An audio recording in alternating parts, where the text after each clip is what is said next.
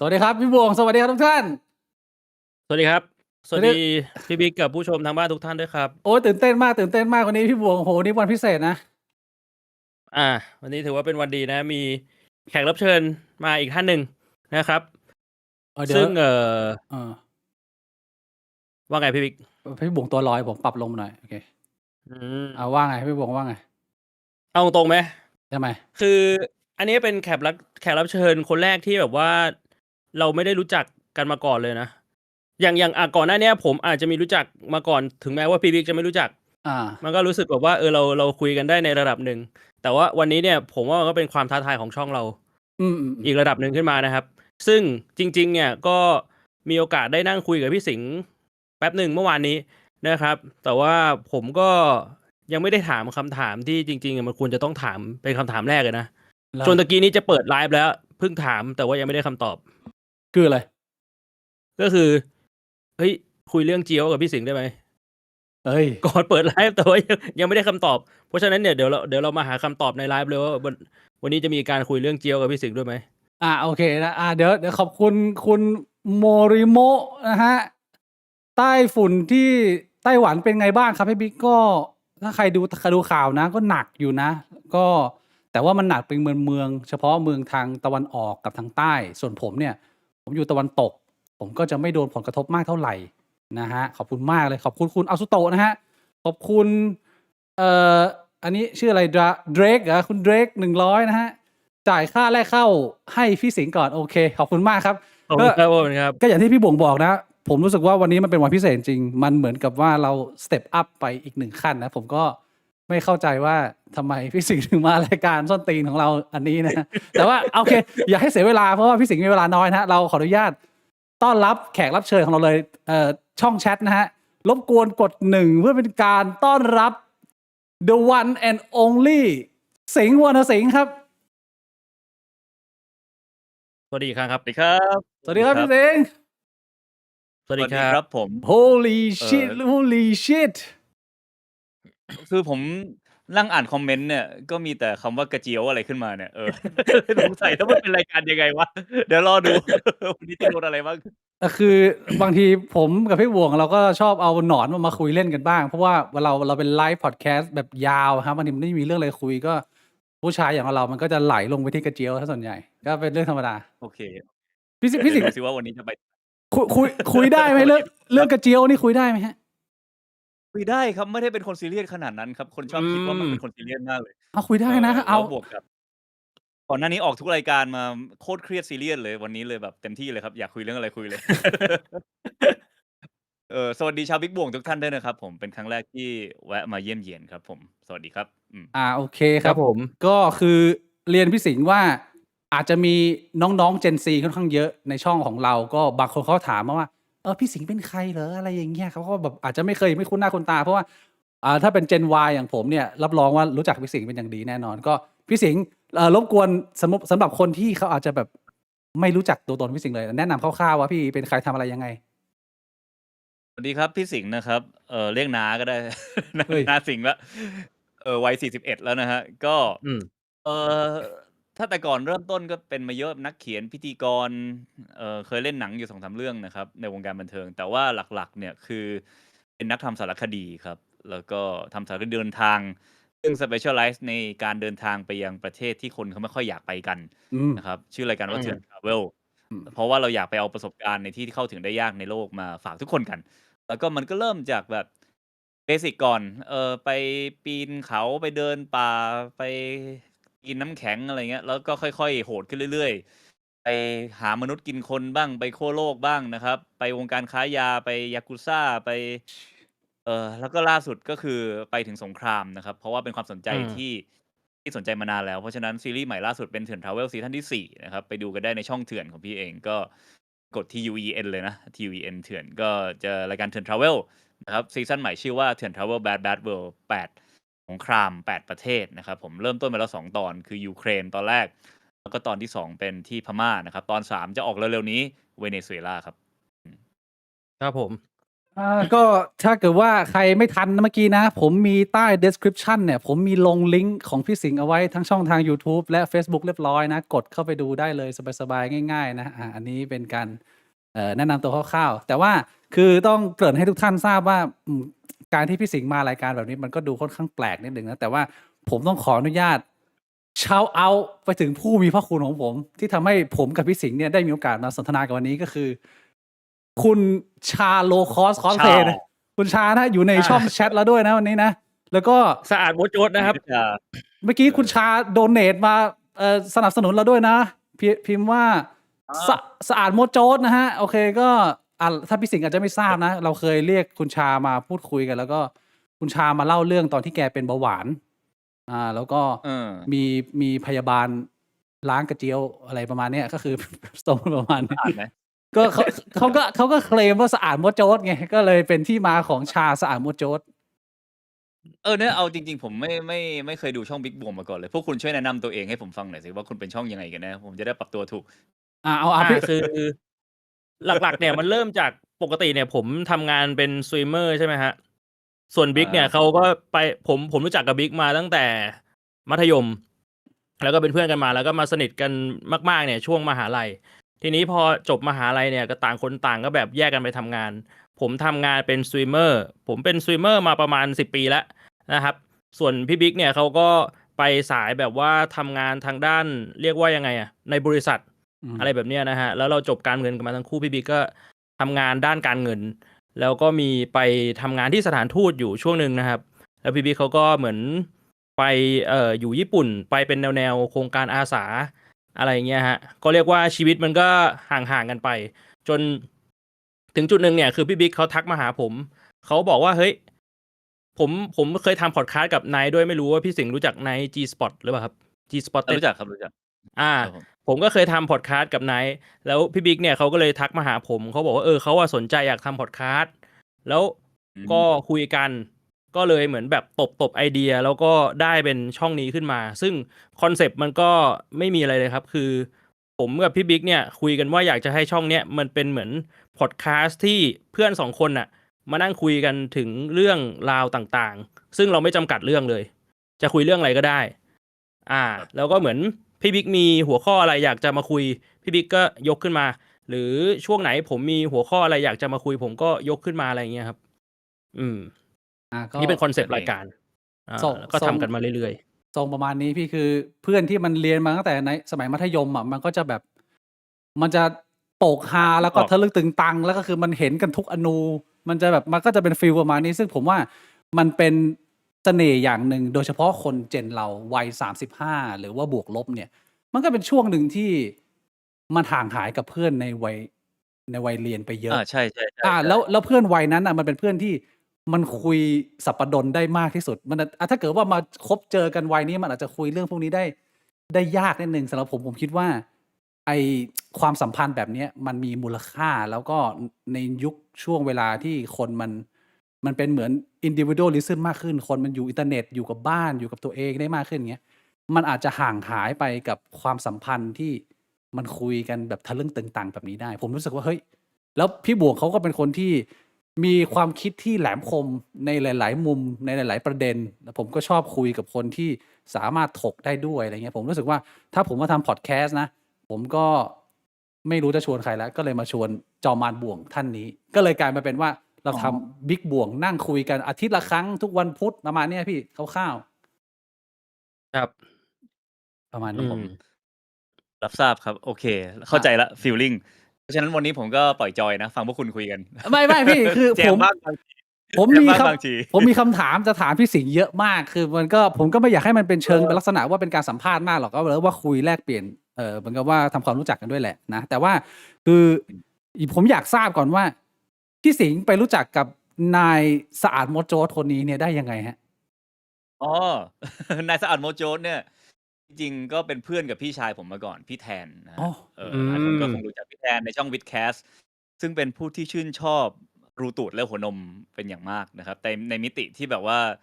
ไม่ได้ชื่นชอบแบบลามกจกกระเปดแต่ชื่นชอบด้วยความฮาของมันแล้วทุกมุกทุกอย่างที่เขาพูดจะเกี่ยวข้องกับสิ่งนี้แล้วมันก็เลยไปถูกจริตกับชาได้ไงก็ไม่รู้แล้วก็ เอ่อแล้วแต่จริงๆผมไม่เคยเจอคุณชามาก่อน แล้วก็วันก่อนเนี่ยทีม PR ผมที่กำลังช่วยโปรโมทช่องอยู่เนี่ย ผมกำลังทำอีกรายการหนึ่งอยู่ที่ไม่ใช่ Trend Travel นะ ชื่อรายการว่าจิมโบร ครับ ชื่อรายการนี้ก็จะแบบเกี่ยวกับการออกกำลังกาย เคยดูอยู่พี่ คนนู้นใช่ไหมเพิ่งออกไป2 ตอนนะครับ ครับ ที่ผ่านมาก็มีคุณจอห์นวินยูมาครอสฟิตกัน ครับ มีพี่ตูนบริสแลม ใช่ มาแบบวิ่งแข่งกันอะไรอย่างเงี้ย แล้วก็ อืม สัมภาษณ์ไปด้วย อ่า คือเหนื่อยแค่ไหนมึงก็ต้องคุยกับกูนะ อืม แล้วก็ทีนี้ทีม PR เขาก็แนะนำว่าลองคุยกับชาไหม เราได้ยินชื่อชาปุ๊บ ตอนแรกก็ไม่รู้ว่า low cost cosplay ชื่อชา พอเขาบอกว่าไอ้เพจนั้นไงเราก็ฮะคนนั้นเหรอ ก็เลยได้เจอกันนะครับ ก็เลยชวนชาไปเล่นโยคะ แล้วก็ขณะเล่นโยคะก็สัมภาษณ์ชาไปด้วยในความอ่อนพริ้วของชาก็ได้ปรากฏต่อหน้าเรา แต่เทปนี้ไม่ออกนะครับ รอดูกันได้ แล้วก็ระหว่างที่โปรโมท Trend Travel ซีรีส์ใหม่อยู่เนี่ยชาก็เลยแนะนำว่ามาช่องนี้นี่บิ๊กบวงพี่คนดูเยอะมากเลย เนี่ยเราก็เลยแบบนั้นมาไปจัดไปนะครับผมก็เลยรู้จักกับคุณสะอาดโมโจะได้ ก็เนี่ยครับเป็นที่มาเพราะว่าหลายคนก็งงว่า คนระดับพี่สิงห์มันจะมารายการกระเจียวทำไมอะไรประมาณนี้ก็คือให้ใช่ต่อจากเมื่อกี้คือว่าวันดีคืน ดี ดี เป็นรายการกระเจียวใช่ไหม ไม่ใช่ เราจะพูดถึงกระเจียว ไม่ใช่รายการกระเจียว แล้กระเจียว มัน แล้วเรา เป็น ก็จะเปิดเน็ตดูเจียวหลายๆอันอย่าง ไม่ เงี้ย มันเป็น รายการ มันเป็นภาพจำพี่แต่ว่าเพราะว่าบางทีเรามีแต่ว่าเราคุยหลายเรื่องพี่การเมืองศาสนาอะไรเงี้ยเราคุยหมดนะจริงรายการนี้คุยหมด วิทยาศาสตร์อะไรแบบเนี้ยคุยได้หมด ต้องเป็นคนรุ่นเราปะที่แบบว่ารุ่นแก่ๆหน่อยใช้กันปะรุ่นเด็กเขายังใช้คำว่ากระเจียวกันอยู่หรือเปล่า ก็ นั่น ยังใช้อยู่นะครับ กระเจียวกับหำ น่า สองคำนี้คือถ้าพูดเขาก็ยังเข้าใจ ถ้าอยากสุภาพหน่อยจะใช้คำว่าหำไม่ค่อยใช้คำว่าจิ๋ว หำนี่สุภาพกว่ากระเจียวเหรอ ท่านดิถามผู้ชมแล้วกันคุณคิดว่ากระเจียวหรือหำสุภาพกว่ากันนะครับ ผมว่ากระเจียวน่ารักกว่านะพี่บวง หำมันดู แต่ว่า บบจริงใจกว่าปะ ถ้าเป็นคำที่ได้ยินบ่อยๆหำมันน่าจะเป็นคำที่ได้ยินบ่อยกว่า แล้วคนก็เฉยๆป่ะอย่างเช่นแบบบักหำอย่างเงี้ย มันเป็นคำของ มันไม่ใช่จุดขายใช่ไหม ของภาคอีสานอะไรประมาณนี้เขาใช้กันประจำอยู่แล้วอะไรอย่างงี้ มันก็เลยเหมือนแบบว่ามันดูแบบเป็นคำที่มันดูซอฟต์กว่า ใช่ถ้าอย่างนั้นเนี่ยผมตอนแรกผมคิดอยู่นานพี่สิงห์ว่าผมจะถามคำถามนี้ดีไหมเพราะว่าผมมาค่อนข้างชื่นชม แล้วก็ติดตามเคารพพี่สิงห์มานาน แต่ว่าไหนๆเราคุยมาขนาดนี้แล้วเนี่ย ผมไม่ถามไม่ได้แล้วคำถามนี้ เพราะว่าผมก็ถามคำถามนี้กับ แขกรับเชิญหลายท่านนะฮะ เตรียมตอบเลยเนี่ยไม่ว่าไง พี่บวงรู้ไหมผมต้องถามอะไร ก็คือให้เรทกระเจียวตัวเอง คือผมเคยถามแขกรับเชิญขั้นล่าสุดนี่ก็คือจันเรสจากช่อง Remastered เนี่ยก็อันนี้ผมไม่ได้พูดถึงขนาดนะพี่เราเอาเรื่องขนาดทิ้งไป เราดูเฉพาะในมุมของ beauty ความสวยงามและความสมบูรณ์ของสรีระชีววิทยาเนี่ย ใช่แบบเรามองเป็นแบบศิลปะ มองเป็นศิลปะ ผมถามคะแนนพวกคุณก่อนคุณบิ๊กกับคุณบวงให้คะแนนกระเจียวตัวเองเท่าไหร่กันนนแล้วก็ไครทีเรียในการให้คะแนนมีเกณฑ์อย่างไรบ้างที่เป็นมาตรฐานที่สามารถนำมาใช้ในการตัดสิน อันนี้ make sense ได้ ผมเคยคุยกันไปแล้ว ผมเนี่ยเรทตัวเองอยู่ที่ 7.5 เอาแบบแฟร์ๆพี่เอาแบบ real talk แต่ว่าพี่บวงเนี่ยเขามีการแก้คะแนน เพราะว่าตอนแรกเขาบอกผมว่าเขาให้ตัวเองว่า 5 แล้วพอมีแขกรับเชิญมาเนี่ยแขกรับเชิญเขาให้ 7 พี่บวงเลยให้ตัวเองว่า 8 ไม่ใช่คือตอนนั้นเราคุยกันแล้วว่าไอตอนที่ให้5เนี่ยให้ในมุมของขนาด แต่ว่าพอคุยกันเรื่องของแบบเรื่องของความสวยงามเนี่ยตัดขนาดออกไปเนี่ยผมคิดว่าหำผมเนี่ยถึงแม้ว่าขนาดมันจะสู้คนอื่นไม่ได้แต่ว่าความสวยงามมันพอมีนะ ก็เลยให้เป็น8โอเคมันก็คงจะวัดไม่ได้หรอกว่าคะแนนคนมันเสถียรมันก็ขึ้นอยู่ความจริงใจคุณอะความสวยงามของหำมันอยู่ตรงไหนบ้างลวดลายของหนัง เนี่ยแต่ตรงนี้แหละพี่คือแบบว่าคือ beauty is อะไรนะ in the eye of the beholder ใช่ไหม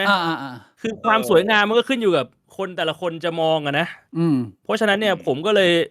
มองว่าแบบผมอาจจะแบบมีอคติไงว่ามองว่าหำผมสวยอะไรแบบเนี้ยคือถ้าเกิดว่าจะให้อิงก็คือว่าเราอาจจะเคยดูอาจจะเป็นหนังโป๊มาก็เยอะในชีวิตอะไรเงี้ยมันก็จะเห็นหำหลากหลายรูปทรงนะฮะก็ผมก็จะเอาเป็นในใครที่เหลียของผมของพี่มันอาจจะเป็นยังไงผมไม่รู้แต่ว่ามันก็ต้องเป็นทรงค่อนข้างตรงแล้วก็โค้งขึ้นอะไรประมาณนี้พี่อันนี้ของผมถ้าเกิดผมคิดว่ามันเข้าทรงประมาณนี้สีมันได้เนี่ยเมื่อกี้ผมเพิ่งส่งลิงก์นี้ให้แฟนมาดูว่าแบบดูเราไลฟ์ไหมกูไม่น่าส่งไปเลยใช่ไหม ผมว่าแล้วแต่ใครทีเหลียพี่ผมแค่ต้องการคะแนนแล้วเดี๋ยวผมจะไปประเด็นต่อไปละ เรื่องขนาดและความสวยงามก็คิดว่าคงเป็นมาตรฐานทั่วไปคงไม่สามารถเปรียบเทียบอะไรมากได้เพราะว่าไม่ค่อยได้ไปดูหำคนอื่นเท่าไรอานะครับอ่าเอ่อแต่ว่าให้คะแนนความสุขภาพดีแล้วกันเพราะว่าในอายุเท่านี้เนี่ยก็ยังไม่เคยเป็นนิ่วไม่เคยเจ็บเวลาฉี่อะไรนะครับผมซึ่งเพื่อนๆเริ่มเป็นกันแล้วนะเว้ยพี่บวงเป็นนี่ถือว่าพี่บวงเป็นเป็นแล้วพี่ผมเคยเป็นแล้วใช่ไหมไอ้นี่เป็นนิ่วแม่งเป็นไปแล้วรอบหนึ่งทรมานมากอามันอืมมันทรมานใช่ไหมใช่เอออืมโอ้โฮแต่นั่นแหละคือผมก็เลย ยังดีที่แบบว่าไม่หนักแต่ก็ทรมานมากขนาดแบบเริ่มต้นอาวัยนี้เราก็เริ่มคิดนอกจากเรื่องแบบว่าเรื่องความสวยงามเรื่องอะไรขอให้สุขภาพดีเป็นที่1นะครับเพราะฉะนั้นเราจะอืมให้คะแนนหำตัวเองประมาณสัก7.8แล้วกันโดยคะแนนหลักๆเนี่ยมาจากความสุขภาพดีของมันครับ 7.8อะครับ ใช่เฮ้ยแต่อุ๊ยถือว่ายังมี category นะมีเรียกว่าเป็นหลักการสุขภาพนี่ก็เป็นเรื่องหนึ่งเอาสุขภาพเข้ามาเวทรวมกับความสวยงามผมว่าในมุมมองของผู้ชายเนี่ย7.8นี่ถือว่าน่าดูดสวยสวย มันมุมมองของผู้ชายมันไม่เกี่ยวกับหน้าดูดดิมันมันต้องเป็นมุมมองที่โอเคมุมมองผู้ชายมันมองยังไงวะน่าดูดมันมองยังไงน่าดูดพี่บิ๊กไปมองหำคนอะไรคนไหนน่าดูดคุณบิ๊กกำลังเปิดเผยอะไรบางอย่างหรือเปล่าอ้าวคือผมพยายามมองเป็นกลางไงพี่มองเป็นกลางแล้วแบบว่าวางเป็นกลางว่าเฮ้ย7.8เนี่ยถ้าเรียนหนังสือก็3.5นะใกล้ๆเกรด4แล้วเรียนไม่ใช่เรียนคะแนนดีถือว่าสวยครับสวยพี่ beautiful โอ beautiful เคโอเคโอเค yes very good very good very good นะทีนี้คือเวลาผมอยากจะทำความรู้จักกับใครนะพี่คือสำหรับผมนะในมุมมองผู้ชายนะผมจะชอบสอบถามไปถึงตัวตนตอนที่เรียนอยู่มหาลัย โอเค ตอนเรียนอยู่มปลายว่าช่วงนั้นเนี่ยเราเป็นคนแบบไหน ผมว่าผู้ชายอ่ะมันทิ้ง attitude ชีวิตได้ไม่ค่อยเยอะมาก คือตอนมปลายมหาลัยเป็นยังไงอ่ะโตขึ้นมามันก็จะคล้ายๆอย่างนั้นไหมหรือว่าของพี่เป็นยังไงอืมมันจะมีมปลายแบ่งเป็นช่วงมปลายตอนม4ถึงม5กับมปลายตอนม6ซึ่งต่างกันเยอะอืมนะครับอืมคือมปลายตอนม4ม5เนี่ยเราก็เหมือนกับอยู่ในแก๊งหัวโจกอะของโรงเรียนอะก็มีชื่อแก๊งด้วยชื่อแก๊งจังกรอบนะครับหรือแก๊งก็มี2แก๊งนะแก๊งจังกรอบกับแก๊งกอไผ่บางปีก็อยู่กอไผ่บางปีก็อยู่จังกรอบซึ่งไอ้พวกนี้มันไม่ได้เกิดขึ้นในรุ่นเรานะครับมันมีการโรงเรียนสามเสนวิทยาลัยสามเสนะ นแล้วก็สามเสนแล้วก็มีการส่งต่อแบบว่าอ้าวกอไผ่รุ่นนี้จบไปมีรุ่นต่อมารับช่วงกอไผ่ต่อไปอะไรเงี้ยอืมไปเรื่อยๆถามว่าทำไมชื่อกอไผ่ก็เพราะว่าโต๊ะประจำตั้งอยู่ตรงกอไผ่ในโรงเรียนประอามาณเนี้ยนะมีการอืมหัวเข็มขัดกันด้วยแบบเปียวๆเลยหัวเข็มขัดแล้วก็มีรุ่นต่างๆอะไรอางี้นะๆๆก็จะเป็นอยู่ในแก๊งหัวโจกนิดหนึ่งแล้วก็บวกกับแบบเน้นสาย Popular ไม่ค่อยตั้งใจเรียนเท่าไรตอนนั้นเน้นแบบ อื Hale มๆแล้วก็แบบว่า ขณะเดียวกันกิจกรรมอะไรกีฬาสีอะไรก็ไปเป็นนี่นะ Drum Major บาๆๆอะไรอย่างเงี้ยใส่เสื้อเหลืองอ๋อยเลยนะครับตอนนั้นเป็นอยู่สีเหลืองคณะสุโขทัยแล้วก็นิสัยไม่ดีตอนนั้นอย่างหนึ่งคือชอบแกล้งเพื่อนแกล้งเพื่อนอ๋อแบบเป็นแบบบุลแกล้งแบบลีเหรอพี่ไม่รู้เรียกบุลลีเหมือนสมัยนี้ได้ไหมก็ล้อชื่อพ่ออะไรอย่างเงี้ยแบบอันนั้นแต่ไม่ได้ล้อประจำหมายถึงว่าไม่ได้ล้อแบบเบสิกอะแบบว่าเขาเรียนหนังสืออยู่ก็ใจกล้าถึงขั้นไปตะโกนขนาดอาจารย์ยังอยู่ในห้องนะเราก็ตะโกนชื่อพ่อเพื่อนที่ขณะที่อาจารย์ยังสอนอยู่อะไรเงี้ย เออก็แอบเร็วนิดหนึ่งอ๋อแต่ก็ไม่เข้าใจเหมือนกันว่าทำไมทำไมต้องเจ็บกันด้วยวะการเรียกชื่อพ่อเนี่ยแต่ก็เป็นอย่างนั้นแหละนะใครับช่ๆเพราะก็ผมว่าน่าจะเป็นกัผ่านกันมานทุกคนนะเป็นกันทุกคนเออก็คือพี่แล้วก็ไม่ได้เป็นก็เด็กเรียนเหรอเป็นแนวแบบว่าเด็กกิจกรรมเล่นสนุกสนานเล่นกีฬาทำอะไรประมาณนี้ทรงประมาณนั้นกีฬาไม่ค่อยเล่นแต่ว่าก็เอ่เน้นแบบแนวสังคมอะโดดเรียนบ่อยแล้วก็ชอบไปแฮงเอาต์กับเพื่อนนะครับอันนี้คือช่วงมต้นมปลายแบบช่วงแรกนะม4กว่าๆอะไรเงี้ย ครับอืมแต่อย่างที่บอกชอบแกล้งเพื่อนก็มีทั้งแบบว่าล้อเลียนบ้างไอ้อ้วนไอ้แว่นอะไรเงี้ยก็มีนะครับแล้วก็อามีแบบว่าเอ่อแบบบางทีเอาเข็มขัดไปไล่แบบดีดตูดเพื่อนอะไรเงี้ยโอเคคือถ้ายอมรับว่ามีความบุลลีเบาๆก็ได้นะครับในตอนนั้นอืมโดยที่มองย้อนกลับไปก็นิสัยไม่ค่อยดีเท่าไรในแง่นั้นครับแต่ว่ามันจะมีตอนที่เราแบบว่าเอ่อไปอยู่เมืองนอกเนี่ยครับคือผมได้ไปเรียนแลกเปลี่ยนตอนม5เนาะ อาแล้วก็อืมตอนไปม5เนี่ยไปอยู่ที่อเมริกาแล้วแบบตอนแรกเราก็ตาแป๋วไปเลยเหมือนกับแบบว่าเราเราไปด้วยความรู้สึกว่าแบบโอ้โฮนี่มันดินแดนเสรีภาพฉันจะต้องเก๋ต้องคูลต้อง แบบว่าได้ค้นพบมิติใหม่ๆกันเป็นวัยรุ่นอยู่ไทยมาโดนกักขังทางความคิดอะไรเงี้ยไปในความคิดแบบนั้นครับนะครับอืมแต่ว่าพอไปถึงเนี่ยเรากลับโดนบุลลีเสียเองอ้อด้วยไอ้พวกตัวใหญ่ๆอะแหละฝรั่งเขาตัวใหญ่กว่าเราเยอะใช่ไหมในวัยเท่ากันเนี่ยครับอืมแล้วก็แบบการบุลลีมันก็เหมือนในหนังในอเมริกาเลยนะที่แบบมีแก๊งเชียร์ลีดเดอร์แก๊งนักอเมริกันฟุตบอลอาแก๊งคนผิวสีแก๊งอะไรเงี้ยแบบโอ้โฮแล้วเราได้เห็นอะไรหลายๆอย่างมากตอนอยู่อเมริกาเช่นแบบว่าระหว่างที่นั่งอยู่ในโรงอาหารแบบมีเพื่อนคนหนึ่งเป็นเกย์อยู่คนเดียวทั้งโรงเรียน ๆอานะครับอืมมีเกย์คนเดียวปรากฏโดนรองเท้าปาหัวแล้วก็แบบทุกคนนั่งหัวเราะกันอืมเราแบบอึ้งมากเลยอะอึ้งจริงๆนะครับกับตรงนั้นแล้วก็แบบเอ่อคือถ้าใครอยาก survive ในสังคมในโรงเรียนมัธยมอเมริกาก็ต้องไปเข้ากลุ่มกับไอ้พวกนี้แหละพวกแบอืมบว่าพวกตัวใหญ่ๆพวกนักกีฬาอะไรเงี้ยถึงจะแบบอยู่ในห่วงโซ่สูงสุดได้อืมไอ้เนี้ยมันก็เริ่มสะท้อนตัวเองแล้วว่าอ๋อสมัยอยู่ไทยกูเป็นประมาณนี้เปล่าวะอืมเราก็ไม่อืมเคยดูคนที่เขาไม่ได้ Popular ไม่ได้ดูคนที่เขาเสียงไม่ดังเลย นะครับแล้วก็บวกกับอีกช็อตหนึ่งที่โดนนะคือเราไปถึงแล้วก็มีเพื่อนบ้างอะไรบ้างแล้วก็ซึ่งเท่าที่ถามเพื่อนๆที่ไป AFS ไปแลกเปลี่ยนมาเนี่ยแบบคนอื่นๆก็ไม่ได้เจอประสบการณ์ที่มันแง่ลบขนาดนี้นะอาจจะเป็นดวงผมเองก็ได้มั้งแล้วแต่คนเออใช่ผมก็แบบไปแล้วก็เอาแบงค์50ให้เพื่อนบอกว่าของที่ระลึกจากเมืองไทย อืมอันนี้ขออภัยท่านผู้ชมนะครับสะเทือนใจนิดหนึ่งแต่เขาถามกันมาจริงๆครับว่าไอ้แบงค์เนี้ยซื้อผู้หญิงไทยได้กี่คนนะครับเจอือประโยคมนี้เข้าไปแบบผมอึ้งแดกเลยแล้วก็ตั้งแต่นั้นมาแบบคือมันเป็นอะไรบางอย่างที่ช็อกเด็กอินโนเซนต์ที่ไปอเมริกาด้วยความตาแป๋วอะเข้าใจพี่อืมแล้วก็เลยกลับมาก็แบบว่าโอเคโลกนี้มันมีอะไรบางอย่างที่มันไม่ค่อยโอเคเท่าไรเปล่าวะ แล้วเราก็เหมือนกับจริงจังกับชีวิตมากขึ้นเริ่มพยายามตามหาแบบความหมายให้ตัวเองมากขึ้นแล้วก็ในสถานการณ์ที่สมมุติเราเจอเรื่องอย่างนั้นอีกอะเราไม่อยากอยู่ในจุดที่แบบว่าไม่รู้จะตอบยังไงหรือรู้สึกว่าตัวเองทำอะไรไม่ได้หรือไม่เข้าใจสถานการณ์ของโลกอะไรนะครับมันก็เลยนั่นแหละคือจุดตั้งต้นให้เราหันมาสนใจสังคมสนใจโลกสนใจอะไรที่มากกว่าตัวเองอะคือก่อนไปที่อเมริกาเนี่ยเหมือนกับสนใจแต่ตัวเองไง ครับแต่พอไปเจออืมโลกกว้างมานี่กลับมานี่แบบสายตามันเริ่มมองไปข้างนอกเรื่อยๆแบบแทนที่จะแบบดูแต่เรื่องชีวิตเราอะไรเงี้ยมันก็เป็นแบบนั่นแหละเอออาเป็นเข้าใจพี่เป็นการโดนตบกะโหลกให้หาย innocent ในตอนครับไปอยู่เมืองนอกแล้วก็เพราะฉะนั้นตอนมปลายเนี่ยมันก็เลยมีแบ่งเป็น2ช่วงครึ่งแรกที่เป็นอย่างนั้นแล้วก็ช่วงครึ่งหลังโดยมีตัวที่อเมริกาเนี่ยเป็นตัวจุดเปลี่ยนบ่งชี้นะครับอาอืมผมก็ค่อนข้างลิงก์ได้เพใช่ราะผมรู้สึกว่าผมดำเนินชีวิตอาจจะค่อนข้างมีความคล้ายกับพี่สิงห์ผมจะค่อนข้างเก็ตได้เลยเพราะผมก็เป็นแนวเฮฮาปาร์ตีแกล้งแซวอะไรอย่างเงี้ยอืมเพื่อนไปเรื่อยบางทีก็เกินเส้นบ้างแต่พอเราไปเห็นโลกอันกว้างใหญ่ไพศาลเราก็รู้สึกว่าเฮ้ยไอ้เหี้ยทางบุลลีแม่งไม่ใช่ทางเราว่ะเราไม่ได้สนใจสิ่งพวกนี้อะไรอย่างเงี้ยประมาณนั้นพี่อืม อาแล้วมันก็เป็นเหมือนแบบเป็นเหมือนบทเรียนต้นๆน่ะของในฐานะนักเดินทางใช่ไหมเพราะตอนนั้นเราก็ไปแค่โรงเรียนไฮสกูลอเมริกามันก็เปิดโลกเราแล้วก็หลังจากนั้นอย่างที่ทุกคนเห็นเราก็ทำงานสายนี้มาจะ20ปีอยู่แล้วอืมเห็นมาแทบทุกอย่างบนโลกแล้วจนกระทั่งล่าสุดก็คือคนฆ่ากันแทบทุกรูปแบบก็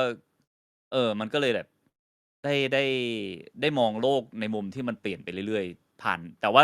การเดินทางครั้งแรกที่มันเปิดโลกจริงๆก็คือไอ้ตอนนั้นแหละตอนที่ไปอเมริกานั่นแหละครับโอเคอันนี้ผมเก็ตอันนี้ถ้างั้นถามอีกส่วนหนึ่งคือสมัยเด็กๆนี่พี่เป็นเด็กสาย Manga สายการ์ตูนสายเกมไหมเด็กๆอะตอนนั้นน่ะใช่ๆๆตอนเด็กๆนี่แบบว่าเกมทุกชนิดอะคือเจนผมอะโตขึ้นมาพร้อมวิดีโอเกมจริงๆเพราะว่ามันเป็นเจนที่เพิ่งมีเกมเกิดขึ้นมาบนโลก Super Family ครับในวิดีโอเกมใช่เครื่องแรกคือยังไม่ใช่ Super เป็นเครื่อง Famicom เฉยๆเลยอะFamicom อืมมันมีหลายชื่อนะใช่ๆบางคนก็เรียก Super Family แต่ผมเรียก Famicom แล้วกันก็อาเป็นของถ้าจำไม่ผิดบริษัท Nintendo มั้งครับเครื่องแรกเนี่ยนะครับก็ถ้าน้องๆหลายคนเกิดไม่ทันแน่นอนมันจะเป็นเครื่องสีเลือดหมูกับขาวแดงขาวตุ่นๆอะขาวแดงอาขาวแดงเออแล้วผมจอยเคยเห็นอยู่มันจะแบบจอยประมาณเท่ามือถือเนี่ยประใช่มาณเนี้ยนะใชบา่งๆอืมแล้วก็ LR ยังไม่เกิดขึ้นบนโลกนี้นะครับผม ๆอา LR ไม่มี ๆๆๆเขาก็จอยก็ต้องมีสายแล้วก็เอ่เวลาต่อกับทีวีก็จะเป็นแบบอะนาล็อกนะครับใช่มีแจ็กเดี่ยวต่อเข้าไปแล้วก็ต้องกระตุกๆกันหน่อยนิดหนึ่งว่ามันจะติดหรือเปล่าแล้วก็ ใช่แล้วก็หลังจาก เครื่องนั้นเนี่ยผมก็มีมาแทบทุกเครื่องเลย ต่อจาก Famicom ก็ Mega Drive ต่อจาก Mega Drive ก็ Super Famicom ไอ้เครื่องโปรที่มันแบบต้องใส่แผ่นดิสก์เข้าไปให้มันอ่านตึกๆๆๆๆอะไรก็มีนะครับผม Play 1 2 3 อ่ะเพ ตาม ล มา ย์ ทั้งหม นี่ ดจน พี่ ปัจ สิ จุ ง บัน ห์ ก็ยังเล่นอยู่ เล่น เออ Final ไหมฮะ เป็นเด็ก Final ไหม ใช่ ๆ เป็นเกมแรกในชีวิตซึ่งกดไปเกิน 100 ชั่วโมงในวัยนั้นนะ อื ครับ ม ภาค คือ ไหน ติดเกม พี่ เหมือนกัน Final 7 นะ Final 7 ภาค 7 เหรอ คือ Final 7 เหมือนพี่ ใช ชายผม ่ พี่ชายผมเนี่ยวัยประมาณ 39-40 ซึ่งใกล้ ๆ กับพี่สิงห์เนี่ย ก็จะเป็นยุค อืม Final 7 Final 8 ส่วนถัดลงมารุ่นผมเนี่ย 35 เนี่ย เราจะเป็นยุค Final 9 ผมว่ามันก็จะเป็นแต่ละช่วงเวลาที่มันจะแบบมี Final ในดวงใจประมาณนี้ ใช่ ๆ อืแต่ก่อนคื ม อเกมมันไม่ได้มีออปชันเยอะขนาดนี้ ก็จะมีเกมแบบเมเจอร์เกมต่อ 1 ปีก็มีอยู่ไม่กี่เกมหรอก แล้วก็เกมญี่ปุ่นแต่ก่อนมาแรงกว่าเกมฝรั่ง ใช่ ผมก็ไม่เข้าใจว่าตอนนั้นพวกเราเล่นกันไปได้ยังไงโดยไม่รู้เรื่องสักประโยคเลย แต่ก็ยังสนุกกับมันอยู่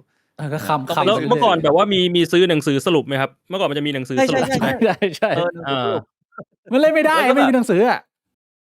ใช่ แล้วมันก็ไม่ทำให้รู้เรื่องแบบเชิงอิ่มกับเนื้อเรื่องมากขึ้น มันแค่รู้ว่าต้องไปคุยกับตานี่เพื่อเก็บไอเทมนี้ อะไร ไป เงี้ย เรื่อย เออ อืม แต่ว่าเราก็มองย้อนกลับไปให้กลับไปเล่นแบบนั้น ก็คงงงว่ามันสนุกตรงไหนวะไม่รู้เรื่องอะไรเลย อะไรเงี้ย เหมือนไปเล่นเกมภาษาฮินดูตอนนี้คงงงตายนะครับ แล้ว อืม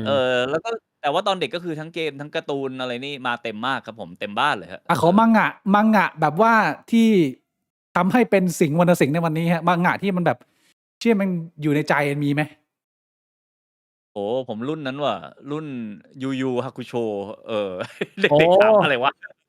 อัน Yu อัน Yu นั้น มัน คือ มัน แบบว่ารุ่นเก่านะ ก่อน เอ Hunter x อ Hunter ใช่ไหม? ใช่ ใช่ ๆ คนเก่งฟ้าประทานใช่ไหม ชื่อไทยเขา ใช่ครับ แล้วใช่ ก็การ์ตูนผมตอนเด็ก ๆ เนี่ย มันจะไม่เป็นเล่มลิขสิทธิ์แบบที่เป็นอยู่ปัจจุบันนี้ มันจะเป็นเล่มแบบกฎหมายอะ แล้วก็รวมทีเอาของญี่ปุ่นประมาณ 3-4 เล่มมารวมในเล่มเดียวกันนะครับ ก็จะหนาประมาณนี้ อา แล้วก็อ่านกันทีคือ 800-900 หน้านะครับ แล้วอ่านทีหมึกก็จะติดมือดำไปหมด อา จำได้สำนักพิมพ์โด่งดังตอนนั้นชื่อหมึกจีนนะ หมึกจีน อืแล้วม ก็นอกจาก Yu Yu Hakusho แล้วเนี่ย ก็มีแบบ ชื่อเรื่องอะไรอีกอะ Dragon Dragon Ball เก่า Ball กว่านั้น แต่ Dragon Ball ผมก็ไม่อินเท่าไร Dragon Ball ไม่ใช่แนว ตอนเด็กไปเลยก็ Saint Seiya อ้าว นะ Saint แล้ว Seiya ก็ โอ้ Saint Seiya นี่ ใชผมไม่่ ทัน ผมไม่ได้อ่านเลย พี่ผมอ่าน แต่ตอนวัยรุ่นจะมีนี่ Slam Dunk Slam Dunk ทำให้คนเด็กไทยจำนวนมากหันมาเล่นบาสกัน ใช่ อินมากตอนนั้น ใช่ พ ครับ อเก็ต แต่ว่าถ้าเกิดว่าเป็นรุ่นผมเนี่ย มันจะเป็นรุ่น Naruto One Piece พี่ อ๋อ อืม นี่พี่ไม่อ่านแล้วนะ อันนี้ผมอ่านตอนมหาลัย แต่ว่าอ่านถึงจุดหนึ่งก็เลิกอ่านไป มันไม่ได้แบบว่า คือถึงจุดหนึ่งไอ้มังงะนี่หลุดไปจากชีวิตนะ ไม่เหมือนวิดีโอเกมนี่ในชีวิตปัจจุบันก็ยังอยู่ แต่มัง อ๋อ งะ ปัจ นี่ จุบั หาน ย ก็ ไป ยั จาง ก เล่นอยู่ใช่ไหมครับ? ใช่ครับ ใช่ ๆ แต่ว่าการ์ตูนนี่แทบไม่ได้อ่านเลยเดี๋ยวนี้ อะไรที่เคยอ่านแต่ก่อน Naruto One Piece ก็เคยอ่านแล้วก็หายไปแล้ว ตอนนี้อ่านหนังสือ ตอนนี้เหลือแค่ 2 อย่าง ปัจจุบันนี้คือเกมกับหนังสือครับ อืม เกมปัจจุบันนี่เป็นสไตล์ไหน? คือผมอะไปฟังมาแล้วแหละ พี่มีพูดหลายรายการแล้ว เราก็เล่นคล้าย ๆ กันนะพี่ สไตล์ก็คือเป็นเกมเนื้อเรื่อง เล่นคนเดียว เสพเนื้อเรื่อง ใช่ ๆ ๆ เกมเพลย์ไม่ยากเท่าไรประมาณนั้น เดี๋ยวอ่านคอมเมนต์น้อง ๆ มี คนพูดว่า Nube ซึ่งอันนี้เรา ถ้าน้องไม่พูดขึ้นมาเราลืมแล้วนะ คุณรู้จัก Nube เฮ้ย ไหม? มืออสูรล่าปีศาจใช่ไหม? จำได้ อสูรล่าปีศาจ มันฮิตมากเลยนะตอนนั้นน่ะ ใช่ แต่ Nube แบบถ้าไม่มีคอมเมนต์เนี่ย ลืมไปแล้วจริง ๆ ว่ามีการ์ตูนเรื่องนี้อยู่ ผมว่าเป็นการ์ตูนที่ครบเครื่องนะ คือมันมีแบบดราม่า มีตลก แล้วก็มีแบบมีลามกนิดหนึ่งเปล่า? ก็เป็น ใช่ Horror ตอน อะ เด็ก ๆ เราแบบ ซอร์สเดียวของการเข้าหาความลามกของเด็กชายเมืองไทย ก็จะเป็นการ์ตูนพวกนี้แหละ ใช่ มีสาวญี่ปุ่นนมโต ใช่ โอเค ตอนนี้พี่เล่นเกมอะไรอยู่ครับ? พอจะแชร์ได้ไหม? เกมสุดท้ายที่จบไปคือ Expedition 33 นะครับ โอ้ มันเป็นเกมแบบ น่าจะเป็น Game of the Year แหละ ปีนี้มาแรงมาก เกมที่แม่งแบบ ผมเรียกว่าเป็นงานศิลปะแล้วกัน คือทั้งเนื้อเรื่อง ทั้งการออกแบบ ทั้งกราฟิก ทั้งเพลงประกอบ โดยเฉพาะเพลงประกอบเนี่ย แม่งสุดทุกทางจริง แบบศิลปะทุกแขนงมารวมกัน รวมถึงคนแสดงทำ motion cap แม่งก็เล่นเก่งมาก คือในฐานะคนทำงานอาร์ต ทำสารคดีเนี่ย รู้สึกแบบ โอ้โฮ นี่คือหนึ่งในงานอาร์ตชิ้นเอกของยุคเราเลยอะ แม่งผลิตออกมาได้ยังไงวะ โคตรดีนะครับ แล้วก็แบบเนื้อเรื่องนี่ถ้าอ่านงานวรรณกรรมมา มันเทียบเท่ากับวรรณกรรมคลาสสิกหลาย ๆ เรื่องได้เลยอะ เชี่ ความเจ๋งของมั ย นอะ มีคนแนะนำผมเยอะอยู่เหมือนกันนะเกมเนี้ย แต่ผมยังไม่ได้เล่น ใช่ ซึ่งแบบว่า ก็มันทำให้แบบ คำว่าเกมมันก้าวข้ามไปอีกระดับอีกมันจะนานๆทีมันจะมีเกมแบบนี้ออกมา ซึ่งทำให้คำว่าเกมมันข้ามไปอีกระดับหนึ่งได้แล้ว ผมเล่นเสร็จคือส่วนใหญ่เล่นเกมไม่ค่อยจบเล่นไปถึงจุดหนึ่งโอเค พอละเข้าใจละมันประมาณนี้นะแต่แบบเกมนี้แม่งแบบโอ้โหเล่นจบแล้วรู้สึกโชคดีที่ได้เล่นอ่ะตั้งเจ๋งจริงว่ะ ชี้ คือมันทำมาดีมากเนื้อเรื่องมันน่าติดตามอะไรแบบนี้ใช่ไหมฮะ เนื้อเรื่องงานอาร์ตในการออกแบบตัวละครออกแบบโลก การเอาเพลงมาเล่าเรื่อง แล้วก็รวมถึงการเปรียบเปยเนื้อเรื่องไปสู่ชีวิตจริงของคน คือเรื่องมันไม่ใช่เป็นเรื่องแฟนตาซีที่จบแค่ในโลกของมันไงแต่มันสามารถลิงก์ไปยังชีวิตจริงพวกเราได้ด้วยว่าแบบมันคือจริงๆไอเดียของมันคือเรื่องของการ let go เวลาเราสูญเสียคนที่เรารักไปกระบวนการทั้งหมดเนี่ยแต่ว่ามันเล่ามาได้แฟนตาซีมากนะฮะก็เอามีคอมเมนต์ถามว่าเกมอะไรมาไม่ทันชื่อ Expedition 33นะครับชื่อฝรั่งเศสชื่อ Clair Obscure ซึ่งแปลว่าอะไรก็ไม่รู้เหมือนกันชื่อแม่งใหญ่ เฮ้ยน่าสนใจพี่เกมนี้แล้วมีแล้วท่านเล่นที่เล่นอยู่ฮะหรือว่ากำลังจะเล่นแป๊บนึง พูดไปเลยช่วยเพิ่มเสียงพี่สิงห์นิดนึงได้ไหมใน Discord เสียงเบานะได้ผมต้องเพิ่มไหมหรือคุณเพิ่มให้ผมเพิ่มให้โอเคประมาณนี้น่าจะได้นะโลโอเคชัดแล้วพี่โอเคเรื่องเกมโอเคครับมีที่กำลังจะเล่นอะไรงี้อีกไหมฮะในณปัจจุบันหรือในอนาคตคือตอนเนี้ย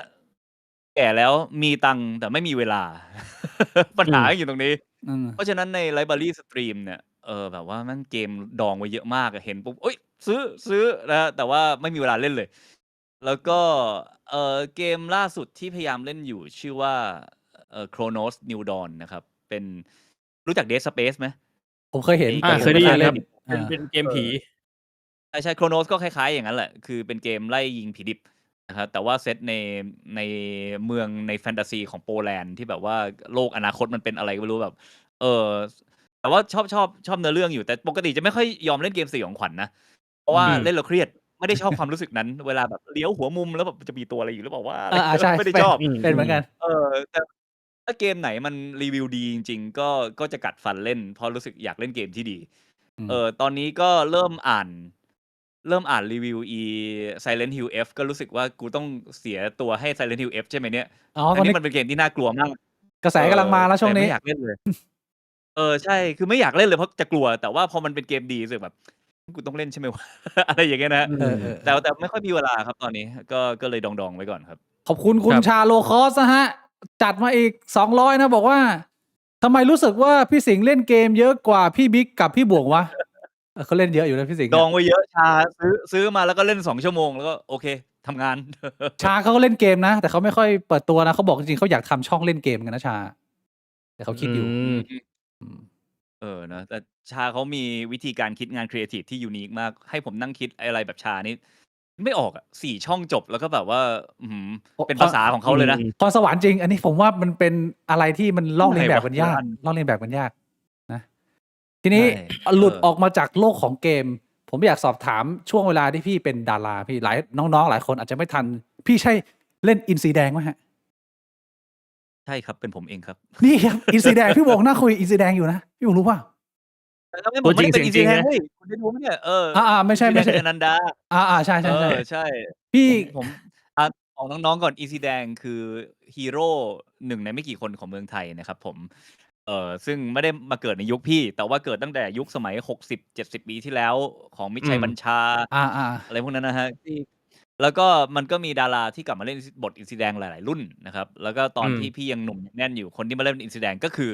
คุณอนันดาเอลบริงแฮมนะครับผมซึ่งเขาก็เป็นพระเอกส่วนเราเป็นพระรองในหนังเรื่องนั้นหนังออกมา15 ปีแล้วมึงบทของผมชื่อว่าหมวดชาตินะครับหมวดชาติซึ่งเป็นผู้หมวดแต่ตอนนั้นอายุ25หน้าโคตรเด็กเลยแล้วก็แอคเป็นแบบเป็นผู้หมวดไปวันๆก็แบบว่ารถไล่อินซีแดงหยุดนะแล้วก็จับมันไม่ได้อะไรอย่างเงี้ยประมาณถ้าในแบทแมนก็คือคนแบบคนที่ต้องไล่จับแบทแมนแล้วก็จับไม่ได้สักทีอะไรอย่างเงี้ยโอเคเข้าใจแต่ว่าจิตใจรักความยุติธรรมนะในบทในเรื่องแต่มันมองความยุติธรรมคนละแบบกับอินซีแดงก็เป็นวิจิลันเต้ไงเราก็แบบว่าไปไล่ฆ่าอาชญากรเราก็แบบไม่ได้มันต้องเชื่อในกฎหมายเว้ยอะไรอย่างเงี้ยนั่นแหละแล้วทำไมแนวแบบจิมกอร์ดอนในแบทแมนใช่ไหมเป็นตำรวจแต่จิมกอร์ดอนสุดท้ายก็ยังเป็นพันธมิตรกับอินซีแดงใช่ไหมแต่ไอ้หมวดชาตินี่มันยังไงก็แบบไม่ชอบอินซีแดงแบบว่า กูจะจับมันให้ได้อะไรเงี้ มี ย ค แล้ว วาม ก็ เป็น แพ้ ตัว มาต ร้าย ลอ นิ ด ดนึงอ่ะเป็นความเป็นตัวร้ายนิดนึงไหม มันเป็นตัวฮามากกว่าcomic relief อ๋อ ครับก็คือในบทผมก็จะทำหน้าแบบจริงจังตลอดเวลา แล้วก็ในเรื่องคือมันจะมีบุหรี่ในมือตลอดเว้ย อา แต่ว่าไม่ได้ดูดสักทีต้องเกิดเหตุอะไรบางอย่างให้แบบกูกำลังจะดูดแล้วมันต้องเกิดเรื่องอะไรแล้วก็โยนบุหรี่ทิ้งในเรื่องประมาณ10 กว่ามวนอะ อา นะครับแต่สนุกมากตอนถ่ายได้คือเราเหมือนไปเราไม่ได้มองตัวเองเป็นนักแสดงเรามองตัวเองเป็นทัวริสต์ในกองถ่ายอะไปดูเขาเล่น อืม เอฟเฟกต์ระเบิดไปดูเขาสตันต์กันไปเล่นสลิงอะไรอย่างเงี้ย อืม แล้วเป็นหนังเรื่องใหญ่เรื่องเดียวที่มีโอกาสเล่นในชีวิตนี้ก็แล้วเป็นบทใหญ่บทเดียวด้วย เพราะว่าหลังจากนั้นก็ไม่ได้ทำงานบันเทิงอะไรจริงจังมากมายเลยนะ ครั ฮะ บ ก็เลยแบบได้ไปดูกองถ่ายงบเยอะขนาดเนี้ยมันสนุกมากเลยของเรา ผมอยากถามพอดีเลยว่าทำไมพี่ไม่เดินสายทางเป็นดาราหรือว่าเป็นอยู่ในวงการบันเทิงมันมีเหตุผลส่วนตัวไหมพี่คือเราไม่ชอบวงการนี้ หรือว่ามันไม่เหมาะกับเราอะไรเงี้ย อืมคือที่เข้าวงการบันเทิงเนี่ยมันไม่เคยเป็นความตั้งใจตั้งแต่แรกอยู่แล้ว มันเป็นแค่โอกาสที่เข้ามาตอนวัยรุ่นนะครับ แล้วก็ตอนแรกก็มองมันเป็นงานหาลำไพ่เฉยๆอืม คนเราเนี่ยอิคิไกเนี่ยมันก็คือ นี่ใช่ไหมวงกลมหลายๆวงซ้อนกัน แล้วก็สิ่งที่เราควรจะไปอยู่คือ สิ่งที่เราถนัดทับกับสิ่งที่เราชอบ ทับกับสิ่งที่มีประโยชน์กับโลกใบนี้ อืม นะครับ อืม ก็เราเองเนี่ยเอ่อตอนเริ่มเข้าวงการดาราใหม่ๆ วงการบันเทิงใหม่ๆเนี่ยเราอาจจะแบบว่า เราอาจจะถนัดที่จะทำมันในฐานะพิธีกร แต่เราไม่ได้ชอบ แล้วเราไม่ได้รู้สึกว่ามันมีคุณค่ากับโลกใบนี้ไม่ได้พูดถึงคนอื่นๆนะครับ ไม่ได้ดูหมิ่นคนอื่น แต่ว่าสำหรับตัวเราเอง อย่างที่บอกว่าหลังจากกลับจากอเมริกาเนี่ยเราก็รู้สึกต้องการหาความหมายอะไรบางอย่างให้กับการดำรงอยู่ของเราอะที่จะช่วยเปลี่ยนแปลงสังคมให้ดีขึ้น แล้วตอนนั้นเรายังไม่พบวิธีการทำผ่านงานบันเทิง ก็เลยมองเป็นการหาลำไพ่เฉย โอเค บวกกับเรื่องความสามารถเนี่ย ก็ไม่ได้มีความสามารถเหมือนคนอื่นเขานะคือเท่าที่แคสมาเนี่ยเราแคสพิธีกรผ่านทุกรายการ แต่ว่าแคสอย่างอื่นเล่นโฆษณาแคสเล่นหนังแคสดีเจอะไรเงี้ยไม่เคยผ่านเลย ครับ แต่ว่าความสามารถ อืม เดียวที่พอจะทำได้ในวงการบันเทิงก็คือเป็นพิธีกรนะครับ ซึ่งก็เป็นอยู่หลายรายการมากช่วงหนึ่งเป็นลำไพ่ไปจนกระทั่งได้มาทำสารคดีเนี่ยแหละตั้งแต่อายุ25เนี่ยไอ้วงกลม3วงนั้นถึงมาซ้อนทับกันนะครับ ทั้งชอบด้วยทั้งถนัดด้วย แล้วก็รู้สึกว่าเราได้คืนอะไรกับโลกด้วย อืม มีคุณค่ากับสังคมด้วย แล้วก็เอ่อก่อนหน้านั้นก็พยายามไปหางานทางอื่นมาตลอด ตั้งแต่ทำงานด้านสังคม NGO นะครับทำวงดนตรีอย่างจริงจัง แล้วก็เคยแอคทีฟเรื่องการเมืองมากๆอยู่ช่วงหนึ่งพอทำสารคดีหนักๆเนี่ย เราก็ค่อยๆหลงรักงานสายนี้มากขึ้น แล้วก็พัฒนาตัวเองเรื่อยมาจากเป็นพิธีกรเฉยๆไปสู่คนเขียนบทไปสู่ตากล้องตัดต่อนะครับจนกระทั่งตอนนี้มีบริษัทของตัวเอง แล้วก็ทำรายการเชิญทราเวลออกมาอย่างที่ทุกคนเห็น ก็ ครับ ทำทุกตำแหน่งครับ อ๋อโอเคดีเลยเมื่อกี้พี่เริ่มแตะการเมืองแล้วผมว่าอยากจะสอบถามเหมือนกันเพราะว่าผมว่าหลายๆคนอาจจะไม่ทราบว่าพี่สิง เอ้ย ห์ เดี๋ยว นี่ นะคอมเมนต์ช่องคุณแม่งเด็กขนาดไหนวะคำว่าหาลำไพ่นี่ยุคพ่อผมใช้นะครับเนี่ยทำไมวะ เด็ก ต้อง เด็ ใช้ ก คำว่าอะไรวะ มันเด็กจริงพี่มันช่องแชทผม จริงๆจะว่าไปก็รุ่นแบบว่า40 กว่าก็เป็นรุ่นพ่อของช่องแชทได้แล้วนะ ใช่ก็เป็น จริงเหรอ เป็นพ่อของช่องแชท อ๋อ ผมได้หลายคนได้หลายคน อืม น้องๆอายุประมาณ17-18อะไรกันประมาณนี้ปะช่วงนี้ปะ ผมมีตั้งแต่17-18ไล่มาจนถึง30ต้นๆเลยฮะก็จะเป็นพอร์ชั่นใหญ่แล้วก็40เนี่ยก็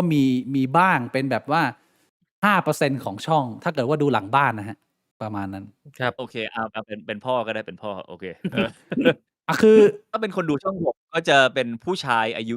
25-40เป็นหลักนะฮะ อืม ใกล้ๆกันพี่เอาจริงใกล้ๆกันใกล้ๆกัน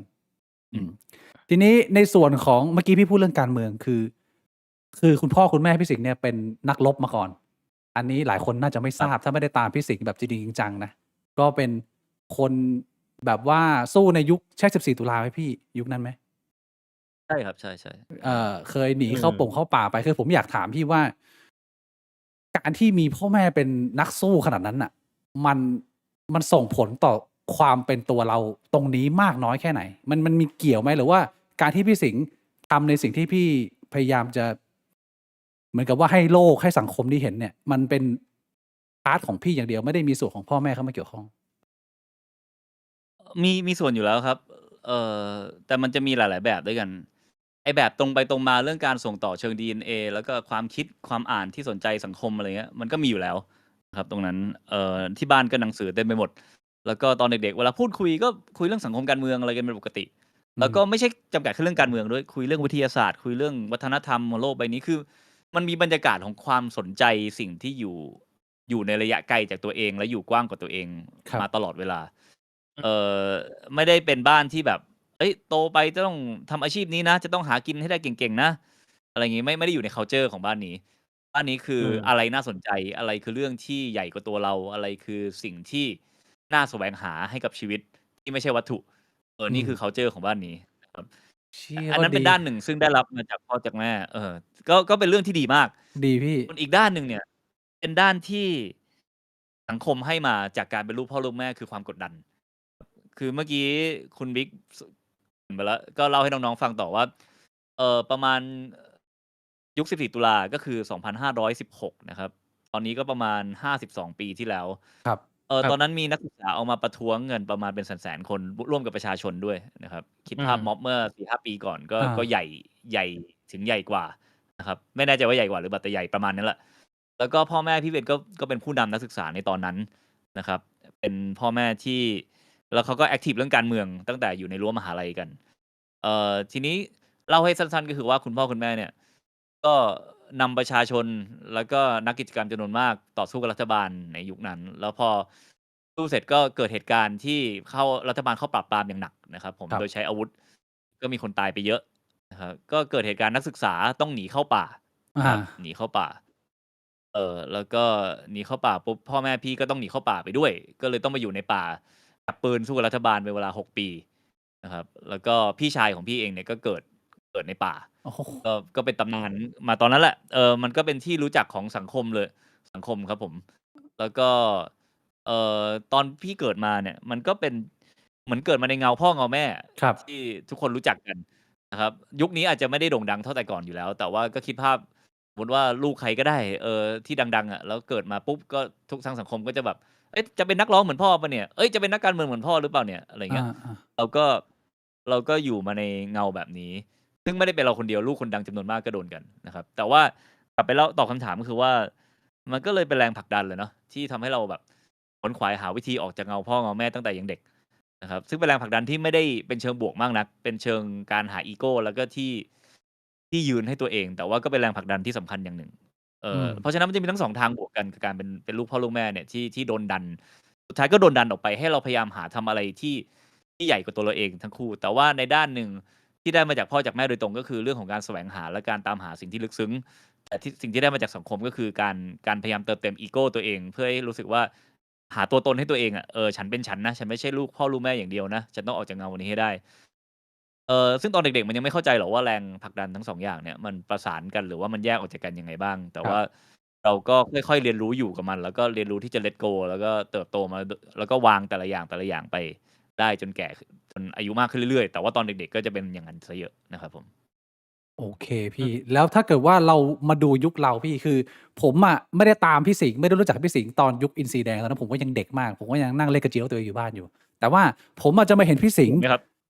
ก็เล่นสนุกไหมสนุกดีฮะสนุกดีก็ทุกวันนี้ก็ยังเล่นอยู่สบายๆพี่แต่ว่าคือผมจะมารู้จักพี่สิงห์เนี่ยตอนยุคการเมือง ตอนที่พี่สิงห์เข้าร่วมการประท้วงการเมืองเมื่อประมาณ 4-5 ปีที่แล้วตอนนั้นอาจจะเป็นตอนที่ผมเห็นหน้าพี่สิงห์เยอะแล้วก็เริ่มรู้จักว่าผู้ชายคนนี้เป็นใครแล้วก็มีแนวคิดยังไงแล้วก็เขากำลังผลักดันชูเรื่องอะไร ซึ่งผมพูดตรงๆว่าผมก็เป็นคนหนึ่งที่เข้าร่วมแล้วก็การที่เรามีไฮป์ขนาดนั้นมีความคาดหวังกับ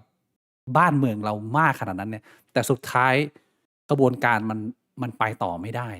มันแพ้มันมีผู้สูญเสียมันมีผู้ที่ต้องหลบหนีออกไปเหมือนย้อนกลับสมัยรุ่นพ่อรุ่นแม่เลยแต่อาจจะซอฟต์กว่าเนี่ยคือในมุมผมอะการแพ้ในครั้งนั้นเนี่ยมันเอฟเฟกต์เราค่อนข้างเยอะมันสร้างแผลในใจผมพอสมควรแต่ว่าผมอยากถามในมุมพี่เพราะว่าพี่ก็เหมือนก็ใส่สุดมากกว่าผมไงพี่ก็แบบอยู่ข้างหน้าเราได้เห็นหน้าพี่บ้างอะไรเงี้ยเหตุการณ์ครั้งนั้นมันสร้างแผลให้พี่ไหมหรือว่ามันเจ็บปวดไหมหรือว่ามันเอฟเฟกต์พี่ขนาดไหนมันก็สร้างบาดแผลให้ทุกคนแต่ว่าอาจจะในคนละรูปแบบกันนะครับแล้วก็สิ่งที่คุณบิ๊กพูดมานี่ก็เป็นเงาสะท้อนที่ดีว่า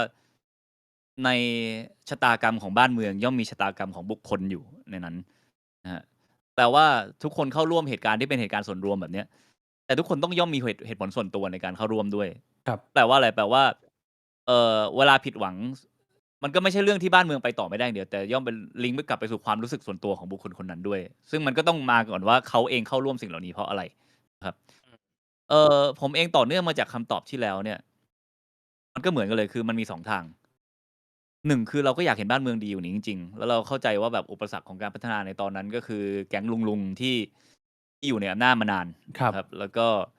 ความไม่ยุติธรรมอะไรหลายๆอย่างในสังคม อันนั้นเป็นเรื่องส่วนรวม เราก็อยากที่จะช่วยซัปพอร์ต แต่ว่าถ้ามันเป็นเรื่องส่วนรวมอย่างเดียวเนี่ย เราก็จะสามารถซัปพอร์ตในบทบาทไหนก็ได้ แต่พอมันมีเรื่องส่วนตัวเข้ามาเนี่ย ก็ต้องยอมรับว่าบางทีมันก็มีอาการ เขาเรียกอะไรอะอยากมีบทบาทในสังคมในช่วงเวลาแห่งความเปลี่ยนแปลง ครับ ครับ คือกลัวตกขบวนอะว่างั้น อา ครับ แล้วก็แต่ว่าตอนทำไปเนี่ยก็คงไม่ยอมรับกับตัวเองหรอกว่าฉันทำสิ่งเหล่านี้เพราะกลัวตกขบวน อาจจะมีเหตุผลที่ดีงามกว่านั้นมา แต่ถ้าเราซื่อสัตย์กับตัวเองเนี่ย มันไม่ใช่ 100% นะ แต่มันมีเปอร์เซ็นต์อยู่ในนั้นอยู่แล้ว อา ที่ เข้าใจพี่ เราก็ เราก็ทำเพราะอยากอยู่ในหน้าหนึ่งของความเปลี่ยนแปลงตรงนี้ด้วย เพ ครั ราะ บ ฉะนั้นมันซ้อนกันนะ เรื่องส่วนรวมกับเรื่องส่วนตัว ใช่ แล้วเราก็คิดว่า เหตุผลหนึ่งในการวิธีหนึ่งในการเติบโตคือการซื่อสัตย์กับตัวเองว่าเราทำตอนนั้นเพราะอะไร แล้วเราจะก้าวต่อไปยังไงได้บ้างยังไงได้บ้าง เอ่อ ตอนที่มันไม่ไปอย่างหวังเนี่ย มันก็ได้เรียนรู้หลาย ๆ อย่าง ทั้งในเชิงความผิดหวังในเชิงสังคมแน่นอนมันมีอยู่แล้ว เพราะตอนนั้นเราก็คิดว่า มันจะมีความเปลี่ยนแปลงที่ชัดเจนอะไรมากกว่านี้ ครับ แต่อย่างที่ 2 คือพออายุมากขึ้นเนี่ย มันก็ได้เข้าใจอะไรบางอย่างว่า มันไม่ใช่ไม่เกิดความเปลี่ยนแปลงเลย แต่ว่ากระบวนการเปลี่ยนแปลง มันคือกระบวนการที่ค่อย ๆ มีการเจรจากันผ่าน force ต่าง ๆ ของสังคม ใช่ ทีละนิด อืม งัดข้อกันไปเรื่อย ๆ ถึงแม้เราไม่สามารถเปลี่ยนทุกอย่างแบบอย่างที่เราต้องการได้ แต่ว่าเวลาผ่านไปเรามีสสอายุ 20 โผล่เข้ามาในสภา ไปนั่งงัดข้อกับลุง อา ๆ เพิ่งเป็นปรากฏการณ์ใหม่ ๆ ซึ่งเราไม่เคยเห็นเลย ครับ ตั้งแต่ตอนเราเด็ก ๆ นะครับผม มีพรรคซึ่งเป็นตัวแทนเราในอีกแบบหนึ่งอะ ครับ ที่ไม่เคยมีมาก่อนเช่นเดียวกัน อืม นะครับผม แล้วก็มีอีกหลาย ๆ อย่างเกิดขึ้นมา เพราะฉะนั้นการงัดข้อมันได้เกิดขึ้นแล้ว แล้วมันไม่สามารถกลับไปเป็นเหมือนเดิมที่เขาอยากทำอะไรก็ได้อีกต่อไป แต่ว่าขณะเดียวกันเนี่ย เราก็ได้สำรวจตัวเองทั้งในแง่ความใจร้อนของคนหนุ่ม ในตอนนั้นก็ยังเป็นคนหนุ่มอยู่กว่านี้นะ อ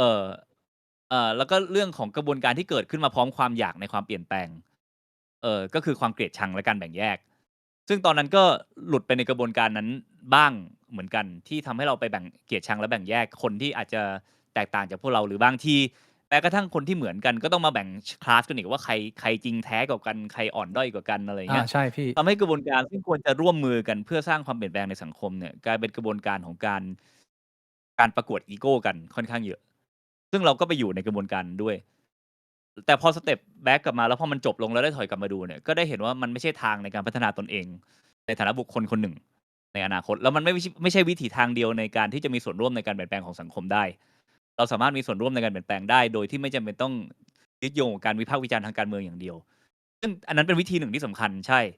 นะครับ แต่ว่ามันย่อมมีวิธีอื่น ซึ่งมองเห็นความเป็นคนของกันและกันมากกว่านั้น แล้วก็ผมก็เลยยกให้ความเป็นคนขึ้นมาเหนือความเป็นขั้วทางการเมืองในหัวของผมเอง ครับ ครับ แล้วในแง่หนึ่งสารคดีที่เห็นเนี่ย มันก็เป็นเงาสะท้อนของความเชื่อตรงนี้ว่าเราอยากสะท้อน ไม่ว่าคุณจะเป็นตาลิบัน ยันเป็นผู้ก่อการร้าย หรือคุณจะเป็นแบบใครก็ตามแต่บนโลกใบนี้ เราเอาความเป็นคนของคุณมาให้ทุกคนได้เห็น แล้วหวังว่าคนได้ดูเถื่อน Travel ก็จะรู้สึกได้ตรงนั้นนะครับผม อืม เข้าใจพี่ ผมว่ามันเป็นบทเรียนคล้าย ๆ กันเลยนะ แต่ว่าคือที่พี่พูดมามัน คือคำมันดีอะ มันสรุปได้ แล้วมันก็ทำให้ผมตกตะกอนความรู้สึกตัวเองได้ชัดขึ้น อันนี้ก็ขอบคุณพี่มาก แล้วถ้าถามในวันนี้ปัจจุบันนี้พี่ยังสนใจการเมืองอยู่ไหม? หรือว่าเอาคำถามง่าย ๆ เลยคือ พี่ว่าการเมืองไทย สนใจ มัน ครับ ยังมีความหวังไหม? เอางี้ดีกว่า การเมืองไทย มี คือผมเอง คืออย่างงี้ ตอนเนี้ยผมก็ involve กับการเมืองเยอะ แต่ว่าผม involve ในอีกรูปแบบหนึ่ง คือถ้าคนติดตามผมจะเห็นว่าผมไม่ได้วิพากษ์วิจารณ์อะไรมานานมากแล้ว ครับ เพราะอันนี้ด้วยความเคารพต่อคนที่เป็นนักคิดและนักวิพากษ์หลาย ๆ คนนะครับ แต่สำหรับตัวผมเองเนี่ย ผมไม่ได้เห็นว่าฟังก์ชันตัวเองจะมีประโยชน์อะไรในการเขียนอะไรในเฟซบุ๊ก พื่อวิพากษ์วิจารณ์สิ่งต่าง ครับ ๆฟังก์ชันของผมตอนเนี้ยคือผมไปอยู่ในคณะกรรมาธิการในสภา แล้วก็ไปเป็นทีมงานเบื้องหลังอะที่ทั้งเกี่ยวข้องกับเรื่องของการประชุมเพื่อร่างกฎหมายต่างๆเกี่ยวกับเรื่องสิ่งแวดล้อมผมยุ่งแต่กับเรื่องสิ่งแวดล้อมนะแต่เรื่องสิ่งแวดล้อมเป็นเรื่องการเมืองอย่างเลี่ยงไม่ได้ แล้วก็เรื่องแก้ปัญหาเรื่องร้องเรียนให้กับชาวบ้านเรื่องแบบว่าน้ำเสียมลพิษทางอากาศอะไรเงี้ยเราก็ต้องดูว่าติดต่อหน่วยงานไหนที่เกี่ยวข้องมาเพื่อมารีพอร์ตกับคณะกรรมาธิการของเราผมอยู่ในคณะกรรมาธิการการที่ดินทรัพยากรธรรมชาติและสิ่งแวดล้อม โอ้นี่ผมไม่ทราบเลย ซึ่ง นะเนี่ย พูดไม่ทำงานอยู่ในสภานะครับเป็นอาสานะไม่ได้เงินเดือนอะไร ครับ ก็ ผม เข้าประชุมเรื่อย ครับ ๆก็ เราไปยุ่งกับการเมืองในแง่ที่ว่าแบบการเมืองเชิงกลไกอะฟันเฟืองอะว่าเวลาจะแก้ปัญหานี้มันต้องติดต่อหน่วยงานไหนอะไรเงี้ย ครับ แล้วในแง่หนึ่งมันเป็นงานถ้าการเมืองเชิงใหญ่คือการปะทะทางความคิดอะการหลังบ้านคือการหาจุดร่วมเพื่อให้ฟันเฟืองมันหมุนไปให้ได้ ครับ แล้ว ครั ไม่ บ ว่าพรรคไหนก็ตามแต่ที่คุณเห็นเนี่ยหลังบ้านเขาก็นั่งคุยกันทั้งนั้นน่ะมันไม่มีทางทำงานได้ถ้าเขาไม่คุยกันนะครับแต่ว่ามันไม่ได้จบแค่พรรคด้วยมันต้องคุยกับข้าราชการคุยกับหน่วยงานต่างๆคุยกับนักวิชาการแล้วเราไปอยู่ตรงนั้นเรารู้สึกเรามีประโยชน์กว่านะครับโดยที่คน ครับ ดูไม่ต้องรู้เลยก็ได้เราไม่ได้เอามาออกเบื้องหน้าอะไรอย่างบิ๊กก็เพิ่งรู้ใช่ไหมล่ะค ใช่ รับวันนี้ พี่ นะเรารู้สึกเรามีประโยชน์กว่า แล้วเราไม่ชอบนั่งถกกับคนอื่นแล้วเราไม่รู้ถกไปทำไม เราไม่มีความต้องการในการเอาชนะทางความคิดคนเหลือแล้ว ครับ แล้วก็ มันเลยก็มาอยู่ตรงนี้แทน แล้วก็ถ้าจะสเต็ปอินกับเรื่องการเมืองในอนาคตก็คงแบบเข้าไปทำงานในนั้นในฐานะแบบที่มีตำแหน่งจริงจังแต่ว่าตอนนี้ยังไม่ได้ทำหรอกนะครับผมแล้วก็ถ้าทำก็คือไม่ได้อยากไปเถียงกับใครอ่ะอยากไปทำงาน แล้วก็การเมืองจริง ๆ ประมาณ 90%มันคือการนั่งประชุม ซึ่งโคตรน่าเบื่อเลย แล้วนั่ง ครับ ประชุมเพื่ออะไร เพื่อหาว่าจะหาจุดที่มันจะทำงานร่วมกันยังไงได้บ้าง ครับ นะครับไอ้ที่เถียงกันมันคือ 10% ข้างหน้าครับ แล้วแต่ที่คนส่วนใหญ่เห็นก็คือไอ้ 10% นั่นแหละ ใช่ จุดที่นั่งเถียงกันใช่ครับ แล้วผมมีคำถามหนึ่งครับ พอพี่เข้าไปทำงานหลังบ้านเป็นคนประสานเป็นคนแบบว่าติดต่ออะไรอย่างเงี้ยผมอยากรู้ว่าถ้าสมมุติว่าเวลาที่เรามีปัญหา เรารู้สึกว่าการทำงานหรือระบบการทำงานเนี้ยมันไม่มีประสิทธิภาพมันไม่มี efficiency แล้วเราคิดว่ามันแก้ได้ง่ายๆอ่ะแต่ด้วยความที่มันอาจจะเป็นระบบเก่าหรือว่าเป็นคนทำงานชุดเก่าที่เขาอาจจะเป็นคนหัวโบราณอะไรอย่างเงี้ยเราจะทำยังไงครับ ในฐานะคนรุ่นใหม่ ถ้าเข้าไปเจออะไรแบบเนี้ย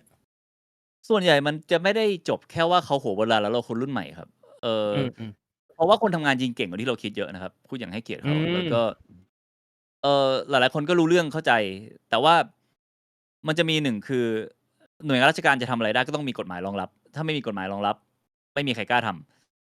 ถ้าสมมติมีกฎหมายอยู่แล้ว หน้าที่ของกรรมาธิการเราก็คือเอากฎหมายไปตีหน้าเขาบอกนี่ไงกฎหมายเอาไปใช้ตอนนี้เลยโอเค อันเนี้ยคุยกันต่อในเชิงหลักการแต่มันไม่ใช่แนวคิดมาเชิงว่าแบบ สมัยเก่าสมัยใหม่ทำไมคุณหัวโบราณเนี่ยมันไม่ใช่อย่างนั้น แต่ว่าดูว่ารายละเอียดในเนื้อหนังสือคืออะไร ที่จะมีกฎกติกาเหล่านี้ให้คุณทำงานตรงนี้ได้หรือเปล่า หรือถ้าสิ่งที่คุณทำตอนนี้มันกำลังละเมิดหน้าที่หรือละเลยหน้าที่หรือเปล่าเพราะอะไรมันต้องมีกฎหมายรองรับ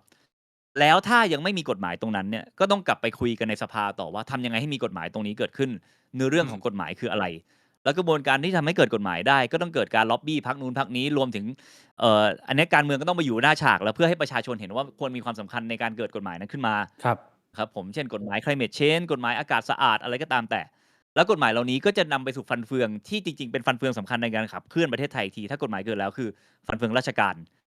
ครับ แต่ถ้าไม่มีกฎหมายราชการไม่ขยับ เพราะว่าไม่ได้อยู่ในหน้าที่เขา เข้าใจ แล้วอะไรที่เกินอำนาจหน้าที่เข้าไปเขาไม่ทำอันนี้คำว่าหัวโบราณของพวกเราก็คือเราเข้าใจว่าอย่างนี้ แต่พอไปอยู่ในนั้นนั่นก็คือฟังก์ชันของมันก็คืออย่างนี้จริงๆ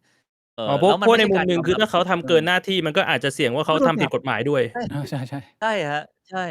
คิดอย่างเข้าใจเขาอะนะแล้วก็แล้วในแง่หนึ่งผมกลับมาวิพากษ์ตัวเองสมัยที่เป็นนักวิจารณ์หนังๆเนี่ยพอเข้าไปทำข้างในคือกูไม่รู้เหี้ยอะไรเลยแล้วกูปากดีมาก อันเนี้ยด่าตัวเองแบบจริง ๆเลยนะครับ แล้วก็พอไปทำจริง ๆ มันไม่ใช่เป็นการแก้ตัวให้คนที่สร้างปัญหา แต่เป็นการได้เข้าใจว่าการแก้ปัญหามันยากขนาดไหน แล้วก็การนั่งด่ามันง่ายขนาดไหน อันเนี้ยเห็นชัดมากเลย ชี้ กับการไปอยู่หลัง อั บ้าน น นี้ real talk นะ real talk โอเค ก็ในส่วนของการเมืองน่าจะประมาณนี้ ผมขออนุญาตเริ่มเข้าในตัวของซีรีส์ Bad Bad World ละเพราะว่าผมมีคำถามเยอะพี่เดี๋ยวมันจะไม่พอเวลา คือ ถ้าก่อนเข้าซีรีส์ Bad Bad World เนี่ยผมอยากจะถามคำถามหนึ่งได้ไหม พี่บงถาม ก็คือก่อนหน้านี้ที่พี่สิงห์เล่าให้ฟังว่า พี่สิงห์ก็ไปมาแทบทุกที่แล้วก็เห็นมาหลายอย่าง ซึ่งผมฟังแล้วอ่ะมันดูแบบว่าเป็นสถานที่หรือว่าเป็นเหตุการณ์แต่ละเหตุการณ์ที่มันดูเสี่ยงมากๆเคยมีเหตุการณ์ที่พี่สิงห์รู้สึกว่าแบบ อันนี้มันคือ มันจะทำให้เราเกิดอันตรายต่อตัวเองได้แบบจริง ๆ เลยไหมฮะ หรือว่ามันยังไง หมายถึงตอนไปถ่ายรายการเนี่ยเหรอครับ ใช่ครับ จริงๆ อันนี้ก็เป็นคำถามเกี่ยวกับ Bad World นะ แต่ก็ถามมาก่อนก็ได้ เออเยอะครับ ก็ถ้าได้ไปดูใน2 ตอนที่เพิ่งปล่อยไปเนี่ย ก็ทั้ง2 ตอนก็ไปฟอนต์ไลน์ใน2 สงครามหมดเลย ถ้าเป็นที่ยูเครนก็จะมันก็มีระเบิดยิงข้ามหัวไปมาตลอดเสียงปึ้งซ้ายปึ้งขวาถ้าปึ้งข้างหลังก็รู้ว่าโอเคฝั่งยูเครนยิงออกถ้าปึ้งมาจากตรงนู้นก็รู้ว่าฝั่งรัสเซียยิงเข้ามาก็ต้องลุ้นแล้วว่าอีกประมาณ10 วินาทีมันจะมาลงตรงไหนวะ อะไรอย่างเงี้ยนะแล้วก็มีรายละเอียดเช่นแบบเดินกับผู้บังคับบัญชาอย่างเงี้ยไปกับทหารเขาต้องเว้นระยะกับเขา4 เมตรเพื่อให้สมมุติเวลาระเบิดลงจะได้ไม่ตายหมู่ มีคนช่วยกันได้ ใช่นี่พี่บอกในสารคดีผมก็เพิ่งรู้ตอนผมไปเนี่ยแหละว่ามันต้องประมาณนี้นะ แล้วก็รวมถึงแบบ มีอะไรที่ไม่คาดคิดอีกนอกจากนั้น เช่นไปคองโกแล้วก็ คือเรื่องที่นั่นกระสุนระเบิดไม่ได้โหดเท่าที่ยูเครนหรือพม่าแต่ว่าที่คองโกคือโรคระบาดอย่างหนึ่งซึ่งบ้านเราไม่เคยเจอแล้วเป็นโรคร้ายแรงมากๆที่นั่นคืออีโบลานะครับแล้วผมเข้าไปในค่ายผู้ลี้ภัยซึ่งมีผู้ลี้ภัยเป็นแสนคนเลย แล้วไม่มี protection อะไรน้องๆก็เข้ามาใกล้ตัวมาก ทุกคนไม่ต้องตกใจนะครับผมกลับมานานแล้วผมไม่ได้เป็นนะครับ แต่ว่าตอนที่ผมกลับมาตอนที่ผมกลับมาแล้วผมก็แบบฉีดวัคซีนทุกชนิดผ่านการตรวจโรคก่อนเข้าเมืองอะไรเรียบร้อยนะครับผมอะไรป้องกันได้ป้องกันไปแต่ว่ากลับมาสึกเป็นไข้เว้ยเซลเลยตกใจแล้วเฮ้ยผมก็ไปโรงพยาบาลชื่อเวชศาสตร์เขตร้อนซึ่งเป็นโรงพยาบาลที่เชี่ยวชาญเรื่องโรคในโซนเหล่านี้โดยเฉพาะไปถึงคุยกับหมอนี่เขาไม่ให้เจอตัวนะเขาให้คุยผ่านวิดีโอคอลในโรงพยาบาลเนี่ยยกหูคุยกันแล้วเขาก็เลยแบบโอเคใจเย็นๆนะครับแต่ตอนนั้นถ้าผมเช็คแล้วถ้าผมเป็นอีโบลานี่ผมเป็นคนแรกในประเทศไทยเลยที่จะเป็นอีโบลาแล้วโอกาสตายสูงมากนะครับแต่ว่าพอเช็คปุ๊บหมอก็เลยยื่นที่ตรวจโควิดให้ใจเย็นๆนะคะคุณสิงห์ลองนี่ดูก่อนนะคะปรากฏเป็นโควิดโคตรดีใจที่เป็นโควิดเลยวันนั้นไม่เป็นอีโบลาดีถ้าเป็นอีโบลานี่คือแบบตายอย่างเขียดแล้วผมจะแบบนอกจากจะไม่ได้ทำรายการแล้วคนยังด่าเช็ดด้วยว่ามึงเอาโรคนี้เข้ามาในประเทศไทยอะไรอย่างเงี้ยทุกวันนี้อีโบลามันยังไม่มีวัคซีนรักษาอะไรเงี้ยพี่มันคือโดนปุ๊บคือด้องเลยอะ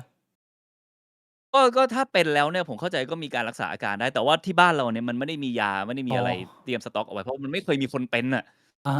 นะครับแต่บริเวณคองโกนี่คือฮอตสปอตเลยแต่ว่ามันไม่ได้ติดง่ายนะมันไม่ติดง่ายเหมือนโควิดมันแบบว่ามันต้องมีแบบของเหลวเข้าปากเลยแบบน้ำมูกน้ำหูน้ำตาอะไรเงี้ยแต่เผอิญตอนผมเข้าไปในค่ายผู้ลี้ภัยเนี่ย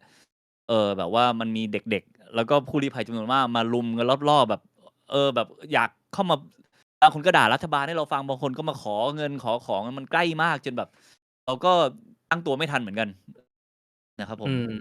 คือใน8 สงครามเนี่ยพี่กำลังจะบอกว่าไอ้ที่เสียวสุดนี่คือคองโกนี่คือเสียวสุดแล้วตั้งแต่เจอมาใน8 อันนี้ก็ถ้าเสียวระยะแบบสโลเบิร์นก็คือคองโกเพราะมันใช้เวลาฟูมฟักใช่ไหมกว่าเราจะโอเคกูรอดแล้วส่วนไอ้พวกระเบิดกระสุนนะมันก็เสียวในเวลานั้นแต่ว่าพอผ่านมาแล้วก็คือที่ยูเครนน่ะมันแบบคืนก่อนหน้าที่จะเข้าผมก็นั่งคิดนะแบบวิตกกังวลอยู่หน้ากระจกว่าโอ้โหกูจะตายไหมพรุ่งนี้อะไรเงี้ยมีอัดจดหมายลาตายไว้ด้วยแบบผ่านในกล้องวิดีโอแต่ว่าก็คือยังตอนแรกก็คิดอยู่ว่าจะเผยแพร่ทางช่องดีไหมแต่ตอนนี้คิดอยู่ยังไม่รู้สึกอยากเอาด้านนั้นของตัวเองมาในที่สาธารณะแต่เดี๋ยวถ้าอารมณ์โอเคอาจจะปล่อยคนดูก็ได้แต่เป็นคลิปที่อัดไว้ก่อนหน้าที่จะไปฟอนต์ไลน์จริงเพราะไม่รู้ว่าบ่ายนั้นจะรอดหรือเปล่าเชี่ยน่าดูนะพี่แรร์ไอเทมแต่คิดอยู่มันก็ส่วนตัวนิดนึงอาจจะรอให้แบบว่าทั้งหมดมันจบก่อนแล้วก็อันนี้อาจจะแบบเป็นแบบว่า follow up ตามมาอะไรอย่างงี้นะก็คิดอยู่เหมือนกันแต่ anyway ก็ไอความเสียวแบบนั้นมันก็จะเวลาอยู่หน้างานจะไม่ค่อยเสียวแล้วเพราะว่าเราโฟกัสกับงานถ่าย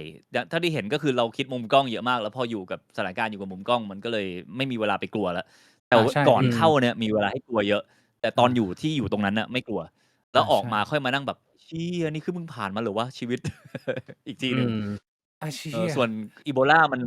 มันกลัวอีกแบบอะมันกลัวแบบไอ้ยาแล้วไม่ได้กลัวเพื่อตัวเองด้วย ถ้ากูติดมาแล้วคนอื่นติดกูนี่รู้สึก เอ แบบ อ ชิบหายเล มัน ย เป็น อะ โรคมันเผยแพร่ได้ด้วย ใช่ ใช่ครับ ทีนี้ผมอยากจะ ใช่ครับ ขออนุญาตรีแคปงานของพี่สิงห์นิดนึง เพราะว่าถ้าใครที่ดูตัวต้นเนี่ยไอ8 สงครามใน Bad World เนี่ย ก็คือจะมียูเครนเนี่ย แล้วก็พม่าที่ออกมาแล้ว แล้วก็ที่กำลังจะมาเนี่ยเป็นเวเนซุเอลา ส่วนอีก ใช่ครับ 5 อัน ผม ที่เหลือเนี่ยจะเป็นคองโก เมกา ซีเรีย เยเมน แล้วก็ทะเลจีนใต้ใช่ไหมพี่ ใช่ครับ ใช่ครับ พี่อาจจะแบบว่ารีแคปให้ผมในฐานะของคนที่อยากตามผมรอตามอยู่ผมอยากรู้ว่า แต่ละอันมันสะท้อนสงครามอะไรบ้างอย่างยูเครนนี่เราเห็นแล้วเป็นสงครามระหว่างประเทศนะฮะพม่าก็เป็นสงครามเรียกว่าเป็นในพื้นที่แล้วกัน แล้วก็เวเนซุเอลานี่คือ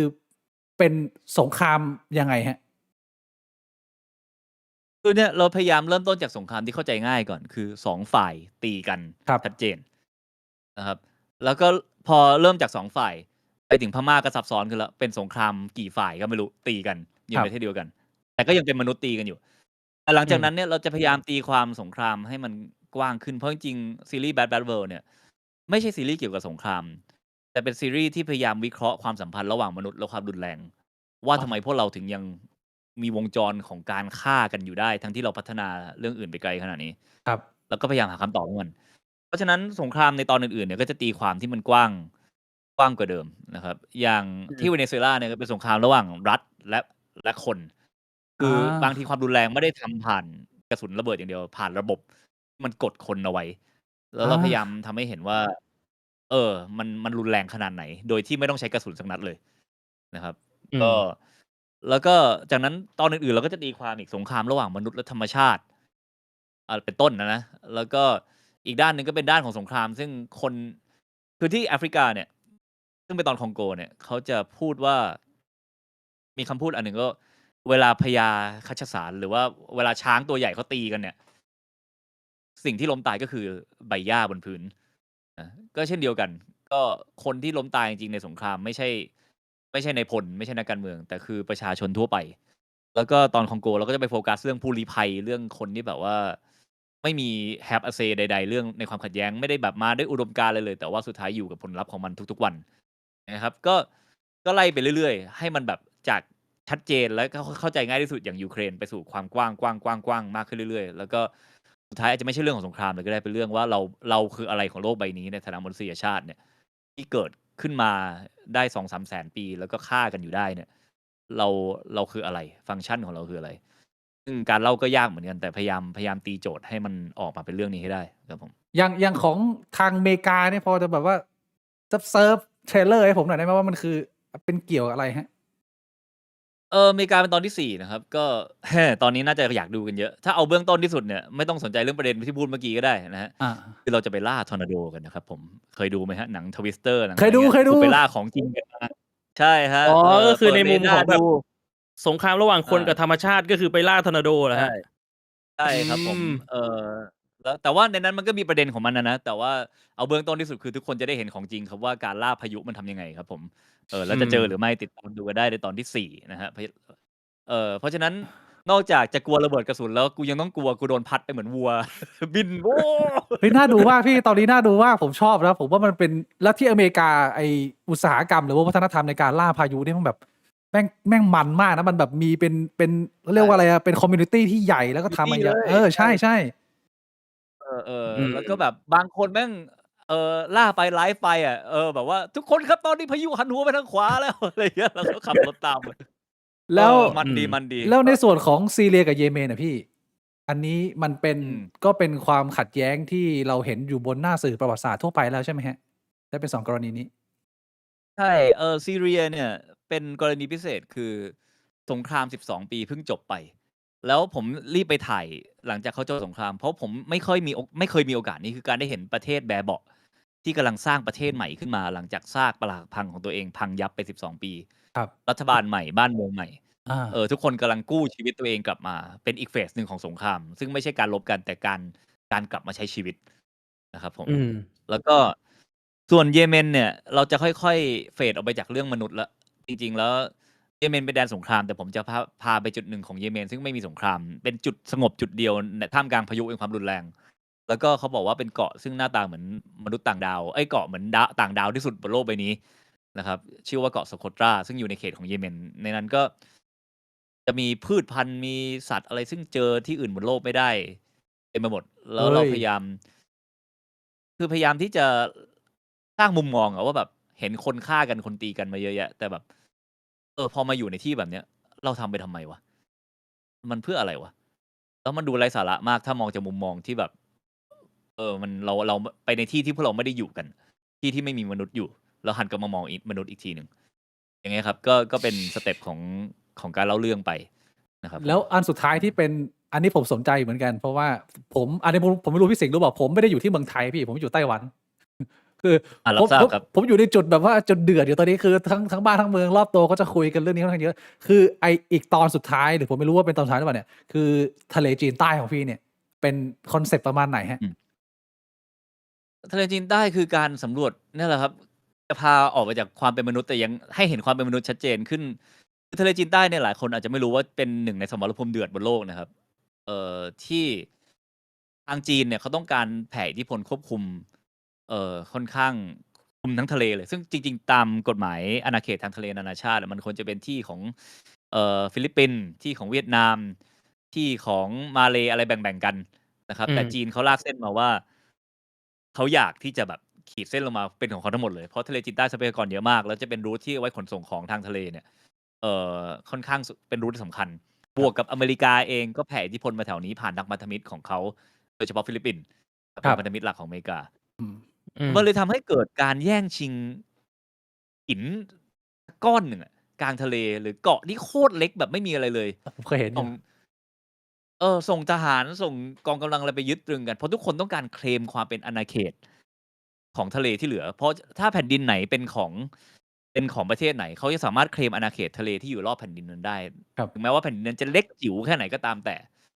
แล้วผมว่ามันเป็นตัวเปรียบเทียบที่ดีที่ทำให้เราเห็นว่ามนุษย์เราแม่งอยู่กับกติกาที่ขัดกับธรรมชาติมากเลยแต่ว่าพวกเราก็ยังทำมันอยู่แล้วเราเชื่อว่ามันเป็นเรื่องจริงพอเชื่อร่วมกันปุ๊บว่าเราต้องมีชายแดนเหล่านี้แล้วถ้าเราเป็นเจ้าของหินก้อนนี้นี่จะเป็นของเราทุกคนก็เลยเชื่ออย่างนั้นพร้อมๆกันแต่พอเรามองอีกทีแบบเฮียมั่งแย่งหินก้อนหนึ่งนะคือฟังเผินๆอาจจะเหมือนแบบการด่าจีนแต่ว่าจริงๆผมแค่เอาสงครามหรือความขัดแย้งครั้งนี้มาเป็น analogy ในการให้เราเห็นว่าแบบนี่คือธรรมเนียมของพวกเราเลยในฐานะมนุษย์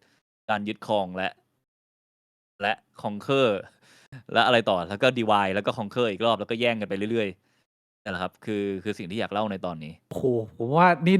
ได้แบบว่าเทรลเลอร์น้ำจิ้มสำหรับแต่ละตอนเล็กๆนะผมตื่นเต้นนะผมรอนะแต่ผมรู้สึกว่าพี่ก็ต้องใช้เวลาในการตัดต่อนานกว่าจะลอนแต่ละตัวออกมาห่างกันแบบ2-3อาทิตย์นะใช่ พี่ใช่แล้วก็ถ้าให้เร็วคือบอกแฟนๆรายการทุกครั้งว่าแบบเวลาดูคิดซะว่าดูศิลปินออกเพลงอยู่อย่าคิดว่าดูรายการอยู่ถ้าคิดว่าออกรายแบบดูรายการมันจะคิดว่าทำไมช้าจังเลยวะแต่ถ้าคิดว่าแบบนี่คือศิลปินที่ค่อยๆปล่อยเพลงออกมาเดือนละเพลงก็เยอะแล้วนะครับเพราะฉะนั้นก็คิดอย่างนั้นแล้วกันนะ อันนี้คำถามผมจะเริ่มเข้มข้นแล้วคือ ผมว่าซีรีส์ Bad Bad World อะถ้า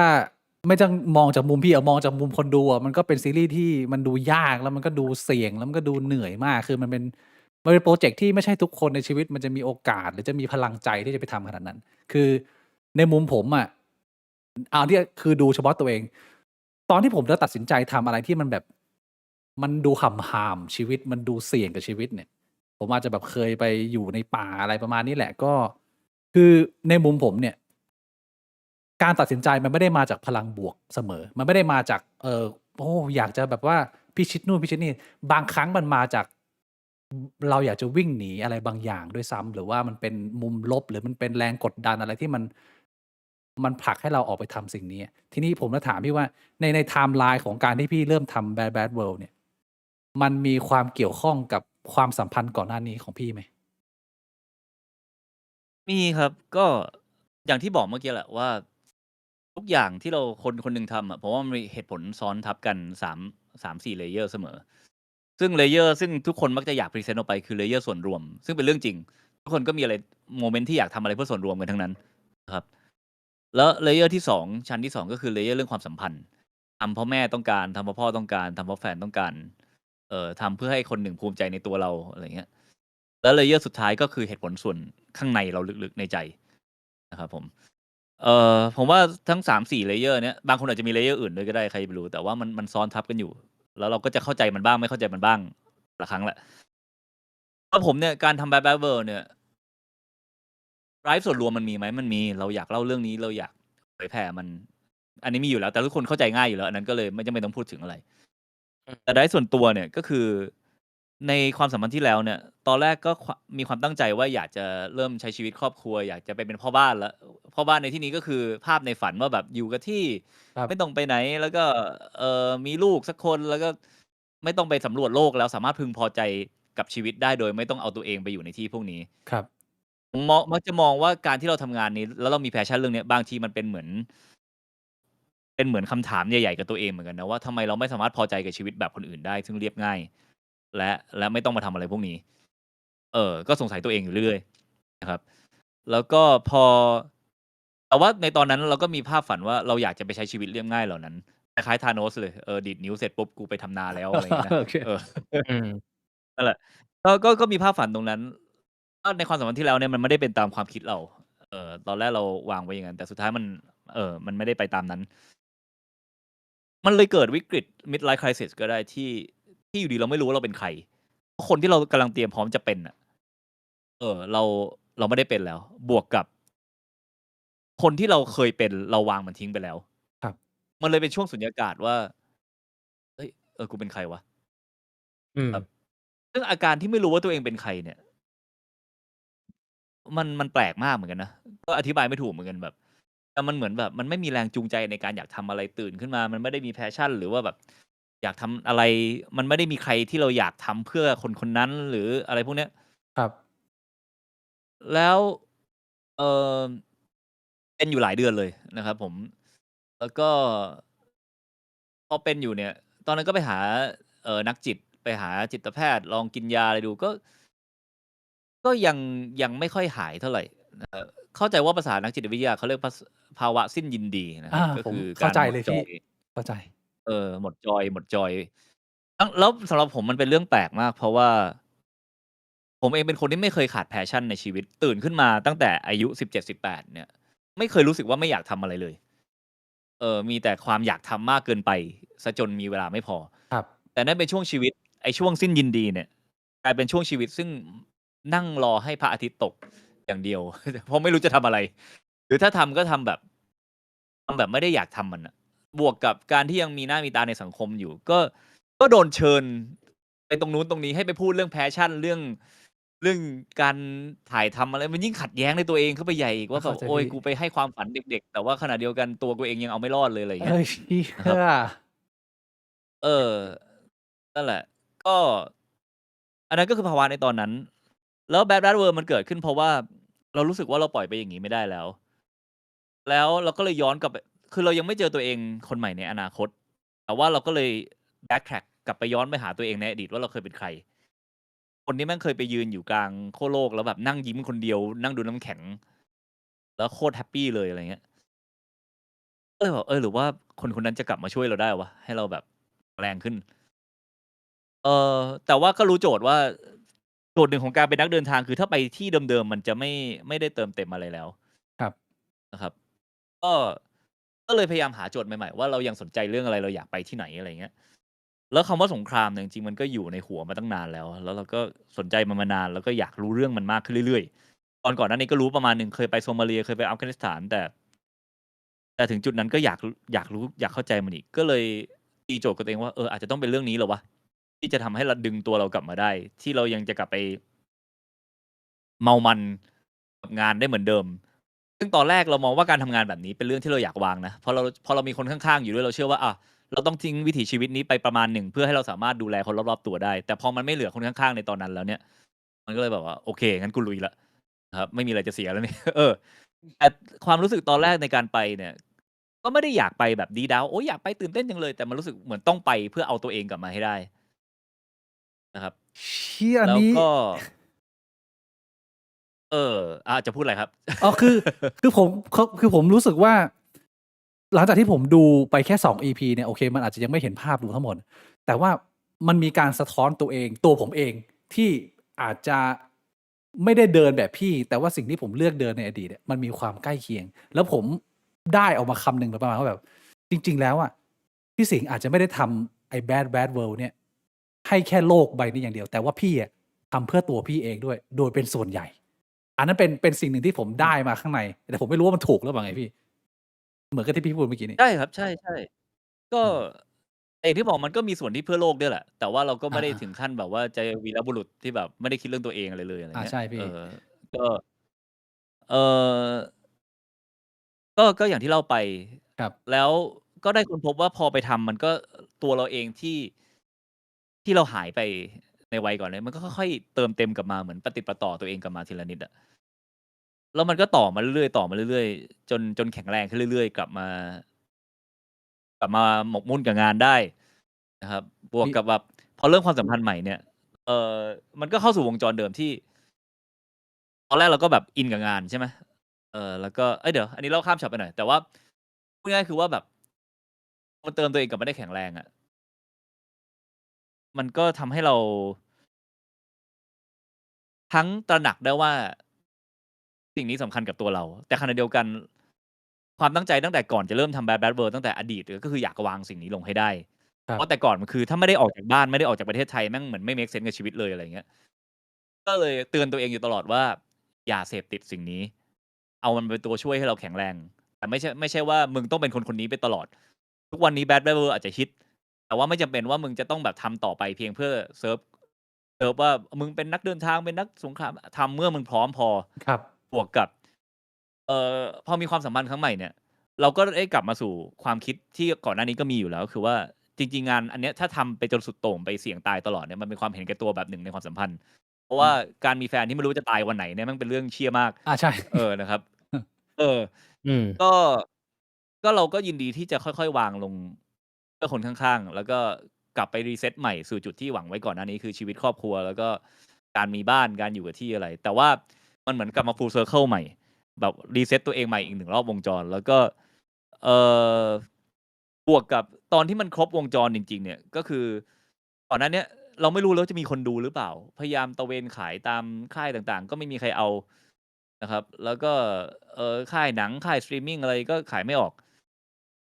แล้วสุดท้ายตัดสินใจมาทำยูทูบเนี่ย ก็ตอนแรกก็ยังไม่รู้เลยว่าจะมีคนดูหรืออะไรหรือเปล่า หรือมันจะเป็นแค่แบบ คนก็ลืมเราไปแล้วจริง ๆ แล้วเราก็ทำใจพร้อมจะรับแล้วว่า ถ้าสมมุติมัน fail จริง ๆ เนี่ย ก็ยินดี fade away กลายเป็นแบบกลับไปอยู่นิ่ง ๆ ได้สักที อย่างน้อยทำให้มันเสร็จแล้ว เชี่ย แต่พอมันเป็นรายการที่ฮิตขึ้นมาเนี่ย มันก็เติมเต็มจิตใจมาก ๆ ว่าแบบโอเค 3 ปีที่ผ่านมาไม่ได้สูญเปล่าแล้วในแง่นี้ ครับ นะครับ แล้วก็ขอบคุณคนดูทุกคนมาก ๆ ถ้าหลาย ๆ คนที่อยู่ในตรงนี้เป็นหนึ่งในคนที่โดเนตให้กับช่อง มันมีคุณค่ามากกว่าเงินเยอะนะครับ มันคือความรู้สึกว่าทุกคนให้ค่ากับงานเรา ซึ่งเป็นงานที่เราอยู่กับมันมา 3 ปี แล้วเราแบบ เราไม่รู้เลยว่าคนจะให้ค่ากับมันหรือเปล่า จนกระทั่งวันที่ทุกคนให้ค่ากับมันจริง ๆ แล้วพอทุกคนให้ค่ากับมันเนี่ย มันแบบ มันกลับมาเติมเต็มตรงนี้แล้ว แต่ขณะเดียวกัน เติมเต็มเสร็จปุ๊บ อย่าพอง อย่ามาซึ่งอีโก เข้าใจพี่ เติมเต็มเสร็จปุ๊บ แข็งแรงแล้ววางมันลง แล้วเตือนตัวเองว่าไม่ใช่ว่ามึงต้องกลับมาทำแบบนี้ทุกครั้งที่มึงรู้สึกอ่อนแอในชีวิต ไม่งั้นวันหนึ่งก็วันนี้ไม่โดนวันหน้าก็โดนอยู่ดีระเบิดเนี่ย วันนี้ไม่โดนวันหน้าก็โดนอยู่ดีอีโบลาเนี่ย อืม นะครั ใช่ บ พี่ คือ แต่ถ้าถามว่ายังทำสารคดีต่อไปไหม ทำ แต่ว่าไอ้ความคิดที่ว่าต้องไปเสี่ยงตายเพียงเพื่อให้งานเรามีความหมาย อะไรเงี้ย มันคงออกไปจากหัวแล้วล่ะครับผม ผมเห็นพี่พูดในที่หนึ่งบอกว่า หลังจากจบพรอเจกต์นี้พี่ launch ออกไปครบ 8 EP แล้วเนี่ย พี่อยากจะถอยห่างออกจากวงการยูทูบแล้ว อันนี้จริงไหมพี่? หรือว่าแค่จะเปลี่ยนรายการ เปลี่ยนสไตล์แล้วเฉย ๆ หรือจะเป็นยังไง? คือจริง ๆ ไม่ได้อยากเป็นยูทูบเบอร์ในแง่ที่ว่าไม่ได้อยากปล่อยคอนเทนต์บ่อย ครับ ๆ นะครับ แล้วก็ ถ้าสมมุติว่าเป็นยูทูบเบอร์ได้ในแง่ที่ว่า สมมุติผมทำ Bad World จบปุ๊บ ผมหายไปปีหนึ่ง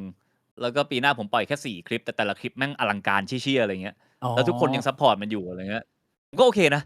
โอเค เข้าใจแล้ว ใช่ แต่ถ้าเป็นยูทูบเบอร์ในเชิงว่าผมต้องปล่อยคลิปทุกสัปดาห์ ทุกอะไรอย่างเงี้ย ผมไม่ได้เอนจอยสิ่งนั้นน่ะ ไม่ว่าจะเป็น Short Format หรือว่าการต้องมีรายการรายสัปดาห์ ผมเป็นคนทำงานช้ามาก แล้วผมอยากทำงานช้า ๆ ในแบบของผม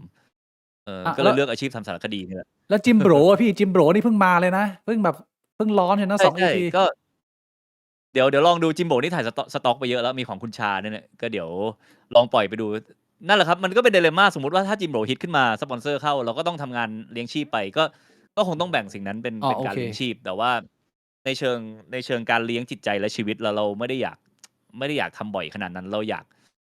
ยากให้เวลากับเรื่องหนึ่งเยอะๆอะในครับการเล่าแต่ละอย่าง อืมบวกกับผมอยากมีอาชีพที่นิ่งๆกว่านี้ด้วย เช่นไปเปิดยิมอันนี้พูดในหลายรายการแล้วอาอยากเปิดยิมๆๆมากเลยนั่งเป็นเฒ่าแก่โรงยิมก็เป็นต้นแล้วก็เดี๋ยวน้องๆดูอยู่นะฮะก็พี่สิงห์ก็มีความคิดว่าอยากจะหาเบอร์2ในช่องเหมือนกันที่มาทำรายการนู้นรายการนี้ที่ไม่ใช่ตัวผมเองอะแต่ว่าให้มันคงแบรนด์เถื่อนเอาไว้แล้วก็มาช่วยกันออกรายการอื่นๆต่อโอ้อยู่ในเครือได้จะได้แบบเบอร์2เบอร์3อะไรเงี้ย แล้วผมก็ไปทำสิ่งที่ผมอยากทำแล้วก็มีคนอื่นคอยรันช่องไปด้วยนะครับอ๋อสไตล์จะประมาณนี้ผมเข้าใจแล้วเมื่อกี้คุณชา Low Cost เขาโดเนตมานะเขาบอกว่าให้พี่บ่วงพูดบ้างนะพี่บ่วงไอ้อ้าวผมสัตว์ มีคำถามพอดี มีคนบอกพี่โบ่งเป็นเอไอตอนนี้ผมมีคำถามพอดี พี่บ่วงว่ามาก็คือตะเกียมันมีอยู่ช่วงหนึ่งที่พี่สิงห์บอกว่าพี่สิงห์ไปที่เยเมนใช่ไหมฮะแล้วก็ไปเกาะหนึ่งผมก็เลยอยากจะถามว่าพี่มีความคิดว่าพี่อยากใช้ความสามารถที่แบบว่าเราสะสมมาจากการทำสารคดีแนวแบบไปในที่ที่มันอันตรายเงี้ยเปลี่ยนมาเป็นทำสารคดีแนวแบบเกี่ยวกับธรรมชาติ ก็คือเรายังมีการทำสารคดีอยู่ แต่ว่าเราไม่ได้ไปที่ที่มันเสี่ยงอันตรายอะไรแบบเนี้ยครับแล้วเราก็สามารถทำออกมาได้เรื่อยๆโดยที่ไม่ต้องกังวลเรื่องพวกนี้ด้วยจริงๆก่อนหน้านี้ก็มีทำอยู่เยอะนะครับเกี่ยวเรื่องสิ่งแวดล้อมแต่ตอนทำอืเรื่องมสิ่งแวดล้อมเนี่ยคนดูมันไม่เยอะก็ต้องยอมรับไปมันเป็นเรื่องที่ขายยากแล้วก็เล่ายากด้วยเล่ายังไงให้มันอืมตื่นเต้นเล่ายังไงให้มันเร้าใจเนี่ยยากเหมือนเอกันอยกเว้นว่าไปล่าทอร์นาโดอะไรเงี้ยโอ้คนน่าจะดูเยอะแต่ว่าเอ่อในอนาคตก็คงกลับไปถ่ายเรื่องสิ่งแวดล้อมเรื่องธรรมชาติบ้างแต่เรื่องธรรมชาติเนี่ยจริงๆประเทศไทยมีมือดีอยู่เยอะนะครับอืมแล้วก็ถ้าเราจะทำให้แตกต่างจากรุ่นพี่ๆที่เขาทำมาก่อนหน้าเนี้ยอาจจะต้องนั่งวิเคราะห์ใหม่ว่าแบบโจทย์ของเราคืออะไรเราจะทำงานออกมายังไงแล้วก็ Bad Bird นี่ก็ผ่านการคิดวิเคราะห์มานานมากเหมือนกันกว่ามันจะออกมาในรูปแบบที่ทุกคนเห็นกันเนี่ยก็เลยอืคิดว่ามอยากทำงานช้าๆแหละครับถ้ามีเวลาคิดอะไรก็ออกมาได้หมดแล้วถ้าทำทั้งทีก็ไม่อยากออกมาแบบว่าเป็นอีกแค่รายการหนึ่งเพื่อมาฟีลให้ช่องมันรันไปแต่อยากให้มันแบบอยากให้มันเหมือนตอนที่คนดู Bad Bird ครั้งแรกก็บอกมันไม่มีคนทำแบบนี้จริงๆว่ะอืมนะครับผมไอ้โจทย์ที่ว่าต้องเสี่ยงตายเนี่ยคงไม่มีแล้วนะครับเพราะว่าเราไม่ได้อยู่คนเดียวบนโลกตายไปไม่ได้เดือดร้อนคนเดียวนะครับเดือดร้อนเยอะนั่นแหละครับ อืมแล้วตอนที่ผมดู EP 1จบอะคือหลังจากจบปุ๊บมันก็จะมีเป็นภาพหน้าพี่สิงห์ตัดมาแล้วพี่สิงห์ก็จะแบบมาตอนแรกๆพี่ก็จะมาพูดว่าโอ้โฮที่ทำมาขนาดนี้ลงทุนไปถ้าผมเข้าใจไม่ผิดน่าจะแบบมี4-5ล้านอะใน3-4ปีนี้ใช่ไหมพี่ประมาณนั้นใช่ครับผมอาอย่าใช้คำว่าลงทุนเลยใช้คำว่าลืมทุนดีกว่าลืมไปแล้วเท่าไรแต่เยอะอะนะแล้วอืมแล้วพอเชี่ยเรากลับมาคือผมพยายามนึกความรู้สึกพี่แบบเชี่ยเอางานไปขายแล้วแบบว่ามันไม่มีใครซื้องานเราอะในความตั้งใจที่เราอยากจะทำออกมาเป็นภาพยนตร์อะ คือผมสงสัยว่าอันนี้ถามแบบเจาะลึกนิดหนึ่งทำไมมันขายไม่ได้พี่ปัญหามันอยู่ตรงไหนพอจะแชร์ได้ไหมพี่เออได้ผมว่า2แง่นะ1คือไอ้เรื่องผมห่วยเองผมก็ยอมรับนะแบบเหรอพี่เดี๋ยวมันขไอ้การนาดนั้นเลยเหรอหมายถึงไอ้เวอร์ชันที่ทุกคนเห็นเนี่ยมันผ่านการโดนด่ามาหลายรอบแล้วนะมันถึงออกมาดีอืไอ้ตอนมแรกที่ตัดต่อมาอะไรเงี้ยคือมันไม่ใช่เรื่องการถ่ายหรอกเพราะว่าถ่ายมันก็ถ่ายมาเท่านี้แหละอาแต่วัตถุดิบสารคดีมันยากตรงมันได้วัตถุดิบมามันจะปรุงออกมายังไงก็ได้ อ้าวใช่แล้วปอืมรุงมารอบแรกๆเนี่ยมันเว่นเว้อมันอืดมันเล่าเรื่องไม่ดีอะไรอย่างเงี้ยก็โดนด่ามาเยอะจากบริษัทนู้นบริษัทนี้นะครับก็น้อมรับไว้ไม่มีคำแบบเถียงเขาเลยว่าแบบเพราะว่าทุกคำด่าอย่าใช้คำด่าจริงๆเขาวิจารณ์แหละเขาไม่ได้อาด่าอะไรขนาดนั้นครับผมเอ่อเป็นครูเพราะทำให้เราทำงานออกมาได้ดีขึ้นนะครับก็ขอบคุณพี่ๆทุกคนมากๆซึ่งดูงานในเวอร์ชันดราฟต์ก่อนหน้านี้รวมถึงเพื่อนๆด้วยที่ดูกันแล้วคอมเมนต์กันมาอย่างเงี้ยมันก็ช่วยเราปรับไปเรื่อยๆ หลายคนอืมบอกมาว่าทำไมสั้นจัง เพราะว่าจริงๆก่อนหน้านี้มีเวอร์ชันยาวกว่านี้แต่แบบมันไม่ดีอะเราเองก็ยอมรับว่ามันไม่ดีเพราะว่ามันเว่นเว้อไปแล้วไอ้เรื่องแบบการตามหาตัวเองการล้มลงแล้วลุกขึ้นที่ผมเล่าให้คุณฟังเมื่อกี้จริงๆตอนแรกมันใส่เข้าไปในสคริปต์ด้วยเหมือนให้มันเป็นการเดินทางของตัวผมเองไปพร้อมๆกับการเดินทางสำรวจโลกแต่อืมดูไปดูมาเราไม่ชอบเพราะเหมือนกับเอาตัวเองไปแข่งกับเรื่องที่มันใหญ่กว่าตัวเราอะอ๋อเรื่องมันสงครามมันใหญ่กว่าตัวเราเยอะใช่พี่เราจะใช่พี่เอาตัวเองไปอะไรมากมายใช่เปล่าก็เลยตัดทิ้งไป นะครับผมอืมก็ก็เลยแก้ไปแก้มาเยอะมากก่อนจะออกมาเป็นเวอร์ชันนี้ แล้วก็อันนั้นคือด้านหนึ่งก็คือยอมรับว่าเรื่องความไม่แบบเรื่องของการที่งานของเราก็ไม่ได้ดีขนาดนั้นในตอนแรกๆ แล้วก็มีคนช่วยกันพัฒนามันขึ้นมานะครับ แล้วก็อย่างที่สองก็คือ ก็ต้องยอมรับว่าในเชิงการค้าเนี่ยสารคดีขายยากนะครับ บางที่ก็ตั้งแต่เข้าประตูยังไม่ได้เข้าเลยเพราะเขามีนโยบายว่าแบบเขาไม่รับงานที่เป็นสารคดีคือแล้วเราเองก็พยายามบิดแล้วว่ามันไม่ใช่สารคดีมันเป็นรายการแบบว่าเดินทางที่เปรียบเสมือนภาพยนตร์เรื่องหนึ่งอะไรแต่เขาดูพาร์ทหนึ่งมืออาชีพเขาก็รู้ว่ามันคือสารคดีละมึงอะไรเงี้ยพี่ก็เข้าใจมันก็เลยแบบพอเขาเห็นแคตตากรีเขาไม่เอาแล้วเนี่ยก็เออก็เลยแบบว่า โอเคงั้นก็ไม่เป็นไร แล้วก็ลองอยู่หลายๆที่ตอนแรกไอ้8 ตอนเนี้ยมันจะตัดเป็นหนังยาว2 ชั่วโมงนะครับหนังยาว2 ชั่วโมง แล้วก็เข้าโรงแล้วก็ไปคุยกับบริษัทหนังมาเหมือนกัน ตอนแรกก็ develop ร่วมกันกับบริษัทหนังหลายๆที่เพื่อที่จะแปลมันให้กลายเป็นสคริปต์แล้วก็ยาว2 ชั่วโมงให้ได้เข้าโรงไปเลย แต่ก็ระหว่างทางดีลมันไม่ไฟนอลไม่จบอะไรก็เลยไปด้วยกันไม่ได้ครับแต่ด้วยความเคารพนะครับเคารพพี่ๆทุกคนไม่มีอะไรขัดเคืองใจทั้งสิ้นถ้าใครดูอยู่นะครับ แล้วก็ตอนแรกๆจริงๆผมมีพาร์ทเนอร์ด้วย แล้วพาร์ทเนอร์คนนี้เนี่ย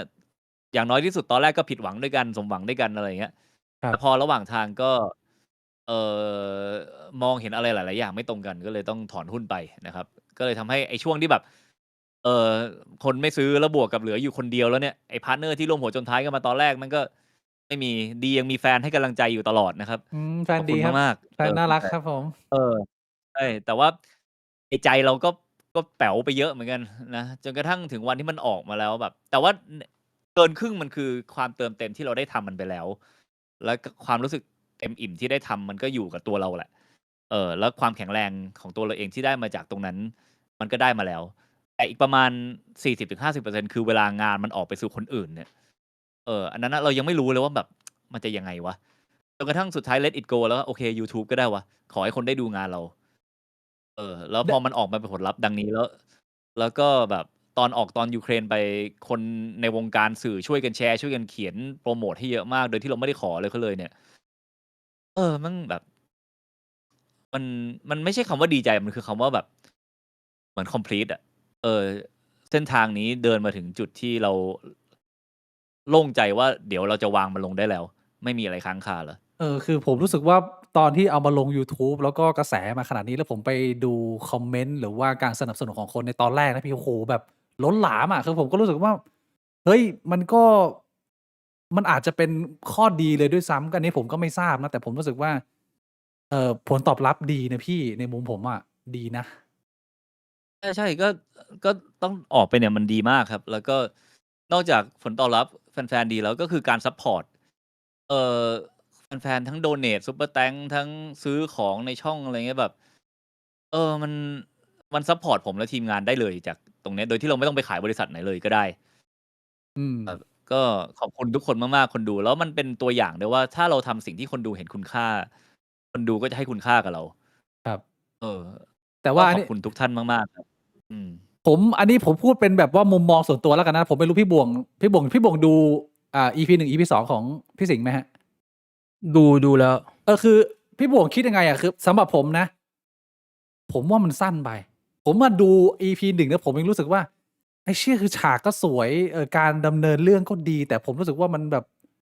ผมอยากเห็นมากกว่าเนี้ยแล้วผมรู้สึกว่า45 นาทีมันสั้นมากเลย แต่ว่าพี่บวงว่ายังไง สั้นหรือยาวไปสำหรับพี่บวงความรู้สึกว่าพอดีนะกำลังแต่ดีว่าอะผมมีมุมมองหนึ่งซึ่งมันอาจจะช็อตฟิลนิดนึง แต่ว่าผมอยากรู้ว่าพี่สิงห์ใช้อะไรเป็นตัวตัดสินใจว่าพี่สิงห์ไปถ่ายทำฝั่งไหน อย่างเช่นในสงครามของยูเครนกับรัสเซียเนี่ยก็คือมันมี2ฝั่งใช่ไหมแต่ว่าพี่สิงห์เลือกไปถ่ายทอดเรื่องราวของฝั่งยูเครนซึ่งผมเดาว่าพี่สิงห์เลือกไปฝั่งที่มันเป็นอันเดอร์ด็อกแต่ผมก็ไม่ทราบ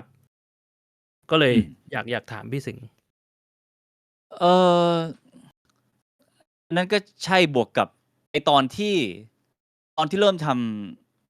ำ Bad Bad World เนี่ยมันไม่ได้เริ่มต้นจากการตั้งใจทำเป็นโปรเจกต์ใหญ่ มันคือกะไปครั้งเดียวก่อน มันก็เลยยังไม่ได้มองเป็นเรื่องว่าแบบโอ้ต้องเล่าให้ครบฝั่งต้องทำอะไรที่แบบว่าให้มันครบถ้วนอ่ะ ครับแล้วโอกาสที่เราจะนั่นคือตอนตั้งไข่รายการมันไม่ได้รู้ไงว่าต่อไปมันจะ develop เป็นอะไรนะครับ อืมแล้วก็พอทำปุ๊บเนี่ยเราได้ตรงนี้มาตอนแรกก็คิดเหมือนกันว่าต้องไปฝั่งรัสเซียด้วยไหมแต่ตัดไปตัดมารู้สึกว่าเราได้เรื่องที่เราอยากเล่ามาแล้ว โดยที่ไม่จำเป็นต้องมีฝั่งรัสเซียก็ได้ นั่นคือเรื่องของมนุษย์ที่ต้องอยู่ตรงนั้น อ่า นะครับถ้าสังเกตในรายการก็คือว่าจริง ๆ เรื่องการเมืองเนี่ยผมค่อนข้างแตะน้อย คือผมแตะแค่แบ็กกราวด์ให้คนดูพอเข้าใจว่าเกิดอะไรขึ้น แล้วก็ที่เหลือเราเอาแต่เรื่องคนว่าคนที่ไปอยู่ในสายการเหล่านี้คืออะไร เพราะว่าถ้าต้องการข้อมูลเกี่ยวกับเรื่องการเมือง เกี่ยวกับเรื่องสังคมอะไรเงี้ย มันมีช่องที่ดีกว่าผมเยอะมาก คุณสุทธิชัยพี่กรุณาครับ นะครับทำเรื่องนี้มายาวนานมาก แล้วผมคิดว่าคนดูทุกคนก็หาข้อมูลเหล่านี้ได้ไม่ยาก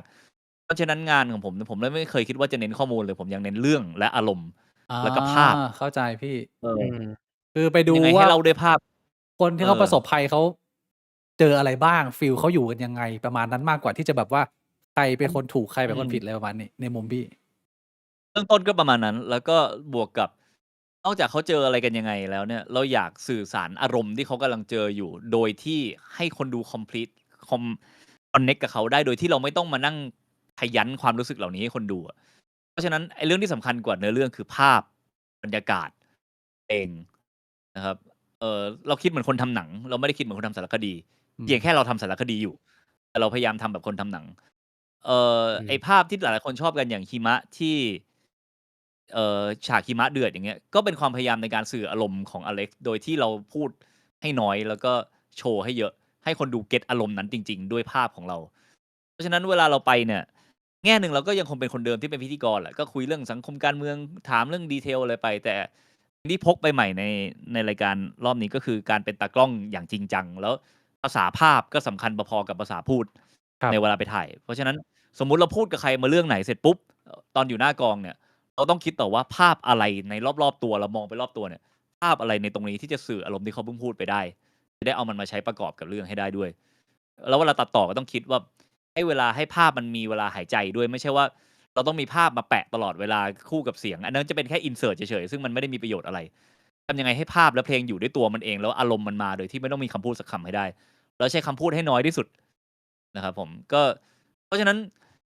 คำถามว่าเลือกจะไปฝั่งไหนอะไรยังไงเนี่ยอาจจะเป็นคำถามรองสำหรับผมคำถามหลักของผมคือเล่าเรื่องยังไงให้คนถึงอารมณ์ครับผม อันนี้เป็นคำถามที่ผมคิดไว้เหมือนกันเลยผมอยากถาม เพราะว่าผมเองก็เป็นแค่คนธรรมดาคนหนึ่งที่ไม่ได้มีใครรู้จักอะไร แล้วผมก็ชอบเขียนหนังสือเล็กๆเวลาผมเดินทางไปญี่ปุ่นอะไรเงี้ยผมก็ชอบเล่าเรื่องทีนี้ผมว่ามองเป็นเหมือนมองเซมผมมองพี่สิงห์เป็นเซมไปแล้วก็คือเป็นรุ่นพี่ของการเล่าเรื่องอยากถามว่า ในมุมของพี่การเล่าเรื่องที่ดีหรือเทคนิคการเล่าเรื่องที่มันเหมือนกับให้มันไปแตะถึงหัวใจของการเล่าเรื่องได้เนี่ย ของพี่มีอะไรบ้างที่พี่คอนเซิร์นเลยพี่คิดว่าการเล่าเรื่องไม่ต้องแบบนี้ ข้อแรกคือให้เรื่องมันเล่าด้วยตัวมันเอง คือถ้าเขาโกรธถ้าเขาเกลียดก็ให้เขาโกรธเกลียดด้วยตัวเองโดยที่เราไม่ต้องไปบิวให้คนดูรู้สึกนำไปก่อนนะ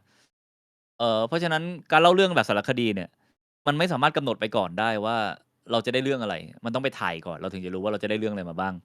แล้วเราก็ต้องซื่อสัตย์กับเรื่องที่เราเล่า แต่ว่าการซื่อสัตย์มันก็ต้องมาผสมกับการสร้างโครงสร้างให้กับ narrative ว่าเราจะเล่า A B C ยังไงก่อน ซึ่งความยากมันอยู่ตรงนี้แหละ เราเอาความจริงมาเรียงกันยังไง เพื่อให้มันกลายเป็นเรื่องซึ่งน่าติดตามเท่ากับหนังเรื่องหนึ่งถ้าเอาความจริงให้ครบถ้วนแล้วมาเรียงเป็นก้อนๆไปเรื่อยมันอาจจะได้ข้อมูลที่ครบถ้วนแต่มันโคตรน่าเบื่อเลย ก็ไม่ใช่หนังอีก ครับ แต่ถ้าเราประดิษฐ์แบบหนังมากเกินไปไอความเป็นจริงซึ่งมันควรจะจริงแท้ของมันที่ถึงแม้ใครไม่รู้ แต่เรารู้อยู่ในใจเนี่ย มันก็จะหายไปกลายเป็นเรื่องไม่จริงขึ้นมา ที่เราประดิษฐ์มากเกินไปเนี่ยมันต้องหาบาลานซ์ตรงนี้ ในฐานะคนทำสารคดีเชิง cinematic นะครับ แล้วก็แล้วอันนี้คือโครงเรื่อง แต่ว่าวัตถุดิบต้องพอถึงจะสร้างโครงเรื่องมาได้ เพราะฉะนั้นวัตถุดิบสัมภาษณ์ที่ทุกคนเห็นเนี่ยตัดมาเหลือ40กว่านาทีเนี่ยจริงๆสัมภาษณ์ไว้ประมาณ20-30ชั่วโมงทุกเทปเลยนะครับก็เลือกเอาแต่ประโยคที่ดีที่สุด ประโยคที่ impact ที่สุด อะไรให้ข้อมูลคนแต่ไม่สร้างอารมณ์ไม่เอามาใช้เพราะว่าหลักๆ คือเราต้องการคุยกับอารมณ์ของคน เราไม่ต้องการคุยกับสมองของคน คุยกับสมองของคนไปอ่านหนังสือได้ครับไปดูช่องอื่นได้ เราต้องการแล้วเราไม่ได้ทำงานข่าว งานข่าวคืองานที่ต้องทันเหตุการณ์ อืม เหตุการณ์เกิดขึ้นมา 3-4 ปีแล้วผมเพิ่งมาทำ เพราะฉะนั้นผมไม่ต้องเน้นเล่าเรื่องว่าเกิดอะไรขึ้นยังไงอะไรมากก็ได้ เพราะว่าคนดูรู้หมดแล้ว แต่เราต้องไปต่อว่าเกิดเรื่องนี้แล้วคนรู้สึกยังไง ผมที่อยู่ตรงนั้นรู้สึกยังไง ภาพบรรยากาศที่จะทำให้ความรู้สึกตรงนั้นชัดที่สุด มันเป็นยังไง ครับผม อื ก็ ม นี่คือ concern แล้วก็ learning curve เพราะว่าตอนเริ่มทำใหม่ ๆ ก็ยังไม่ได้เข้าใจอะไรมันขนาดนั้น แล้วยิ่งทำไปนี่ได้รับเสียงวิจารณ์จากพี่ๆที่เราเอางานไปให้ดู แล้วก็เข้าใจมากขึ้น ซึ่งก็มีปัญหาบ้าง บางทีเราเข้าใจเรื่องโครงเรื่องและการเล่าเรื่องแล้ว แต่ว่าวัตถุดิบเรากลับไม่พอ ทำยังไงล่ะ? กลับไปถ่ายเพิ่มก็ไม่ได้ อะไรอย่างเงี้ย บางทีก็ต้องมานั่งบิดกันใหม่เหมือนกันนะครับ คือสำหรับผมเนี่ย EP 1 เนี่ยมันค่อนข้างว้าวมาก แล้วก็มันเป็นจุดสนใจที่หลาย ๆ คนก็ยังให้ความสนใจกับสงครามที่ยูเครน ผมรู้สึกว่า Cinematic เพลงหรือว่าอารมณ์อะมันเป็นเหมือน ถ้าเปรียบเทียบกับโลกของ Stand up Comedy เนี่ย ก็คือ punch line มันจะเยอะมากเลย แต่ว่าพอมาเปรียบเทียบกับทาง EP 2 เนี่ย ผมอะ พูดตรงๆพี่ ผมกลับชอบ EP 2 มากกว่า ผมรู้สึกว่า EP 2 อะ punch line มันไม่เยอะ แต่ว่า premise มันดี คือมันก็คือเนิบ ๆ ไปเรื่อย ๆ แล้วเราก็เห็นการเดินทาง แม้จะเป็นช่วงเวลา 45 นาทีเหมือนกันนี่แหละ แต่ว่า ผมรู้สึกว่า EP 2 อะมันเล่าเรื่องได้กลมกล่อมมากเลย พี่บวงชอบ EP 2 มากกว่าหรือ EP 1 มากกว่า? ผมชอบ EP 1 มากกว่า พี่บวงชอบ EP ผม 1 ชอบ มากกว่า EP 1 เพราะว่าฉากหิมะเดือด ผม เชี่ย เอาตรงนะ ตอนที่ผมดูฉากหิมะเดือดผมน้ำตาไหลเลย คือมันเหมือนว่าแบบว่าฉากนั้นน่ะ มันเหมือนมันอัดอั้นมาจาก 40 นาทีแรกอะ แล้วมันมาเป็นฉากหิมะเดือดอะ นึกออกใช่ไหม? แล้วมันทำให้เรารู้สึกแบบ ก็อย่างที่พี่สิงห์เล่านะว่า พี่สิงห์ต้องการสื่ออารมณ์อะ แล้วอารมณ์มันได้จริง ๆ อืม แต่ว่า อื EP ม 2 อะมันเหมือนมันเป็นการเล่าเรื่องราวแบบ slow burn เปล่า? ในมุมผมอะนะ ใช่ ๆ แต่ผมชอบการเล่าเรื่องแบบ EP 2 มาก แล้วก็ภาพก็สวย แล้วมันก็ค่อนข้างใกล้เราอะ คือพี่น้องคนชาวพม่า ชาวมอญ ผมมีคนรู้จักที่เป็นคนพม่า คนมอญค่อนข้างเยอะในชีวิต แล้วมันก็ทำให้ผมรู้สึกว่า อื โอ้โฮ ม เชี่ย ก่อนหน้านี้คือคุยกับเขา ผมไม่เข้าใจว่าทำไมพ่อแม่มึงย้ายมาทำงานอยู่กาญจนบุรีวะ มาเป็นแรงงานวะ อะไรอย่างเงี้ย คือโอ้โฮ ความขัดแย้งที่พม่าแม่งเละเทะจนแม่งไม่เหลือซากแห่งความทรงจำของบรรพบุรุษแล้วอะ มันต้องแบบกระแตกกระสานสร้างเซนส์นะ ผมก็รู้สึกว่า EP 2 เนี่ยแม่งทัชใจผมมาก แล้วผมก็ยังรอติดตาม EP อื่น ๆ ไป แต่ว่าขออนุญาตอีกส่วนหนึ่งที่ผมคุยกับพี่สิงห์เมื่อวานนี้ คือในส่วนของ EP 1 ผมรู้สึกว่า อย่างที่บอกไป ผมรู้สึกว่า EP 1 อะ ของมันมีเยอะมากพี่ แต่ว่าเมื่อพี่จะเลือกเอามาใส่ใน 45 นาทีได้แค่เนี้ย มันก็อัดไง ทีนี้ผมจะมาถามพี่ว่า มันมีเรื่องราวอะไรที่พี่ไม่ได้หยิบมาเล่า แต่ว่าแม่งน่าเล่าไหม? อาจจะเป็นเรื่องที่เป็นสิ่งที่พี่ถ่ายไว้ก็ได้ หรือพี่ไม่ได้ถ่ายไว้ แต่พี่คุยกับอาจจะเป็นอเล็กซ์ หรืออาจจะเป็นแพทย์ อาจจะเป็นทหาร อะไรเงี้ย มันมีเรื่องอะไรที่แม่งน่าเล่าบ้างไหมพี่? ก็มี ไปถ่ายที่โรงบาล แล้วก็โรงบาลนั้นก็พังไปครึ่งตึกแล้ว แต่หมอก็ยังผ่าตัดอยู่ แล้วระหว่างที่ถ่ายอยู่ หมายถึงว่ารอถ่าย รอเข้าสัมภาษณ์หมอ คนก็เข็นศพกันไปมาแบบ เข็น 3-4 ศพอะอย่างน้อย นะครับ แต่ที่ไม่ได้เอามาใช้เนี่ย เพราะว่ารู้สึกถึงจุดนั้นของเรื่องเนี่ย เราได้เห็นซากปรักหักพังและความสูญเสียมาเยอะแล้ว แล้วพอใส่เข้าไปอีกฉากเนี่ย อันนี้คอมเมนต์จากเพื่อน ๆ ผมที่ดู Draft แรก ๆ นะ ครับ เขาก็รู้สึกว่า มันเริ่มไม่รู้สึกอะไรเท่ากับตอนช็อกครั้งแรกแล้ว เหมือนมันเริ่มเยอะไปแล้วไอ้ภาพพวกเนี้ย ครับ เราเองก็มานั่งวิเคราะห์ดู แล้วก็รู้สึก อาจจะจริง เหมือนกับแบบ ใส่น้อยแต่อิมแพกต์ดีกว่าใส่เยอะ เสียจนคนเริ่มชินกับภาพนี้ เราก็ไม่รู้สึกอะไรกับมันแล้ว อืม ก็เลยตัดออกไป หรืออย่าง มันจะมีเมืองหนึ่งชื่อ Odessa เป็นเมืองซึ่งสวยมาก แล้วก็เป็นมรดกโลก ยังไม่โดนระเบิด ค่อนข้างห่างไกลจากทางชายแดนรัสเซีย ก็เลยยังไม่โดนขีปนาวุธอะไรเยอะ Odessa แบบบ้านเมืองสวย แล้วก็มีงานศิลปะ งานอาร์ตอะไรเกี่ยวกับสงครามเยอะมาก ซึ่งตอนแรกกะเอามาใส่นะ แต่สุดท้ายหาที่ลงไม่เจอ ก็เลยใส่ไม่ได้ เพราะว่ามันแบบมูดมันเหมือนไปเดินเที่ยวอะในเมืองนั้น เพราะผู้คนก็ยังครึกครื้นอะไรกัน ใช่ มีร้านคาเฟ มีอะไร แล้วก็ ในตอนเปิดเรื่องเราทำอย่างนั้นไปที่เมืองแรกแล้ว คือเมือง Lviv ถ้าสมมุติเราไปจบเรื่องที่ฟีลนั้นอีกที เหมือนมันดรอปลงไปอะ ผมก็เลยแบบเลือกเอาออกไป แต่ว่าแอบเอาภาพเมือง Odessa มาใช้เป็น insert บ้างในบางช่วง โดยที่คนดูไม่ต้องรู้ก็ได้ว่านั่นคือภาพเมือง Odessa นั่นแหละครับ ก็ กว่าทุกคนจะได้ดูเนี่ยมันแบบมันผ่านการแก้มาเยอะมาก ถามว่าจะมีเวอร์ชัน extended ได้ไหมก็อาจจะมีได้แต่ทุกคนต้องให้พี่สิงห์นอนก่อน แล้วก็ต้องให้ทำ8 ตอนนี้ให้เสร็จก่อนนะครับ แล้ว ค ก็ รับ เดี๋ยวเวอร์ชันนู้นเวอร์ชันนี้อะไรอาจจะค่อยๆทยอย พูดง่ายๆเหมือนใน YouTube เนี่ยเหมือนการ launch ครั้งแรก แล้วก็ อืม พอจบรอบเนี้ยได้ครบ8 ตอนปุ๊บเนี่ย ตอนนี้มีอันนี้เป็นดีลลับนะครับ แต่บอกคร่าวๆว่าก็มีสื่อไทยบางเจ้าเริ่มมาสนใจเราแล้ว ที่จะเอามันไปฉายในฟอร์แมตอื่นนะครับ ก็เดี๋ยวกำลังคุยกันอยู่ ก็ถึงตอนนั้นก็จะมี8 ตอนติดกันดู ใครเพิ่งมาดูรอบนั้นก็จะดู binge ได้ บวกกับผมเองเนี่ยเดี๋ยวจะแปลทุกอย่างเป็นภาษาอังกฤษ แล้วก็จะหิ้วสิ่งเนี้ยไปฉายในงานเทศกาลสารคดีทั่วโลก ครับ นะ แล้วก็รอดูว่าจะได้อะไรจากตรงนั้นบ้าง แต่ฟอร์แมตคือฟอร์แมต40 นาทีอาจจะไม่มีเลย อาจจะต้องแบบถ้าไม่เอา2 ตอนมาประกบกัน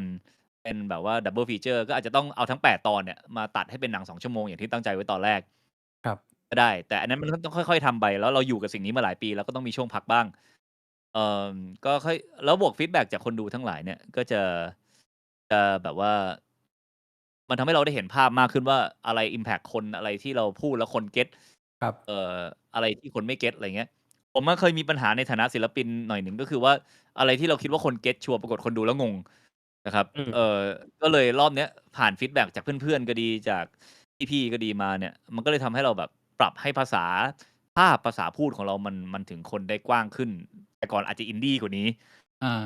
ถ้าจนแบบว่าดูแล้วอาจจะแบบเขาจะสื่ออะไรวะ อะไร ตอนนี้ก็อยู่ตรงกลางระหว่างอินดี้และแมสก็คือบางทีจะสื่อแล้วอาจจะต้องเกริ่นสักเสี้ยวประโยคนึงให้คนดูเก็ตนิดนึงว่ากำลังสื่ออะไรอยู่ ถ้าเป็นแต่ก่อนอาจจะไม่พูดเลยว่าหิมะเดือดแบบแล้วทำไมต้องพูดด้วยอะ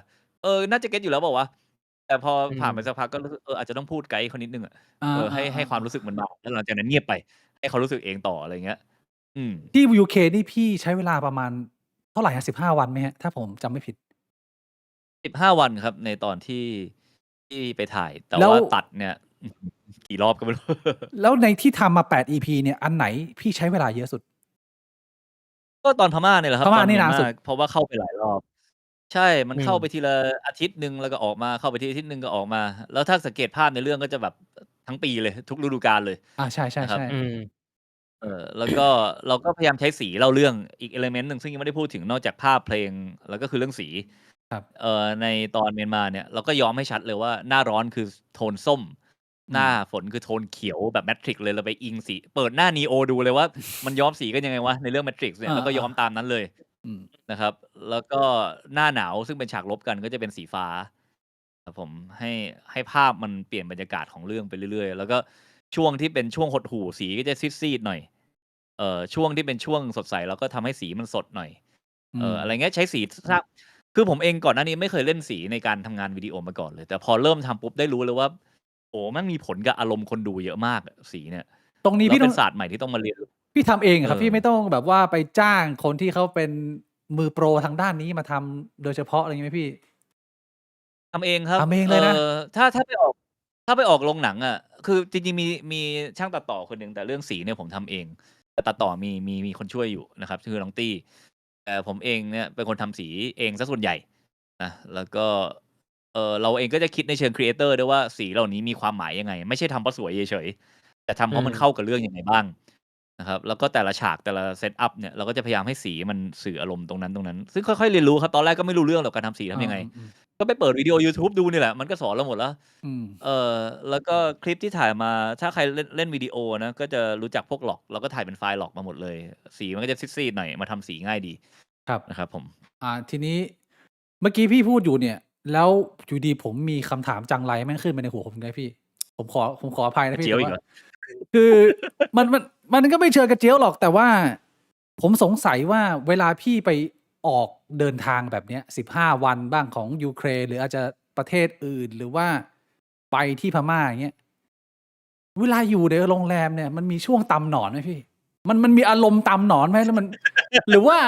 มันโฟกัสกับงาน หรือว่ามันยังไง? อันนี้คือเป็นความอยากรู้ส่วนบุคคลพี่ ผมขออภัย กูมาออกรายการนี้ทำไมวะเนี่ยข้อแรก คือถ้าจะมีบ้างก็น้อยมากอะ น้อยมากนะ แต่ไม่ใช่แค่ตอนทำ Bad Bad World นะ คือตอนแบบ ตั้งแต่ตอนถ่ายรายการเก่าๆแล้วกับพื้นที่ชีวิตอะไรอย่างเงี้ย ครับ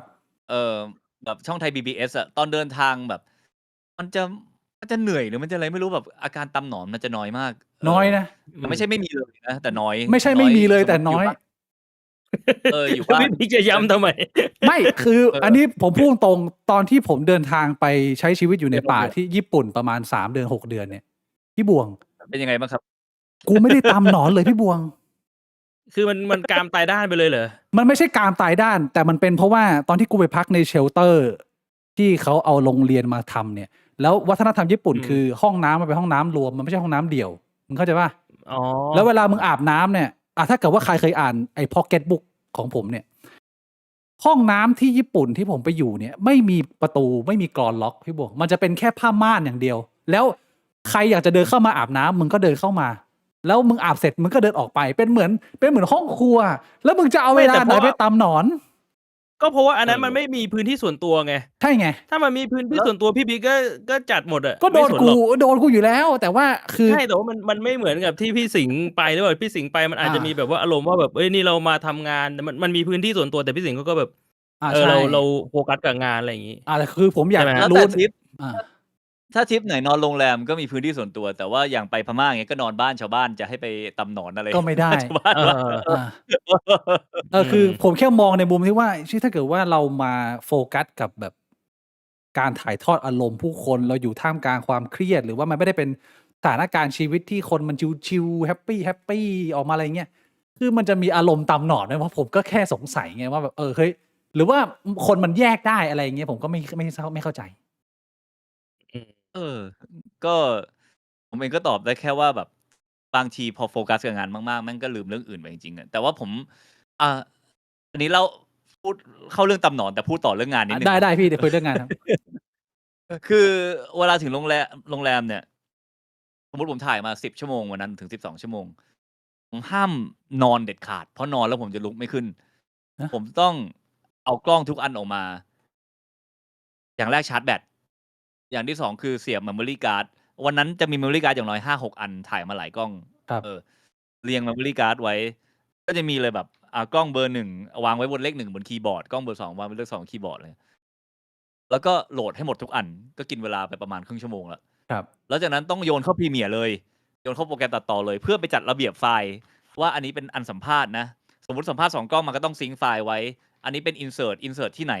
จัดระเบียบ ถ่ายมาประมาณวันละ 400-500 คลิป จัดว่าคลิปนี้มาจากตรงไหน ชื่อคนที่เราสัมภาษณ์ เพิ่งสัมภาษณ์มาวันนี้ เราจดไว้ในมือถือ เรามาจดลงคอมต่อ เพื่อให้ต่อไปเวลาจะ reference กลับไปว่าคนนี้ชื่ออะไร ขึ้นบนรายการชื่ออะไร เราก็ต้องมีชื่อพวกนี้ ครับ ถ้าเราไม่ทำคืนนี้เราเหนื่อย คืนต่อไปเราก็ต้องทำอยู่ดี แล้วคืนต่อไปก็มีของวันต่อไปถ่ายมาแล้ว เพราะฉะนั้นเนี่ยใครมันจะเหลือแรงมาตำหนอนไม่เชื่อ มันไม่เหลือแล้ว เสร็จทั้งหมดนี้ก็คือประมาณเที่ยงคืนแล้วอะ แล้วตื่นอีกทีก็ต้อง คอนเซปต์ก็คือถ่ายพระอาทิตย์ขึ้นยันพระอาทิตย์ตก เพราะฉะนั้น 5:30 อะไรก็ต้องตื่นแล้ว ครับ นะครับ มัน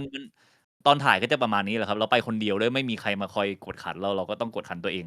ผม แต่ถ้าเป็นผมตำนะ คือไอ้บวงเนี่ย มันมี เป็นคนที่มีพลังเยอะมาก ไม่ว่าสถานการณ์จะขนาดไหนเนี่ยเขาตามหมดพี่ คือมันมีอยู่ช่วงหนึ่งที่แบบว่าชีวิต นอนไม่ ผม เหี่ยว อะ เหรอ? ผม นอนไม่เหี่ยวเหรอ? ไม่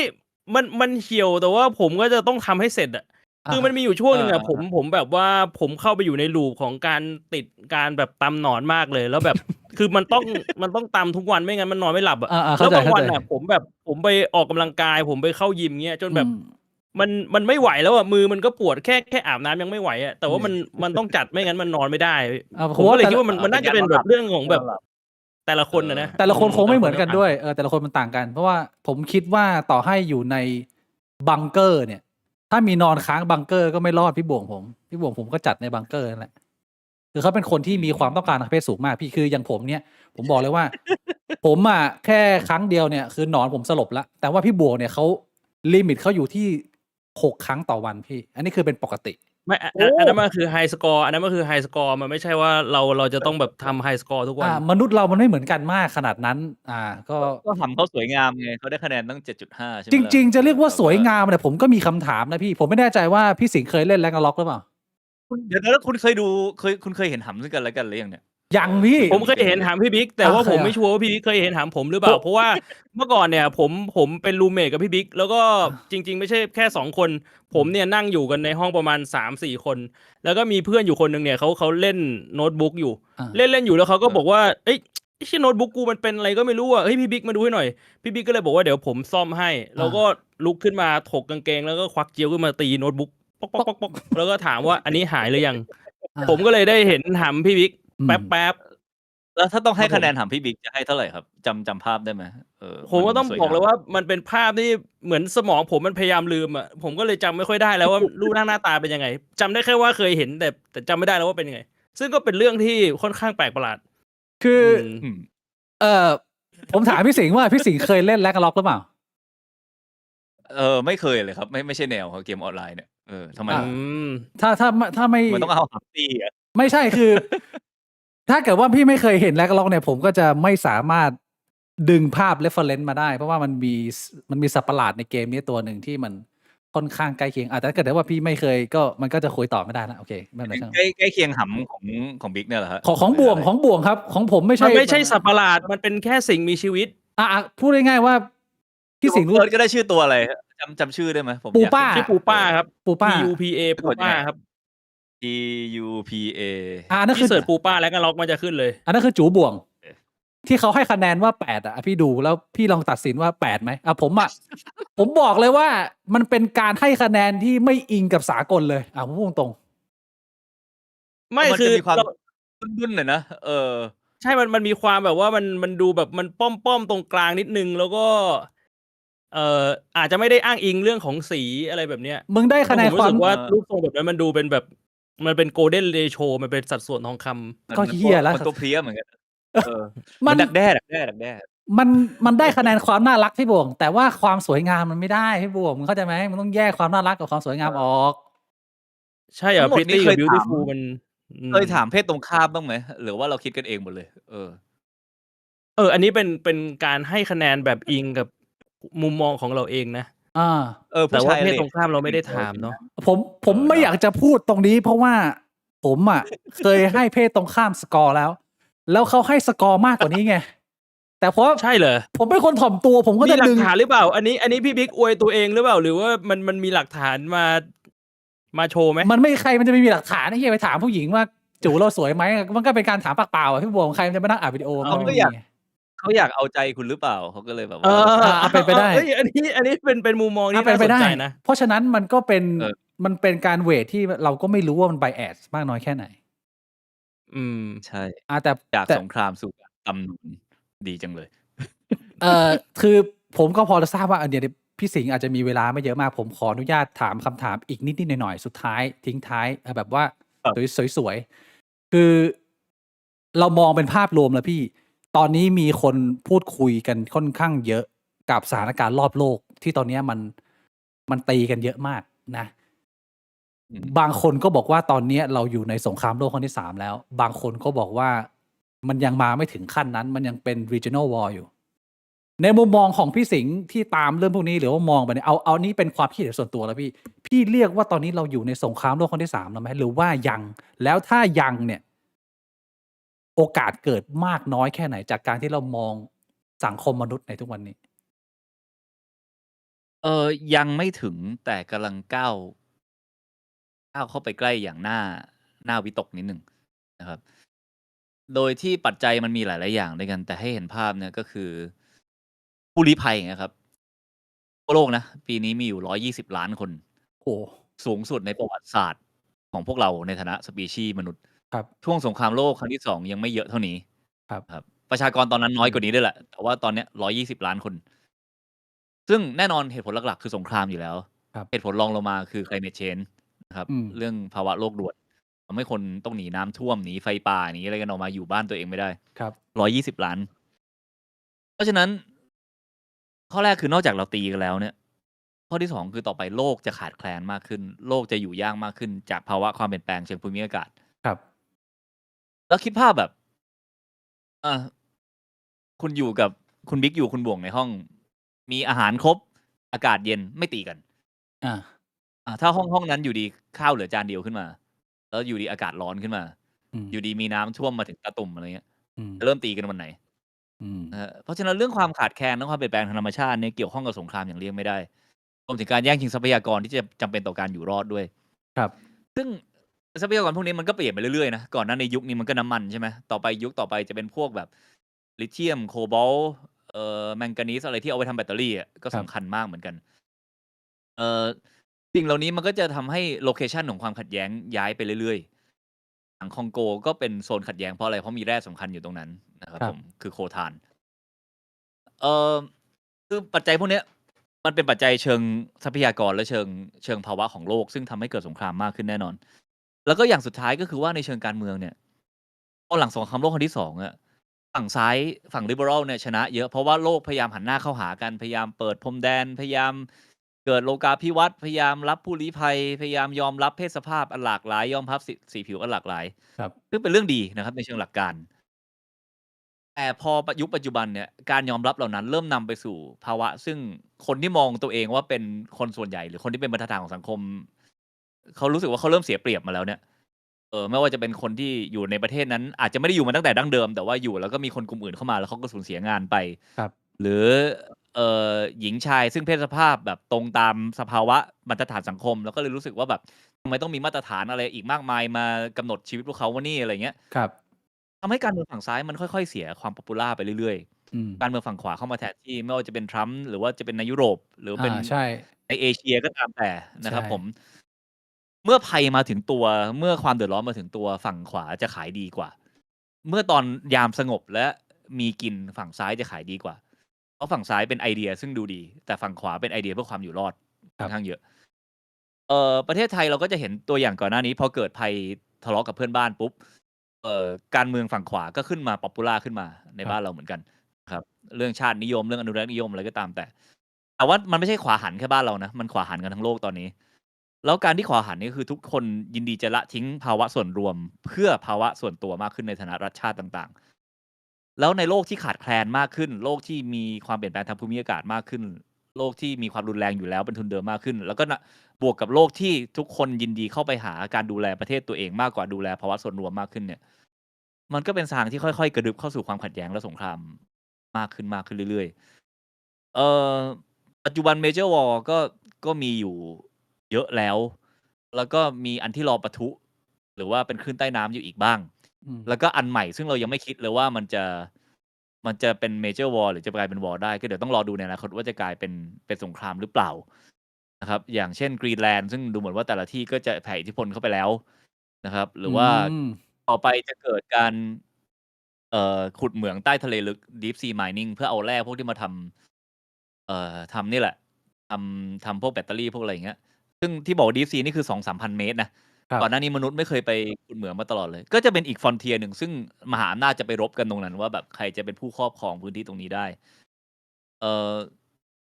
มันแบบ อันนี้แหละครับ ชะตากรรมของสปีชีส์เราคือเกิดมาขยายแล้วก็ต้องดูดทรัพยากร ดูดเสร็จก็ต้องคายมลพิษทิ้งไป แล้วถ้ากำหนดมาว่ากลุ่ม A กับกลุ่ม B ต้องการทรัพยากรก้อนเดียวกัน ก็ต้องตีกัน ซึ่งถ้าพูดในแง่ว่ามนุษย์แม่งทำแค่เนี้ย จริงๆ เราไม่ได้ต่างกับเชื้อโรคหรือว่าปะการัง หรือว่าลิง หรือหมาป่าเลยนะ ก็เหมือนกันทุกสปีชีส์ทำเหมือนกันหมด ขยายอาณาเขต ยิงชิงทรัพยากร ถ้าชนกันก็ฆ่ากัน ใครชนะก็ได้ไป อืม เราอาจจะแค่คิดไปเอง นี่คือข้อสรุปที่ผมได้จากการทำ Bad World นะว่าเราอาจจะคิดไปเองก็ได้ว่าเราเป็นสัตว์ประเสริฐ อ้าว เราไม่ได้เป็นก็ได้ เดี๋ยว อัน แล้ว เนี้ย ก็เรา น่าสนใจ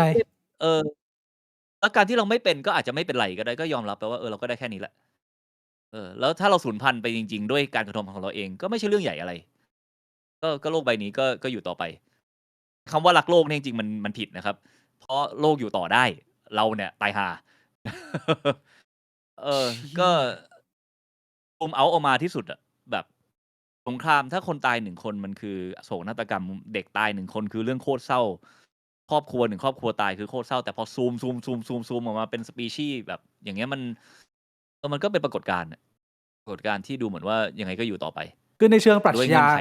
ในเชิงปรัชญาของทางศาสนาพุทธที่คนไทยเราส่วนใหญ่ก็เป็นคนพุทธนะฮะ ที่เรามักจะชอบบอก ครับ ว่าเราเป็นสัตว์ประเสริฐ มนุษย์เป็นสัตว์ประเสริฐ เราไม่ใช่เดรัจฉาน คือ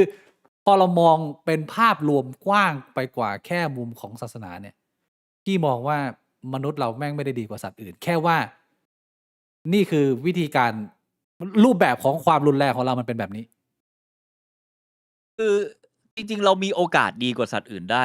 ด้วยเรามีรากฐานของระบบที่อนุญาตให้เราดำรงอยู่โดยไม่ต้องอิงความรุนแรงได้แล้วเรายังสามารถหาทรัพยากรมาเติมเต็มชีวิตเราได้ครับแต่ว่าระบบเหล่านั้นซึ่งเป็นรากฐานให้ทุกคนสามารถอยู่อย่างสงบได้อะล้วนแล้วสร้างมาซึ่งความรุนแรงสร้างมาด้วยความรุนแรงชาติทุกประเทศสร้างจากสงครามนะครับแล้วเราก็ยกคนที่ใช้ความรุนแรงเหล่านั้นในการสร้างประเทศเหล่านี้ขึ้นมาว่าเป็นฮีโร่ในอดีตการในฐานะบรรพบุรุษ เออเพื่อที่จะเราจะได้มีโอกาสอยู่อย่างไม่ต้องรุนแรงได้ แต่ถ้าสมมุติว่าโลกมันถอยหลังไปยังจุดที่เราไม่สามารถดำรงอยู่ในระบบที่รองรับให้เราอยู่อย่างไม่รุนแรงได้ พวกเราทุกคนมียีนนั้นอยู่ในตัวนะครับ ยีนที่พร้อมจะหยิบอาวุธขึ้นมาฆ่ากันในภาวะซึ่งขาดแคลนภาวะซึ่งแบ่งชัดเจนว่าอันนี้ A อันนี้ B อันนี้พวกกู อันนี้พวกมึง มันเกิดการทดลองแบบนี้ขึ้นมาในโลกหลายรอบมากแล้วรวันดาโคโซโวดาร์โฟร์กาซาในปัจจุบัน ขอแค่มีการแบ่งว่านี่พวกมึงนี่พวกกู แล้วมีการบอกว่าอีกฝั่งหนึ่งไม่ใช่มนุษย์ฆ่ากันได้ยับเยินมาก ไม่ว่าคนเชื้อสายไหนประเทศไหน เพื่อนบ้านเราเขมรแดงไม่ได้นานมากนะครับ ไม่กี่สิบปีเองพม่าตอนนี้ก็ยังดำเนินอยู่ในปัจจุบัน อืม โรฮิงญาก็โดนไปแล้วในแบบนี้ อืม ซ้ำแล้วซ้ำอีก ซ้ำแล้วซ้ำอีก แล้วก็กลับไปดูกฎของจักรวาลนะครับ ว่าแบบ การที่จักรวาลกำหนดมาว่าสิ่งมีชีวิตทุกชนิดต้องดำรงอยู่ได้ด้วยการแดกสิ่งมีชีวิตชนิดอื่นเนี่ยแค่นี้มันก็โหดมากแล้วนะที่กำหนดให้ชีวิตทุกชีวิตต้องแดกซึ่งกันและกันเนี่ย อืม คือมันไม่สามารถมีกฎอื่นได้เลยเหรอวะ ว่าแบบกูได้ต้องอยู่ด้วยกันไม่ต้องกินใครได้ไหมแต่ว่ามันโดนกำหนดมาแบบเนี้ยแล้วพอมองในภาพกว้างมันก็ยังเป็นสิ่งนี้ในสเกลกว้างอยู่ดีคือการแดกกันไปแดกกันมา ก็ในแง่หนึ่งอาจจะไม่ใช่เรื่องว่าเอาจริยธรรมเชิงศาสนามาตัดสินเลยไม่ได้หรอกเพราะว่านั่นคือสิ่งที่มนุษย์ประดิษฐ์ขึ้นมา แต่ว่าในเชิงของจักรวาลนี่ก็คือกฎที่โดนกำหนดมาตั้งแต่ต้นแล้วว่าทุกสิ่งมีชีวิตต้อง absorb energy ผ่านร่างกายของสิ่งมีชีวิตชนิดอื่น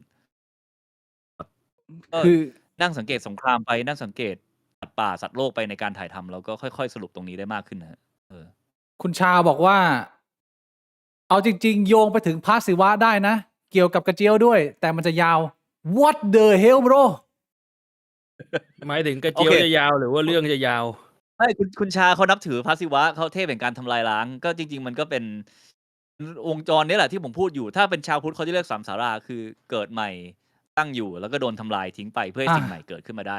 ครับ อันนี้เข้าใจครั ก็ บ เป็นวงจรอย่างนี้ไปอะ ไอ้ตรงเนี้ย วงจรแล้ว ไอ้ตรงเนี้ย พะศิวะ ผมเข้าใจแต่ว่าไอ้ส่วนกระเจียวเนี่ยมันเกี่ยวตรงไหนครับคุณชา ที่บอกว่าเกี่ยวกับกระเจียวเนี่ย ไอ้ตรง ก็คือมันเป็นวงจรว่ามันจะต้องมีหดมีแข็ง พอมันแข็งแล้วเดี๋ยวมันก็กลับมาหดอะไรอย่างเงี้ย What the hell bro เกี่ยวเลย เป็นเดี๋ยวก็เหี่ยวเดี๋ยวก็หำตึงอะไรอย่างนี้ว่าไป โอ้ผมเลยหลุดจากเมื่อกี้เลยคือ เมื่อกี้เนี่ยผมยังอยู่วิชาการอยู่ นะ คือ พี่สิงห์พูดอ่ะ ผมค่อนข้างเห็นด้วยนะ แล้วมันทำให้ผมมีไอเดียอะไรบางอย่างที่บางทีผมอ่ะรู้สึก question ตัวเองในที่เราคิดแบบนี้หรือเปล่า โดยเฉพาะในอย่างกรณีของรัฐพม่าพี่หนึ่งในสงครามที่แม่งยาวนานที่สุด แล้วผมก็นั่งดูนะ ในการต่อสู้การพยายามจะไม่ยอมถูกเป็นเมืองขึ้น หรือว่าถูกกลืนไปกับรัฐพม่าเนี่ย แต่คือผมคิดว่าไอ้เชื่อมันจะมีทางออกอื่นอีกเหรอวะ นอกเสียจากว่าสุดท้ายแล้วพม่าต้องกลืนกะเหรี่ยงไปแล้วก็รวมชาติให้ได้ แล้วคุณจะมองพม่าเป็นฮีโร่หรือเปล่าก็อีกเรื่องหนึ่งแต่ว่า ถ้าเราจะหยุดการฆ่ากันน่ะมันก็ต้องมีคนหนึ่งแพ้ไง อะไรประมาณเนี้ย ผมคิดอย่างนี้ได้ไหมพี่ คิดได้ถ้าเราไม่ต้องอิงว่าสิ่งที่เราคิดกำลังถูกหรือผิดในเชิงจริยธรรมแต่คิดแค่เรื่องว่าการดำเนินไปของสิ่งที่เกิดขึ้นอย่างเงี้ยฮะมันก็เป็นประมาณนั้นมาเสมอ แล้วก็รัฐทุกรัฐ identity ทุกอย่างของมนุษย์ที่เกิดขึ้นมา มันก็โดนชาติที่ใหญ่กว่า หรือกลุ่มก้อนที่ใหญ่กว่า ดูดเข้าไปมาเป็นวงจรตั้งนานแล้วพอไอ้กลุ่มก้อนนั้นใหญ่มากพอบางทีมันก็ไปชนกับกลุ่มก้อนที่ใหญ่พอกันแล้วก็ทะเลาะกันอีก แล้วก็มีอันไหนแพ้แตกสลายไป หรือบางทีใหญ่เกินไปก็แตกสลายจากตัวข้างในมันเองอะไรเงี้ยสังเกตวิวัฒนาการของทุกจักรวรรดิที่ผ่านมาก็เป็นอย่างนี้ดูดชาติขึ้นไปเรื่อยๆดูดแล้วก็ใหญ่ขึ้นแล้วสักพักก็แตกสลายจากข้างในแต่ว่าทั้งหมดทั้งปวงมันขึ้นอยู่กับกำลังในการเจรจา ถ้าชาติใหญ่ชนะได้อย่างสมบูรณ์แบบโดยที่ไม่มีข้อกังขาอะไรการดูดนั้นก็จะสมบูรณ์แบบ แต่ว่าปัจจุบันมันยังงัดข้อกันได้อยู่ มันยังมีกำลังคือจริงๆสงครามมันคือการเจรจาของคน2 กลุ่มอะครับแต่ว่าเจรจาบนโต๊ะไม่รู้เรื่องก็เลยต้องมาเจรจาผ่านการงัดข้อแบบนี้ แล้วสุดท้ายมันจะจบได้ก็ต้องลากกลับไปโต๊ะเจรจาอยู่ดีไม่มีสงครามไหนจบด้วยการแบบว่า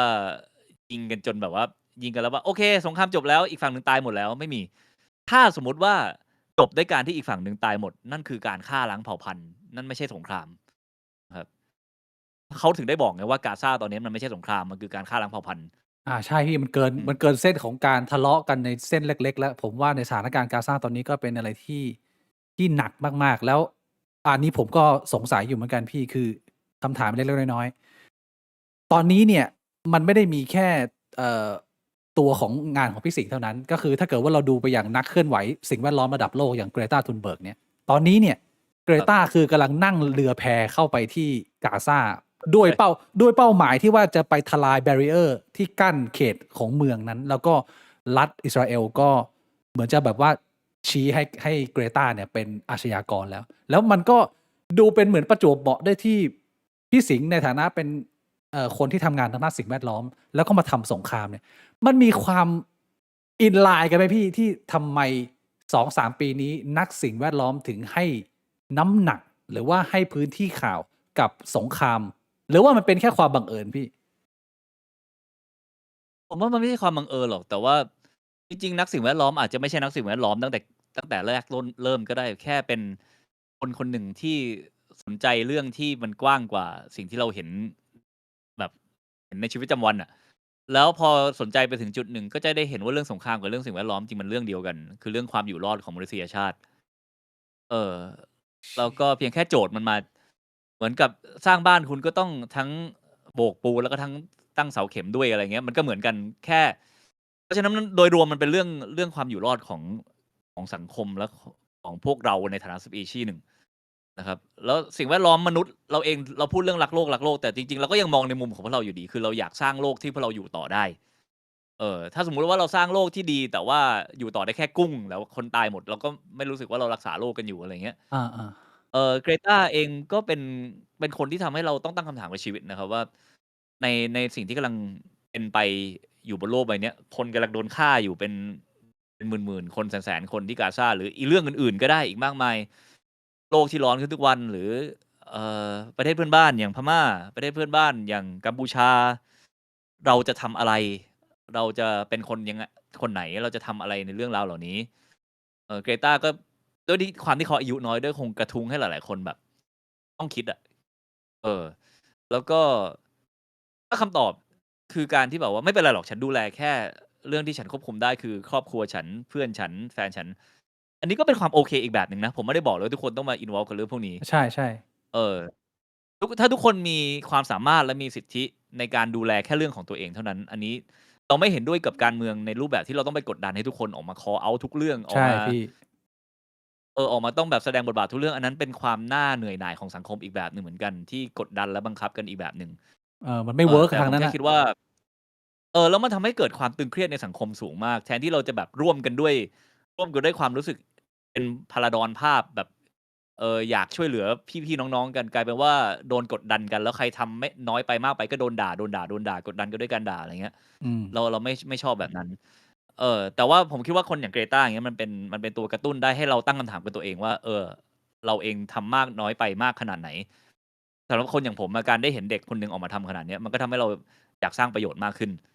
ในฐานะสิ่งที่เราทำได้ครับมันมีฉากหนึ่งใน EP 2ที่ผมรู้สึกว่าตอบอันนี้ได้ค่อนข้างชัดที่ผมเพิ่งนึกเมื่อกี้เลยคือ ตอนที่พี่สิงห์กำลังติดตามทางทหารกะเหรี่ยงอยู่ แล้วพี่สิงห์บอกว่าผมอาจจะโมโหนะเวลาผมเห็นขยะในสิ่งแวดล้อมในธรรมชาติในป่าอะไรเงี้ยแต่ว่าในสถานการณ์เนี้ยก็ช่างแม่งนะมันเหมือนกับว่าสิ่งแวดล้อมอ่ะมึงต้องรอก่อน หรือว่าเรื่องนี้มันต้องรอก่อน แต่ว่าความอยู่รอดของสิ่งมีชีวิตเนี่ยมันหรือว่าความอันตรายอะไรเงี้ยมันเป็น priority หลักของชีวิต มันก็เลยพอจะเป็นชอบที่แบบชอบที่คุณบิ๊กก็ตีความในแบบหนึ่งไปเลยซึ่งก็ดีอยากฟังต่อไหนเชิญพูดต่อหน่อยก็นี่แหละครับคือผมแค่มองประเด็นที่พี่พูดถึงตัวเองพูดถึงมุมเกรตาแล้วก็ไอซีนนั้นน่ะมันขึ้นมาแล้วผมรู้สึกว่า มันน่าจะเป็นเหตุผลนี้เปล่าวะที่ว่าถ้า เ เรายังหยุดตีกันไม่ได้ เรายังทำให้มันอยู่ในสภาวะเสถียร stable สงบไม่ได้ เรื่องสิ่งแวดล้อมนี่แม่งเป็น priority รองเว้ย คือมันคุยกันไม่ได้ มันยังไงมันไม่เกิดความร่วมมือกันอยู่แล้วอะอะไรประมาณนี้ไหมพี่ มองงี้ได้ไหม? มองได้ แล้วก็ดีใจที่มองในแบบที่ต่างจากที่ผมคิดของผมเอง เพราะว่าหนังที่ดีคือหนังที่คนดูควรจะตีความมัน แล้วผมเองประโยคนั้นสำหรับผมนะ ในแง่แรกคือว่าเรื่องทิ้งขยะไม่ทิ้งขยะเนี่ยมันเป็นจริยธรรมส่วนตัวของเรา อืม ซึ่งในภาวะอย่างนั้นน่ะ การเอาจริยธรรมส่วนตัวมานั่งตัดสิน แล้วก็หงุดหงิดคนอื่นดูเป็นเรื่องไร้สาระมาก ครับ ๆ นะฮะ สำหรับผมนะ แล้ อาว ก็ข้อ 2 ก็คือว่า จริง ๆ คนกะเหรี่ยงเนี่ยเขามีวิถีซึ่งใกล้ชิดกับธรรมชาติมาก เขามีการผูกสายสะดือ ทุกคนจะมีต้นไม้ประจำตัว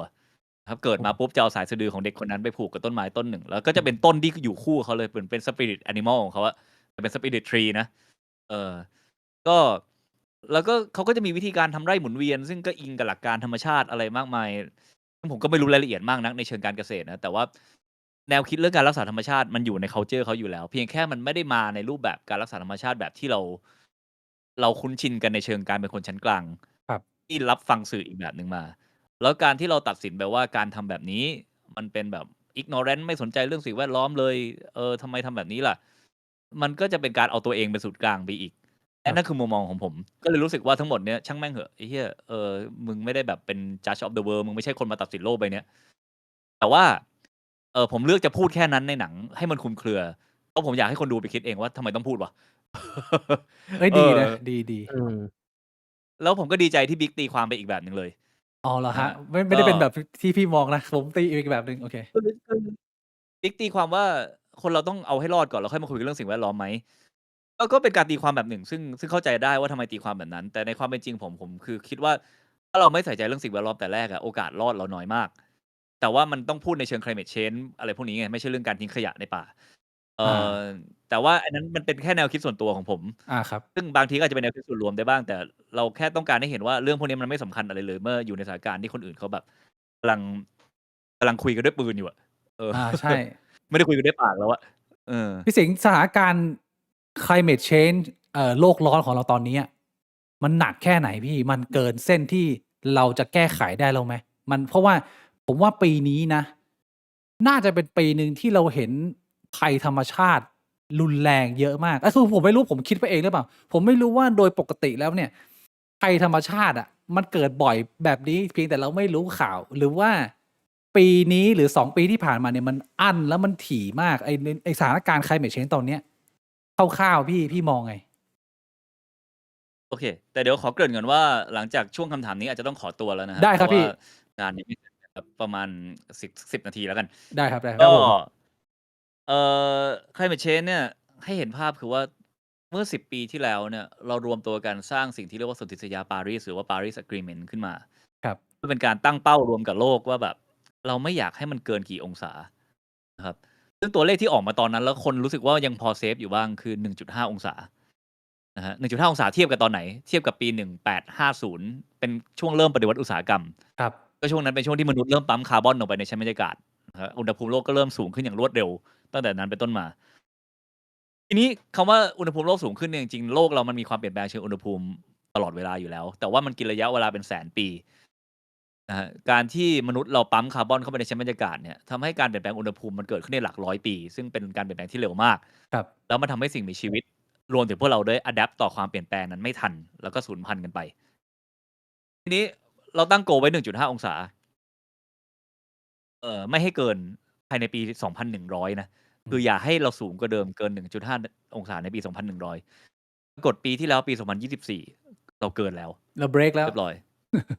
เบรกแล้วเรียบร้อย อ้าว ทีนี้นะครับ มันเพ ยัง ราะ ไง ฉะ ตนั่อ? น หมายแรก พลาดแล้ว แล้วเส้นที่เราจะมุ่งไปอยู่ตอนเนี้ย เราน่าจะไปแตะประมาณ 3-4 องศา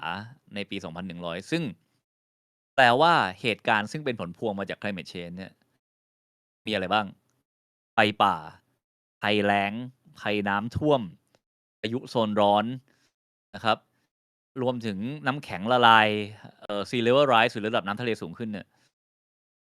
ทุกอย่างเนี่ยมันจะเพิ่มขึ้น แต่แต่ละอย่างจะเพิ่มขึ้นไม่เท่ากัน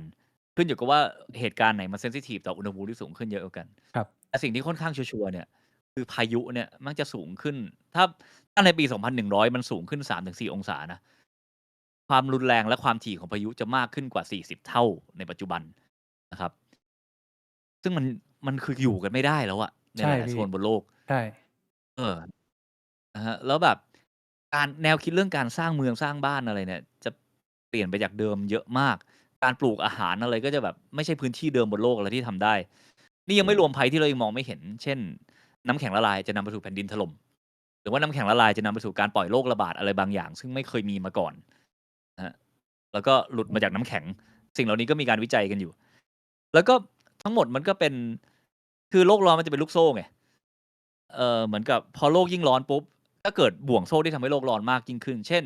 น้ำแข็งขั้วโลกละลายตอนแรกน้ำแข็งขั้วโลกเหนือเนี่ยมันเป็นสีขาวมาสะท้อนรังสี UV กลับไปสู่ชั้นบรรยากาศพอน้ำแข็งละลายปุ๊บกลายเป็นพื้นที่ที่เป็นน้ำทะเลสีดำมันก็ยิ่งดึงความร้อนเข้ามาครับเข้ามาในจากชั้นบรรยากาศเข้ามาในโลกมากขึ้นก็ยิ่งละแทลายนที่โลกมันจะมีเหมือนจะมีรีเฟล็กอะอ่าสะท้อนมันกลับออกไปก็ดูดความร้อนกลับเข้ามามากขึ้นนะครับหรือแบบอีกหลายอย่างพอไฟป่าเกิดขึ้นเยอะไฟป่าก็ทำลายป่าไปทำลายป่าไอสิ่งที่เรียกว่าคาร์บอนซิงค์หรือตัวดูดซับคาร์บอนที่สำคัญมากของโลกใบนี้ก็โดนทำลายไปต่อไปคาร์บอนโดนปล่อยสู่ชั้นบรรยากาศแล้วกลไกเดียวที่เรามีในการดูดคาร์บอนจากบรรยากาศกลับมาสู่ดินก็คือต้นไม้พอไม่มีต้นไม้มันก็ดูดคาร์บอนกลับมาไม่ได้คาร์บอนนั้นก็โดนปล่อยเข้าไปโลกก็ยิ่งร้อนขึ้นอีกเพราะฉะนั้นเคอร์ฟก็จะเป็นอย่างเงี้ยนะแล้วเรากำลังผ่านจุด critical point ไปจุดที่เป็นจุดที่มีนัยสำคัญแล้วต่อไปนี้ก็จะเกิดภาวะเหมือนลูกบอลหิมะกลิ้งแล้วก็ลูกใหญ่ลูกใหญ่ลูกใหญ่ขึ้นเรื่อยๆแล้วสิ่งที่ตามมาแน่นอนสงครามชัวร์นะครับความขาดแคลนนำไปสู่สงครามและการแข่งแย่งทรัพยากรก็จะนำไปสู่สงครามแล้วบวกกับสิ่งที่เราเห็นเป็นภัยพิบัติธรรมชาติเข้ามาในบ้านเราเองก็อยู่อันดับต้นๆเหมือนกันในประเทศที่มีความเสี่ยงในเรื่องพวกนี้ส่วนใหญ่จะมารูปแบบในภัยแล้งแล้วก็น้ำท่วมใช่ภัยพิบัติเหล่านี้ก็จะนำไปสู่ความขัดแย้งในเชิงสังคมและการเมืองต่อไปอย่างที่ทุกคนเห็นมาแล้วแล้วเราแก้อะไรได้ไหมพี่จริงคือการที่มันมีนักสิ่งแวดล้อมหรือเราพยายามจะผลักดันให้ลดปริมาณการปล่อยคาร์บอนขึ้นในสู่อากาศอะไรพวกนี้เอาในทาง practical อ่ะถ้าเราช่วยกันทุกวันนี้มันหยุดยั้งไอ้สิ่งนี้ได้ไหมพี่เอาแบบว่าจริงๆอ่ะอันนี้เป็นคำถามที่ผมว่าหลายคนเขาถามผมว่าปัจเจกบุคคลเนี่ยทำได้ไหมทำได้แต่ว่าแทบเป็นไปไม่ได้คือคน8,000 ล้านคนเปลี่ยนพฤติกรรมพร้อมกัน หรือว่าให้ประเทศโลกที่1ผมไม่เห็นภาพนะตอนนี้คนไทยปล่อยคาร์บอนประมาณปีละ4 ตันต่อคนต่อปีครับค่าเฉลี่ยโลกอยู่ที่4 ตันต่อคนต่อปี เราอยู่ค่าเฉลี่ยโลกเป๊ะเลยเอา 8,200 ล้านคนมาหารเราอยู่ตรงนั้นเลยครับแอฟริกาปล่อยประมาณปีละ 0.5 ตันต่อคนต่อปี น้อยกว่าเรา8 เท่าครับอินเดียประมาณ2 ตันต่อคนต่อปีจีนตอนนี้เขาขึ้นไปประมาณใช่อินเดียต่อคนน้อยกว่าเราแต่จีนก็ขึ้นไปประมาณ8 ตันแล้วต่อคนต่อปีมากกว่าเรา2 เท่าครับแต่ถ้าเราไปดูอเมริกาแม่ง15-16 ตันต่อคนต่อปียุโรปก็อยู่ประมาณนี้แหละ10 ตันอะไรประมาณนี้ครับแต่ยุโรปเนี่ยมีเทรนด์ลดลงเรื่อยๆเป็น1 ทวีปซึ่งคาร์บอนฟุตพริ้นท์ลดลงเรื่อยๆแต่ก็ยังสูงกว่าพวกเราอยู่ถ้าไปดูกาตาร์ดูซาอุดิอาระเบียดูอาหรับเอมิเรตส์ประมาณปีละ30 ตันต่อคนต่อปีประเทศน้ำมันทั้งหลายโอ้โหแล้วถ้าเราจะอยู่ดีๆมาบอกให้ทุกคนทั้ง 8,200 ล้านคนนี้ลดคาร์บอนกันเถอะไอคนที่ปล่อย 0.5 ตันก็บอกกูด้วยเหรอแล้วมึงล่ะคนที่ปล่อย30 ตันล่ะนะครับแล้วก็จะมีการต่อรองอะไรกันมากมายซึ่งมันต่อรองกันอยู่ทั้งโลกแหละแต่ว่ามันไม่มีทางแก้ด้วยการมาปลูกจิตสำนึกได้อะมันต้องอาศัยเฟรมเวิร์กกฎหมายทั้งในประเทศแล้วการเจรจาระหว่างประเทศที่มีผลบังคับใช้รวมถึงกลไกที่แบบไม่ต้องมาพูดกันเรื่องจิตสำนึกแล้วแต่พูดกันเรื่องกติกาที่ต้องอยู่ร่วมกันให้ได้แต่ว่ามันจะไม่เกิดกติกาถ้าคนไม่เห็นพ้องต้องกันว่าเรื่องนี้เป็นเรื่องสำคัญที่ยังไงก็ละเมิดไม่ได้ซึ่งปัจจุบันจริงๆมันละเมิดไม่ได้แล้วนะเพราะมันเข้าใกล้วิกฤตมากแล้วแต่ว่า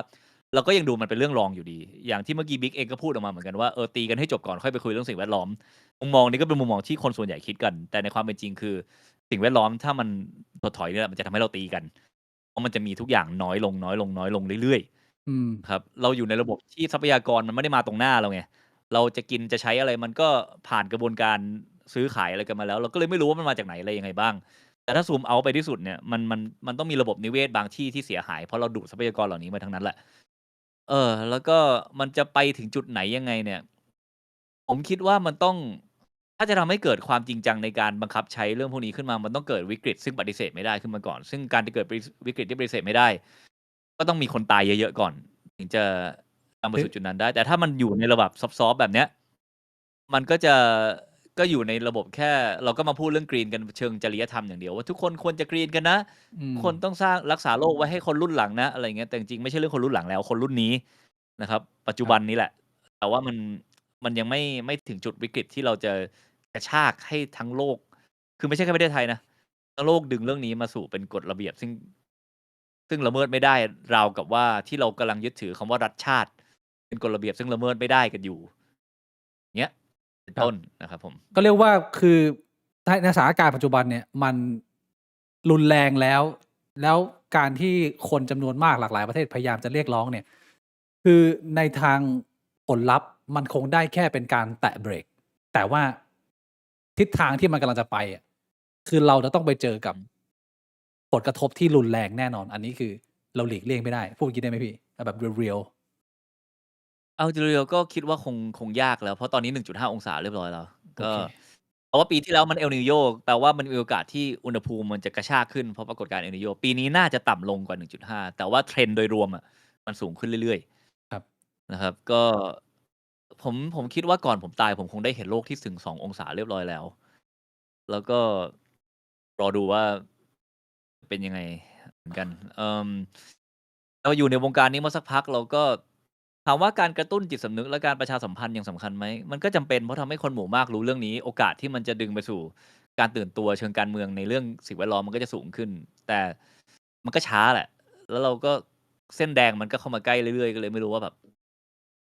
เข้าใจ แล้วผม พี่ เองทำสื่อผมก็เห็นได้ชัดนะ ผมทำเรื่องสิ่งแวดล้อมคนดูหลักหมื่นก็บุญแล้วคลิปไหนได้ถึงแสนนี่ดีใจเฮี้ยๆพอทำเรื่องอื่นๆนี่แบบโห ก็ประมาณนี้แหละครับ ครับ มันก็เป็นชะตากรรมที่พวกเราแบกรับร่วมกันไป ผมขออนุญาตปิดการสนทนากับพี่สิงห์ครั้งนี้ด้วยประโยคนึงที่พี่สิงห์พูดในรายการน่าจะเป็น Spring News มั้ง ก็คือเหมือนกับพี่สิงห์พูดประมาณว่าสิ่งที่พี่ได้จากการทำไอ้ Bad World ครั้งนี้เนี่ย นอกเสียจากเป็นการฉายสิ่งที่เกิดขึ้นในพื้นที่ห่างไกล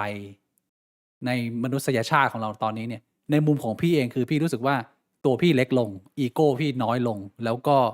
พี่ไม่ได้พยายามที่จะเปลี่ยนโลกไปตามอุดมคติของพี่ แต่เหมือนกับว่า พอเราผ่านมาแล้วเรารู้สึกว่า เราสามารถเปลี่ยนโลกได้ โดยการที่เราก็ทำสิ่งที่เราทำเนี่ยให้มันดีที่สุด แล้วก็เป็น best version ของตัวเอง เป็น inspire ให้คนอื่นได้ แค่จัดการชีวิตตัวเองให้มันดี ให้มันเป็นแบบอย่าง แล้วก็ไม่เป็นตัวถ่วงของเพื่อนข้างนอกเนี่ย มันก็น่าจะเป็นวิธีการ ช่วยโลกที่มัน practical แล้วก็ทุกคนทำได้ อันนี้ผมเข้าใจถูกไหมพี่ ในที่พี่จะสื่อ ก็ได้เหมือนกันนะ ก็ ข้อแรกคือ แต่ก่อนมันมองว่าอย่างน้อยก่อนตายกูต้องได้ทำนู่นทำนี่ อะไรเงี้ย ซึ่งมันเป็นการโฟกัสที่ตัวเอง แล้วใช้คำว่าอย่างน้อยมาวัด เพราะคิดว่าตัวเองควรจะได้มากกว่านั้นมากกว่า ตอนนี้คือคิดว่าทำได้มากที่สุดอย่างมากที่สุดเราทำอะไรได้บ้าง แล้วก็ทำให้มันเต็มที่ แต่ไม่ได้คิดว่าเราต้องเปลี่ยนโลกให้ได้เพราะรู้ว่าเปลี่ยนไม่ได้อยู่แล้ว ครับ แล้วก็ไม่ได้ไปกดดันว่าทุกคนต้องเปลี่ยนโลกอะไร เพราะมันคือตอนเด็กๆแรงบันดาลใจว่าเราอยากเปลี่ยนแปลงโลกมันเป็นเรื่องดีนะ มันทำให้เราเกิดความฝันเกิด inspire มากมาย แต่ว่าพอแก่ขึ้นไปคำว่าเปลี่ยนโลกให้ได้มันเป็นแรงกดดันมากกว่า ครับ ในมุมมองผมนะ แต่ไม่ได้แปลว่าไม่ทำอะไรเลยนะ ครั ท บ ำแต่ manage เรื่องความคาดหวังให้ดี แล้วก็โอเคกับการที่เราเป็นแค่ตัวเล็กๆที่แบบ ก็ดันหินไปด้วยกันน่ะ แล้วคนข้างๆที่ดันอยู่ก็ไม่ได้ตัวเล็กตัวใหญ่กว่าเรา เราก็ดันไปเรื่อย ครับ ๆ แต่เราก็อยู่ตรงนี้เราทำสื่อเราก็พูดสิ่งที่เราเข้าใจแล้วก็รับทราบมาให้คนได้ฟังกัน ก็อาจจะเป็นส่วนหนึ่ง แต่ผมทำเถื่อน Travel Bad Travel เนี่ย ผมไม่ได้มีหมวกแอ็กทิวิสต์เหมือนแต่ก่อนแล้ว แต่ก่อนเราทำเหมือนเป็นแอ็กทิวิสต์ที่เผอิญทำสื่ออะ ครับ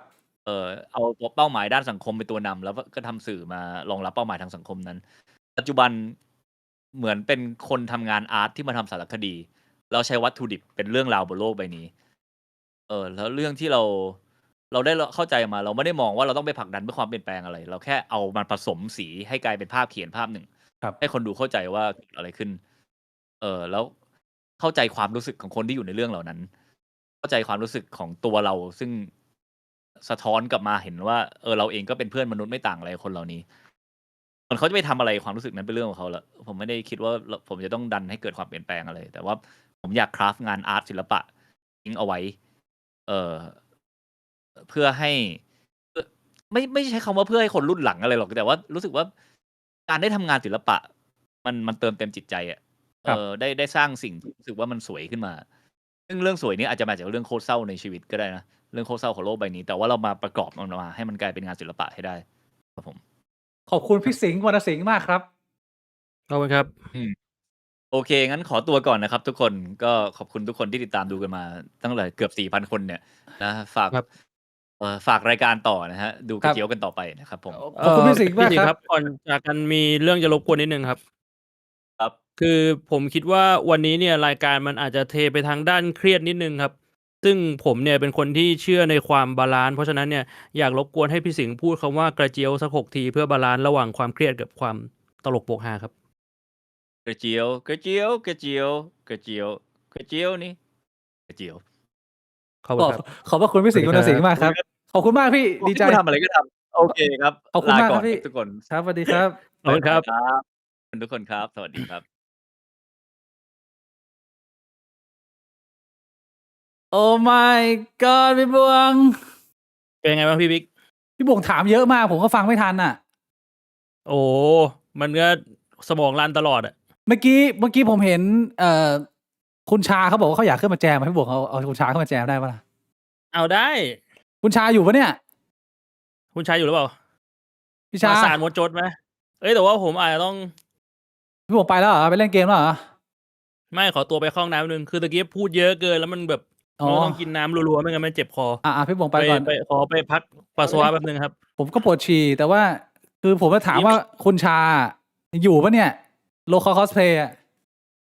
ไม่อยู่แล้วนะผมถามว่าอยู่ปะเนี่ยโลคอลคอสเพลย์อ้าวทำไมไม่อยู่แล้วนะได้ยินเสียงตัวเองอะเฮ้ยโอ้มาแล้วเอ้ยคุณชาเดี๋ยวคุณชาไม่มีหน้าไม่เอาหน้าเหรอไม่เอาหน้าเฮ้ยมาแล้ว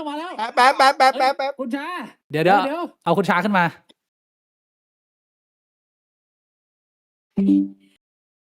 รอคุณชาไปนะรอพี่บวงเยี่ยวด้วยนะก็ถือว่าใครที่ฟังแล้วโอ้โหฟังพี่สิงห์มานานพอสมควรนะพี่สิงห์จัดมา2 ชั่วโมงครึ่งนะก็เดี๋ยวไปใครจะลุกไปฉี่ตอนนี้เลยเดี๋ยวผมขออนุญาตเซตอัพเอามิสเตอร์สอาร์ตบอสโจเขาขึ้นมาก่อนแล้วเดี๋ยวเรามานั่งคุยกันต่อเปิดกล้องเปิดกล้องไงวะไหน มาแล้วเดี๋ยวผมเซตอัพหลักบ้านแป๊บนึงนะ เป็นไงบ้างครับพี่ เอากันแบบสดๆนี่แหละ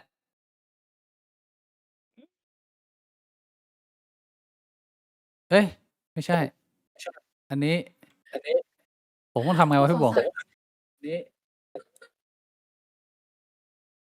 ผมต้องทำไง แป๊บนึงนะ เจอแล้วมานี่ ฮัลโหล ฮัลโหลสวัสดีครับ สวัสดีครับ เอ้ยไม่อ๋อสวัสดีครับผม ชาวรรณเมียว สวัสดีคุณชาวรรณเมียวนะฮะ ครับผม เมื่อกี้คุณชานั่งฟังตั้งแต่ต้นเลยนะขอบคุณมากนะคุณชาแล้วก็ขอบคุณคุณชาอีกครั้งหนึ่งนะว่าถ้าไม่ได้คุณชาเนี่ยผมก็ไม่มีโอกาสได้มาคุยกับพี่สิงห์นะ ตึงมากเลยพี่บิ๊กโคตรตึงเลย ตึงเหรอผมเครียดไปเหรอผมไม่ได้คุยเรื่องกระเจียวเยอะ แต่ว่าคือผมชอบ คือฟังพี่ไลฟ์ใช่ป่ะแล้วก็จะชอบดูสีหน้าไง แต่ดูจากพี่สิงห์เนี่ย ตึงจริงวันนี้ตึง คือพี่สิงห์เขาก็ผ่านอะไรมาเยอะไงเวลาเขาจะพูดอะไรมันก็มีความหมายอะไรอย่างเงี้ยเยอะผมก็พยายามจะตั้งใจฟังแล้วก็พยายามจะเข้าใจในมุมพี่เขา แล้วแต่ดีนะตอนที่โยกไปจังหวะกระเจียวคือ คนแบบแกอ่ะต้องมีมูดแบบนี้บ้างในชีวิตเว้ยคือแบบ แกเครียดไปเหรอ เราต้องพยายามแบบ culture กระเจียวให้แผ่ขยายไปเพื่อจะให้หลอมรวมกระเจียวเป็นหนึ่งเดียว เดี๋ยวคุณชาคุยกับพี่บวงอะไรเยี่ยวผมว่าแตกเดี๋ยวผมมา โอเคพี่ เอ้ยอันนี้แนะนำให้รู้จักก่อนอันนี้ลักกี้ครับ สวัสดีครับ นี่ สวัสดีลักกี้เอ้ยอ๋อหมาเหรอ ลักกี้สวัสดีชาเร็วสวัสดีลักกี้ สวัสดี อืม ฉีดยาครบแล้ว ใช่ไหมพี่บวง ครบแล้วครับ แต่ไม่ใช่หมาผมหมาแฟนผม ไม่หมายถึงพี่บวงอ่ะฉีดยาครบยัง อ๋อ พูดเล่น ยาฉีดครบแล้วฉีดครบแล้ว อ๋อโอเค เป็นไงบ้างสบายดีนะ สบายดี เนี่ย ไอพี่บวงอ๋อพูดไม่ได้เนี่ยว่ะลืม เดี๋ยวเดือนหน้าพี่บิ๊กเขาจะมาไทยแล้ว เดี๋ยวผมว่าจะนัดชวนแบบว่ามานั่งกินข้าวด้วยกัน ได้ เป็นการขอบคุณด้วยครับ ที่ว่ามาให้เกียรติมาเป็นแขกรับเชิญในรายการ อ๋อไม่เป็นไรก็กินเนี่ยแหละเป็นเพื่อนกันแบบชวนกันก็ได้มันไม่จำเป็นต้องแบบแขกอะไรอย่างงี้ อันนี้หมวกของพี่สิงห์ใช่ไหม ใช่แกจะส่งเป็นของรางวัลแหละแล้วแบบส่งให้สื่อเนี่ยผมไม่ได้ใส่เลยเฮ้ยคอร์สหน่อยดีกว่าว่ะ ได้มาคอร์สเพลย์พอดีนะ แต่พี่สิงห์แกแบบแน่นเนาะความรู้แบบ ม ที่แกประสบการณ์ทำมา พี่ซึมเลยอ่ะพี่ห่วงนิ่งเลยอ่ะหรือว่าแบบซึมซับอยู่กำลังฟัง คือ ใช่ไหม คือเอาตรงๆนะคือแกพูดแล้วก็ฟังตามแล้วมันก็รู้สึกสิ้นหวังนะหลายๆเรื่องอ่ะ อ๋อเราก็คิดตามไปด้วยใช่ไหม มันเหมือนแบบว่า แม่งเราในฐานะแบบตัวคนเดียวอ่ะในฐานะปัจเจกบุคคลอ่ะมันก็ทำอะไรไม่ได้อะคือ ถึงแม้ว่าเราอยากจะทำอะไรสักอย่างหนึ่งอ่ะแต่ว่าด้วยรู้ตัวว่าด้วยกำลังของตัวเองมันทำไม่ได้อะมันก็เป็น ก็นี่ไงเรา ความสิ้นหวัง ใช้ความเป็นกระเจียวของเราเนี่ยทำให้โลกมันสวยงามขึ้นได้ ก็จริงนะ คือมันก็คืออวัยวะหนึ่งอ่ะที่มันสร้างมนุษย์ขึ้นมาไงใช่ไหม ฮะ นี่แต่ว่าเรื่องนี้น่าสนใจนะ คือส่วนใหญ่แล้วเนี่ย ความสวยความงามเนี่ย มันจะอยู่ในเพศหญิงปะมันจะเป็นสวดทรงองค์เอวเป็นเป็นหน้าอกเป็นบั้นท้ายหรือเป็นแบบช่องคลอด เอาจริง อะไร ป่ะพี่บ่วงเรื่องเนี่ยมันมีแฟกต์อยู่เว้ย ไอ้เรื่องความสวยความงามอ่ะถ้าผมมีโอกาสแล้วผมสนิทกับเขามากพอนะผมจะพามาที่นี่ ชื่อหมอกิ๊กรู้จักหมอกิ๊กไหม หมอกิ๊กไม่ หมอ คุ้นเลยฮะ หมอกิ๊กเป็นแบบเพิ่งไปออกรายการพี่เผือกมาพูดเกี่ยวกับสมอง ทุกอย่างใช่คือหมอกิ๊กเนี่ยจะอธิบายทุกอย่างได้หมดเลยว่า ด้วยเหตุผลหรือทุกอย่างที่เราคิดว่าทำไมเราต้องเลือกสิ่งเนี่ย สมองอ่ะมันสั่งเราหมดเลยเว้ยการทำงานของสมองอ่ะหลายๆอย่าง แล้วก็สมองอ่ะมันทำให้เราเห็นภาพอนาคตและอดีตพร้อมกันเว้ยเราเลยขับรถยนต์ได้ อันนี้เคยได้ยินอยู่บ้าง นั่นแหละมันมีหลายอย่างที่ความลับของสมองอ่ะมัน เฮ้ย ช้าฟรีซแล้วเชี่ยแข็ง เฮ้ย แล้ว เพราะว่าจะพูดความลับของสมองแต่ว่า เน็ต โดนรัฐบาลตัดเน็ตแล้วเหรอ เน็ต อะไรวะเนี่ย เป็นความลับเหรอ ห้ามพูด ไม่น่าค้างอ่ะเอามาแล้ว เน็ตไม่ดี ห้ามพูดนะ โดนรัฐบาลตัดเน็ตนะ รัฐบาลยิง ค้างยาวเลยไปเลยเชี่ย เฮ้ย มาแล้วรอแป๊บนึง โอเคครับ ไม่ครับลักกี้ เนี่ยเมื่อกี้คุณชาเขาใส่หมวกเถื่อนทราเวลมาโปรโมทด้วยนะพี่บวง แล้วหมวกเถื่อนทราเวลของเราอ่ะมายังเขาส่งมาเปล่าวะ ไม่รู้เหมือนกัน จำไม่ได้แล้ว ไม่คือผมอ่ะให้ที่อยู่พี่บวงที่เมืองไทยไป เพราะว่าทางผู้จัดการเขาบอกว่าเขาอยากจะส่งของที่ระลึกของรายการเถื่อนทราเวลมาให้บิ๊กบวงด้วย แล้วเนี่ยพี่บวงมึงรอรับของป่ะเนี่ยเฮีย พี่ว่าน่าจะส่งมาแล้วแต่ผมลืม ปิ่นเขามีส่งมาป่ะนะ ไอ้เฮียพี่บวงไอ้ซัด น่าจะยังไม่มีเดี๋ยวต้องรอดู อ๋อยังมาไม่ถึงนะ อาจจะมาถึงแล้วไม่รู้เหมือนกันยีโกอาจจะหยิบไป ไอ้เชี่ยชีโกกู เดี๋ยวต้องดูเออ พี่ แล้ว กล้องผมบิน บินเหรอก ล้องระเบิดเลยเหรอ ระเบิดเลยเหรอ ไปละ ไปแล้วเหรอคุณชาไปแล้วเหรอฮัลโหล แล้วพี่ไปนอนละ โอเคครับขอบคุณคุณ โอเค ชามาก สวัสดี ค ครั รับ เดี๋ยวคุยกันใหม่นะคุณชา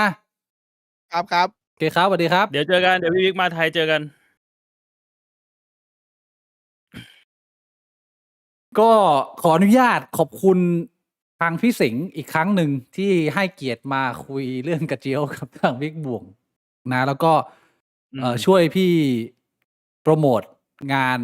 Bad World 2 EP ใครที่ยังไม่ไปกดดูก็ลองดูได้ ผมว่า 45 นาทีนี้ค่อนข้างสั้นสำหรับผมนี่คือดูแบบชิวๆสบายๆเลยเพราะว่า ผมว่าคนจำนวนมากโดยเฉพาะที่ดูช่องนี้ก็ดูได้ยาวๆเก่งเนี่ยผมก็ไม่คิดว่า รายการเราอ่ะพี่บวกทำแบบ4 ชั่วโมงแล้วกูก็ไม่คิดว่ากูเองกูก็คงดูไม่ได้แม่งนานเกินอะ ดูอะไรยาวๆเก่งดูกระเจียวได้ไหม ก็แล้วแต่ว่ากระเจียวใครถ้าเป็นกระเจียวพี่บวกมันก็ไม่ค่อยยาวอะ เอ้ยโอ้โหยกระเจียวผมเนี่ย ถ้าสมมุติว่าพี่บิ๊กเห็นโคนเนี่ยพี่บิ๊กจะไม่เห็นหัวนะ พี่บิ๊กต้องหันหัวถึงจะเห็นหัว ก็เฮียแล้ว ยาว พี่ ข บ นาด วก นั้น ปูป้ามันเป็นก้อนไอ้สัตว์เห็นหมดอะมองกันไปทีเดียวอะ ถ้าสมมุติว่าปูป้ามันกดขยายรูปให้มันใหญ่อะมันก็มองไม่เห็นหัวหรอกถ้ามองโคนอะ What the hell bro คุยเรื่องงานของพี่สิงห์นิดหนึ่งพี่บวงรีวิวหน่อยในความรู้สึกพี่บวงดู EP 1 EP 2เอา EP 1ก่อนก็ได้เอาแบบว่านี่มุมผู้ชมละไม่ใช่มุมคนทำเป็นไง คือแน่นอน EP 1เนี่ยคือฉากจริงๆอะมันมีทั้ง2 EP นะฉากที่แบบว่ามันติดตาตึงใจนะครับซึ่งEP 1เนี่ยผมก็พูดไปแล้วนะเป็นฉากหิมะเดือดในส่วนอื่นๆเนี่ยผมรู้สึกเฉยๆก็มันเหมือนว่าแต่ว่าฉากนั้นน่ะมันจะเวิร์กได้มันก็ต้องมีการเล่าเรื่องมาก่อนไงแล้วก็มันก็จะมีฉากที่เขาเหมือนแบบเดินไปเจอคนที่อยู่แนวหน้าแล้วก็แบบถามว่าแบบทำไมยังอยู่ตรงนี้ทั้งที่แบบว่ามันเป็นพื้นที่ที่อันตรายมากเขาก็บอกว่ามันก็คือวิถีชีวิตอ่ะมันก็ชีวิตก็ทำอะไรไม่ได้อ่ะนั่นก็เป็นอีกจุดหนึ่งที่จะทำให้รู้สึกว่ามันคนเรามันก็เท่านี้ต่อให้มันต้องอยู่ในสถานการณ์ที่มันยากลำบากแค่ไหนมันก็ต้องอยู่อ่ะในมุมกูคือเอาสำหรับคนที่ยังไม่ดูนะคือไอเชี่ยเมืองยูเครนแม่งเป็นเมืองที่สวยมากให้บอกมันก็เป็นอีกหนึ่งเมืองยุโรปถ้าใครเคยไปเที่ยวแบบฝรั่งเศสอิตาลีเยอรมันอะไรพวกนี้นะคือยูเครนเมืองมันสวยมากเว้ยแม้มันจะติดกับทางรัสเซียแล้วก็อีกส่วนหนึ่งที่ผมคิดว่าในสารคดีเขามีพูดเกริ่นแต่ผมว่าพูดไปสั้นๆก็คือว่าจุดเริ่มต้นของสงครามยูเครนรัสเซียมันไม่ได้เป็นแค่จุดที่เราเห็นที่ว่ามีทหารรัสเซียมาอยู่วงบอร์เดอร์แล้วก็ยิงเข้ามาเพราะว่าเป็นประเด็นของนาโต้หรือเปล่าแบบว่ายูเครนอยากจะสมัครเข้านาโต้ใช่ไหมแล้วเป็นการผิดสัญญาปากเปล่าก็ทำให้ทางรัสเซียตัดสินใจบุกแต่ผมคิดว่ามันมีมิติของความเป็นความขัดแย้งของยูเครนรัสเซียมานานแล้วถ้าใครพอจะทราบประวัติศาสตร์ของทางนั้นเนี่ยก็จะรู้ว่าตั้งแต่ยุคโซเวียตล่มสลายเนี่ยยูเครนเคยเป็นเมืองขึ้นมาครั้งหนึ่งแล้วก็แบบโดนกดขี่โดนบี้โดนไล่โดนแบบว่าคนแม่งก็ตายเยอะคนแม่งก็สู้เยอะแล้วผมจำไม่ได้ว่าด้วยเหตุการณ์ไหนเนี่ยแล้วยูเครนสามารถแบบปลดแอกได้แล้วก็แบบถีบตัวเองมาแล้วก็คือเราพอจะเข้าใจว่ามันเป็นความขัดแย้งที่ไม่อยากโดนยักษ์ใหญ่กลืนกินน่ะมันประมาณนั้นแล้วก็ในช่วงเวลาหลายปีที่ผ่านมาเนี่ยทางรัสเซียก็มีความพยายามในการค่อยๆลุกคืบนะคือแบบมึงลุกใหญ่ไม่ได้มึงค่อยๆกินเป็นส่วนๆไปเอาทางไครเมียอะไรอย่างเงี้ยแล้วผมคิดว่ามันก็เลยเป็นจุดที่ทำให้มันคิดยากว่าเราจะบอกว่าจุดเริ่มต้นของสงครามครั้งนี้มันเริ่มมาจากแค่ว่ายูเครนจะเข้านาโต้เนี่ยผมว่ามันไม่ถูกซะทีเดียวเพราะว่ามึงต้องดูบริบทก่อนหน้านี้ด้วยว่ามันเกิดอะไรขึ้นมาบ้างอันนี้ผมอาจจะไม่มีข้อมูลนะแต่ว่ามันก็เป็นเกร็ดเล็กๆเกร็ดน้อยๆที่ถ้าคนที่ดู EP 1 สมรภูมิลบยูเครนอะไรเนี่ยผมจำชื่อไม่ได้ นะก็มันก็จะพอเห็นภาพตรงนี้มากขึ้น แต่ว่าภาพสวยนะ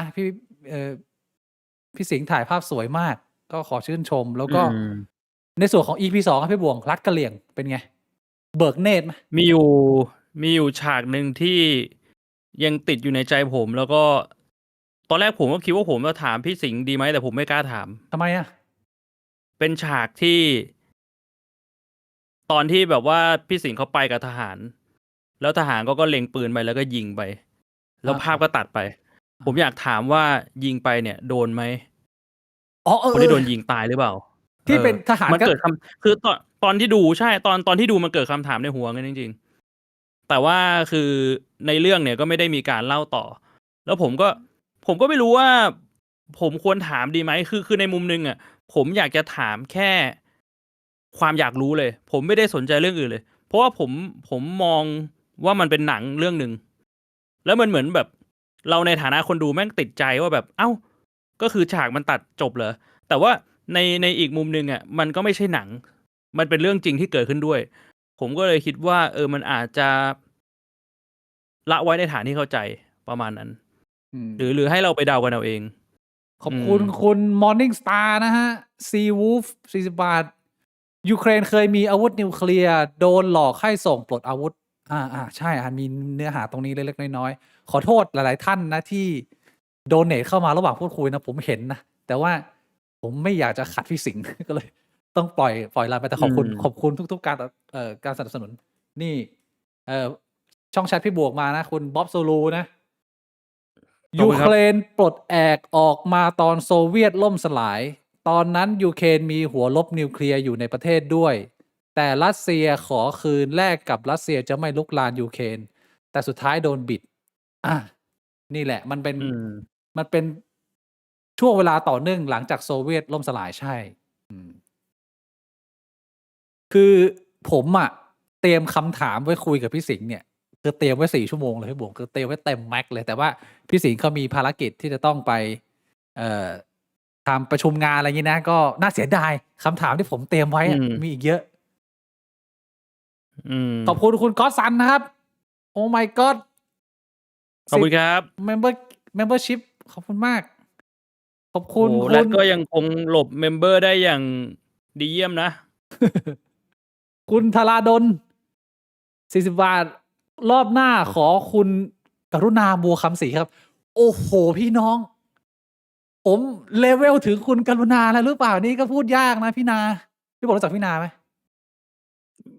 เขาเป็นใครเอ่ยพี่นาเป็นนักข่าวสายสงครามหรือเปล่าอะไรเงี้ยคือเป็นรุ่นน้องของคุณสุทธิชัยหยุ่นสมัยก่อนเดี๋ยวนะเหมือนเคยพูดไปแล้วผมก็ลืมไปแล้วก็จำได้อีกรอบแล้วใช่พี่นาเขาเป็นเมื่อก่อนเป็นนักข่าวที่เดินทางแล้วก็ผมรู้สึกว่าน่าจะแบบ 2-3 ปีมาเนี่ยพี่นาเขาตัดสินใจมาทำ YouTube แล้วก็มาเล่าข่าวสงครามซึ่งผมเริ่มดูพี่นาตั้งแต่แบบยังไม่มีคนดูเลยแล้วแต่ด้วยความเป็นมืออาชีพของพี่นาเนี่ยตอนนี้ก็คือไฮป์มากแล้วก็เป็นช่องหนึ่งที่หลายคนจะเลือกติดตามข่าวสงครามรอบโลกนะก็ผมถ้าได้พี่นามามันเป็นเกียรติอยู่แล้วพี่น้องแต่ว่าคงจะยากมากนะในช่วงเวลาสั้นๆอันนี้เนี่ยคงจะยากเฮ้ยแต่ว่าในมุมหนึ่งวันนี้ก็ถือว่าเป็นการอัพเลเวลไปอีก1เลเวลนะพี่บิ๊กเป็นยังไงบ้างหลังจากที่คุยกับพี่สิงห์เรียบร้อยแล้วคิดว่ามันออกมาดีกว่าที่คาดหรือว่าก็ตามที่วางไว้หรือรู้สึกว่าทำได้ไม่ดีพอผมว่ามันออกมาดีพี่บวงเพราะว่าคือถ้ามันจะให้มันดีแบบเป๊ะๆเลยผมอยากให้พี่สิงห์นั่งคุยกัน4 ชั่วโมงเต็มเพราะว่าคำถามอีกจำนวนหนึ่งที่ผมรู้สึกว่ามันเป็นคำถามที่ดีหรือเปล่าไม่รู้นะแต่ในมุมผมคือผมอยากรู้ไงก็ผมต้องสกรีนออกแล้วก็เอาเฉพาะตรงที่มันเป็นใจความสำคัญที่มันแชร์กับคนอื่นได้ด้วยอะไรเงี้ยแล้วก็รู้สึกว่าในมุมของพี่สิงห์ที่เราเห็นในหน้าสื่อหน้าข่าวแล้วว่าเป็นนักทำสารคดีเนี่ยคือพี่สิงห์เขาก็มีมุมเหมือนเราพี่บัวไอ้เฮียก็เป็นเด็กผู้ชายแบบจังไรมันก็ผมว่าผมอยากแงะความจังไรของพี่สิงห์ออกมาเยอะมากกว่านี้หน่อยเพียงแต่ว่าการสนทนาครั้งนี้ก็พูดตรงๆว่ามันก็มีจุดมุ่งหมายในการช่วยพี่สิงห์โปรโมทงานครั้งนี้ของเขาด้วยเพราะว่าพี่สิงห์ไม่สามารถเอางานไปขาย บริษัทได้เลย แล้วมันก็ต้องมาพึ่งพาทาง YouTube แบบที่ 100% น่ะพี่บวง มันก็ต้องเนี่ย อืม ใช้แรงช่วย ๆ กันของคนที่เรานับหน้าถือตากันนะ ก็ผมก็ชื่นชมพี่สิงห์มาตลอด แล้วก็คิดว่า ผมก็ไม่มีเงินโดไปช่วยพี่สิงห์เขาอะ การทำสิ่งเนี้ยมันก็เป็นการช่วยเท่าที่ผมจะทำได้ ก็ดีใจ แล้วก็ อย่างที่คุยกันไปตอนแรก มันก็เป็นอีก 1 สเต็ปพี่บวง มันเป็นคนแรกที่มันไม่ได้อยู่ในแวดวงเรา เนาะ แล้วก็ อืม สามารถเชิญมาออกได้ แล้วก็หวังว่า การที่มีพี่สิงห์มาออกบิ๊กบวงเนี่ย มันอาจจะพอเปิดประตู ที่เราจะได้มีโอกาส เชื้อเชิญ หรือว่าใครที่สนใจ หรือผมไม่รู้ว่า มันมีคนที่มีชื่อเสียง หรือเป็นคนมีคอนเน็กชันในวงการ เขาดูรายการนี้อยู่หรือเปล่านะ ถ้าเกิดว่าเราสามารถ เอื้อมไปแตะ ไปเชิญคนอีกกลุ่มหนึ่งมาได้เนี่ย ผมยินดีมากที่จะมีบทสนทนาประมาณนี้ แล้วก็ คำถามเรื่องกระเจี๊ยวก็ไม่คิดว่า ผมคิดมาตั้งแต่เมื่อคืนเลย คือบอกว่ากูจะถามดีไหมเนี่ยไอ้เหี้ยเรตกระเจี๊ยวเนี่ย แต่ว่า พี่สิงห์เขาหล่อขนาดนั้น ถ้ากระเจี๊ยวจะ 7.8 อะ มันก็ไม่แปลกครับพี่บวง มันก็น่าจะสมน้ำสมเนื้อ เกี่ยวเหรอ? ผมว่ามันไม่เกี่ยวนะ เรื่องของกระเจี๊ยวกับเรื่องของหน้าตาเนี่ย มันไม่น่าจะมี correlation กันนะ แต่ ไม่ ว่าถ้าแบบดวงดีก็คือหน้าตาดีกระเจี๊ยวสวย ก็มีความเป็นไปได้ อ๋อ แต่ไม่ได้มี correlation เฉย โอเค ก็น่าจะเป็นประมาณนั้น ๆ อืม ในส่วนของ EP 2 เนี่ย ผมว่ามันค่อนข้างสำคัญและจำเป็นในหลาย ๆ มุมที่อยากให้คนไทยไปดู เพราะว่ามันลิงก์ได้ อืม มัน relate ได้ โดยเฉพาะว่า ถ้าคุณเป็นคนภาคเหนือ หรือว่าภาคตะวันตกอยู่แบบกาญจนบุรีนะ ผมก็เติบโตมากับพี่ ๆ คนมอญ คนพม่าเนี่ยเยอะ อย่างที่เคยเล่าไป แล้วก็เคยเล่าไปในตอนคนป่า 3 level อะพี่บวงจำได้เปล่า? อืม ผมว่าการเล่าเรื่องใน EP 2 ในสภาวะการใช้ชีวิตของรัฐกะเหรี่ยง คนกะเหรี่ยงเนี่ย ไอ้เชี่ยมันอินน่ะ สำหรับกูอะ มันไม่ได้ดูแค่เป็นภาพยนตร์เมืองนอก ภาพสวย ๆ แต่ว่าทุก ๆ อย่างมันสัมผัสได้ บรรยากาศบ้านเรือน การอยู่อาศัยของคนที่นั่น อะไรเงี้ย แล้วก็มันทำให้กูเข้าใจความรู้สึกของคนพม่า หรือคนเชื้อชาติ ชนชาติอื่น ๆ ที่หนีเข้ามาอยู่ในเมืองไทย แล้วก็ต้องมาเริ่มต้นชีวิตแบบเป็นแรงงาน แล้วก็ไม่รู้ว่า มึงจะมีโอกาสแบบลืมตาอ้าปาก ขยับชนชั้นอะไรได้มากน้อยแค่ไหนอะ ก็อยากแนะนำให้หลายคนไปดู ถ้าไม่อยากดู ไม่อินกับเรื่องราวต่างชาติ อะไรงี้นะ อย่างน้อยนะ ตอนรัฐกะเหรี่ยงเนี่ย ผมว่าคนไทยดูได้ อืม อืม ก็ดูแบบดูดิบดูเถื่อนจริงอะพี่บวง แล้วก็อันนี้นอกเรื่อง คือเมื่อ 2 อาทิตย์ที่แล้วนะพี่บวง ผมได้รับโทรศัพท์ปริศนาอันหนึ่ง อืม โทรมาแบบว่า มึงไม่เห็นเลยว่าใครเป็นคนโทรมา เป็นแบบว่า ไม่มีชื่อ แล้วผมรับโทรศัพท์ อา เขาบอกว่า "คุณบิ๊กใช่ไหมครับ? จำผมได้ไหมครับ?" กูยังไม่ได้ถามว่าเป็นใคร แต่กูได้ยินเสียงอะ กูรู้เลย กูจำได้เลย คนที่โทรมาคือ 1 ในพี่คนป่า level 1 ที่ผมเคยไปใช้ชีวิตอยู่ในป่า แล้วเขาบอกว่า "คุณบิ๊ก ผมอะดูยูทูบคุณบิ๊กเล่าตอนเรื่องคนป่า 3 level ด้วยนะ ผมขอบคุณ อืม มากเลยที่เอาเรื่องราวของผมไปเล่าเสียสนุกขนาดนั้น ผมและคนในหมู่บ้าน ตอนนี้ยังติดตามและยังดูคุณบิ๊กเกือบจะทุกตอน" กูบอก "ไอ้เชี่ย! เหี้ย! พี่คนป่าแม่งหายู เฮ้ย ทูบ เจ๋ง กูจน ว่ะ หากูจนเจอ" เพราะว่ากูไม่ได้โพรโมตช่องยูทูบเราในโลกส่วนตัวกู แล้วก็กูก็ไม่ได้ไป อืม เล่าให้ใครฟังว่าทำอะไรงี้นะ แล้วคลิปเราอะมันไปถึงขนาดที่ว่า ไอ้เชี่ย! พี่คนมอญที่เขาทำงานอยู่ในป่า ตอนเนี้ย แม่งเจอคลิปอะ แล้วมันนั่งดู แล้วเขาจำกูได้ แล้วเขาก็หาเฟซบุ๊กกูจนเจอ แล้วก็โทรมาบอก มาทักทายพูดคุย ก็มีการนั่งอัปเดตกันว่า "เฮ้ย พี่เป็นไงบ้างชีวิต?" ผม อืม ห่างจากตรงนั้นมาน่าจะร่วม 10 ปีแล้วอะ "พี่ยังอยู่ดีไหม?" อะไรอย่างเงี้ย เขาก็อัปเดตคนนู้นคนนี้ ลูกหลานแยกย้ายกันไปทำงาน ก็บอกแค่ว่า เขาก็กังวลสิ่งที่เกิดขึ้นในรัฐพม่า เพราะว่าเขาเป็นเจเนอเรชันแรกที่หนีออกมา มาเติบ อื โต ม ที่เมืองไทยตั้งแต่เด็ก เหมือนที่เขาเล่าในนั้นเลยคือ มาอยู่ใน refugee camp ก่อนพี่บ่วง คือแม่งกึ่ง ๆ เหมือนคุกไอ้เหี้ย ที่นอนแม่งก็แบบถูลู่ถูกังอย่างนั้นเลย แล้วก็อาหารมันก็เลือกไม่ได้ แล้วมันก็ไม่มีอะไรเลย แล้วถ้าเกิดว่ามึงสามารถทำบัตรได้อะไรเงี้ย โอเค มึงก็มีสิทธิ์กระจายไปทำงานที่ต่าง ๆ อะไรอย่างเงี้ย แล้วเขาก็เล่าให้ฟังว่าแบบ บางทีเขาอยากกลับนะ เขาอยากกลับไปอยู่บ้า อื นเกิดนะ ม แต่ว่า ไอ้เชี่ย ติดต่อก็ยาก แล้วก็ไม่รู้ว่าญาติ พ่อแม่ยังมีชีวิตอยู่หรือเปล่า อะไรเงี้ย เพราะว่าพี่ที่กูคุยด้วยเนี่ย เขาชื่อพี่ไป บ้านเกิดเขาแม่งอยู่ในพื้นที่ ที่ แม่งยิงกันเลยไอ้สัตว์ ก็คือแบบมันค่อนข้างยากที่จะติดตามไปว่ามันยังมีอะไรเกิดขึ้นบ้าง ก็ให้กำลังใจพี่เขา แล้วก็ขอให้ เขาสามารถอยู่รอดปลอดภัย ทำมาหากินในเมืองไทยได้ อย่างน้อยอะ เมืองไทยมันจะมีปัญหาเยอะแค่ไหนก็ตาม แต่ว่าโดยภาพรวมมันยังสงบ แล้วมันก็น่าอยู่ เอาพูดกันตรง ๆ นะ อืม เฮ้ย ก็ ผมว่าไลฟ์ครั้งนี้คงไม่ได้คุยอะไรกันเยอะ เนื่องจากว่า เนื้อหาส่วนใหญ่ที่ผมเตรียมมาคุย มันจะเป็นเรื่องของพี่สิงห์เสียส่วนใหญ่ แล้วพี่สิงห์เขาก็วูบออกไปแล้ว ก็เรียกอื ว่าคุย ม สบาย ๆ พี่บ่วง คุยอัปเดตทั่วไป พี่บ่วงจะพูดอะไรถึงงานพี่สิงห์ หรือตัวพี่สิงห์หน่อยไหมล่ะ? ก็ไม่มีแล้วแหละ ตอนนี้ก็รอตอนที่ 3 เวเนซุเอลา อืม จริง ๆ มันก็มีอีกหลายตอนที่น่าสนใจนะ แบบตอนที่จะไปล่าทอร์นาโดก็อยากดู หรือตอนที่แบบเข้าไปในเกาะที่เยเมน ก็อยากไปดูว่าไอ้เกาะที่ว่านี่มันคืออะไร เพราะว่าตอนแรกอะที่พี่สิงห์เขาพูดอะ นึกว่ามันเป็นเกาะกาลาปากอส อะไรประมาณนี้ คือกูก็ไม่รู้หรอกว่ากาลาปากอสอะมันอยู่ที่ไหน แต่ตอนนี้เขาพูดเกริ่นว่าเป็นเกาะที่แบบมันอยู่แบบว่าตัดขาดจากโลกเลย แล้วในนั้นมันมีแต่แบบสัตว์แปลก ๆ อะ เอกูก็ อ ๆ ๆ นึกถึงกาลาปากอสเป็นอย่างแรก ใช่ กูอยากดูต ก็ อนเป็น เย เรื่อง เม ที่ น น่าสนใจ อยากดูเยเมนมาก เออ ที่สุด ก็ขอให้ อืม งานพี่สิงห์เขาเจริญรุ่งเรืองนะครับ ก็งานนี้ก็พี่ก็ทำแบบเต็มที่เต็มสูบอะ ก็เป็นคนหนึ่งที่ เรียกว่า ผมเคารพในจิตวิญญาณ ในสิ่งที่พี่เขาอาจจะสื่อ อาจจะว่าถ้าเกิดว่าเราดูพี่เขาตั้งแต่เด็ก ๆ มันก็อาจจะมีหลาย ๆ มุมอะที่พอจะติวิจารณ์ได้ว่า ตรงนี้ดู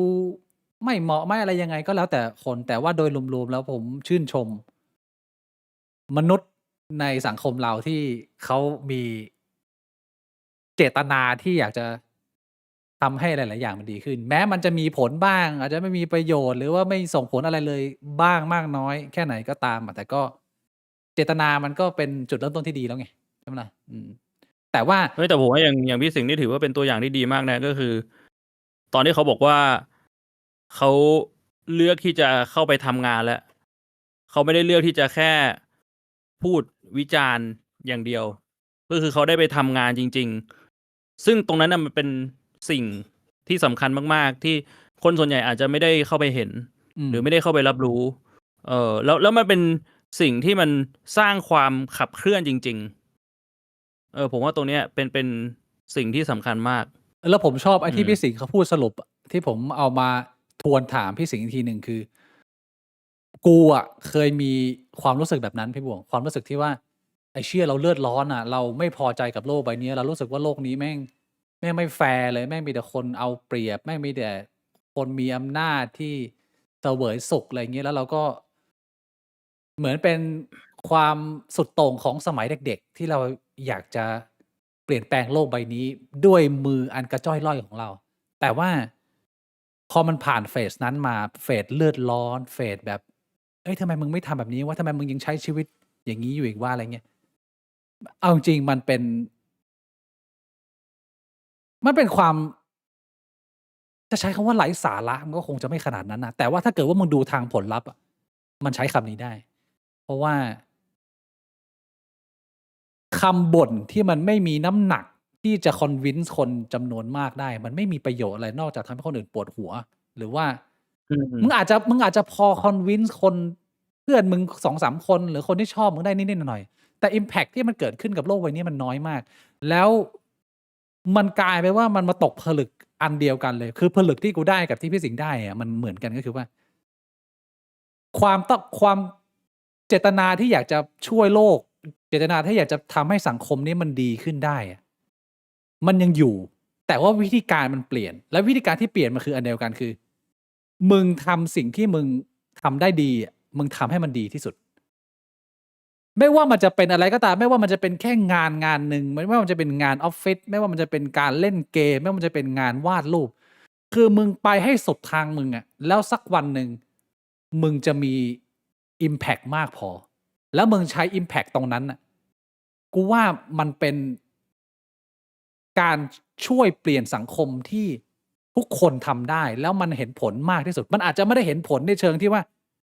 ไอ้เชี่ยคนแม่งหยุดตีกันคนแม่งเลิกประสาทแดกหรือว่าอะไรยังไงแต่ว่าถ้ามึงจะสร้าง impact ให้กับสังคมได้มึงต้องมี power ก่อนที่ไม่ได้พูดถึงในมุมมอง power ในเชิงอำนาจหรือว่าเงินทองนะแต่ว่าอย่างน้อยๆคือมึงเป็นคนที่มีเกียรติมึงเป็นคนที่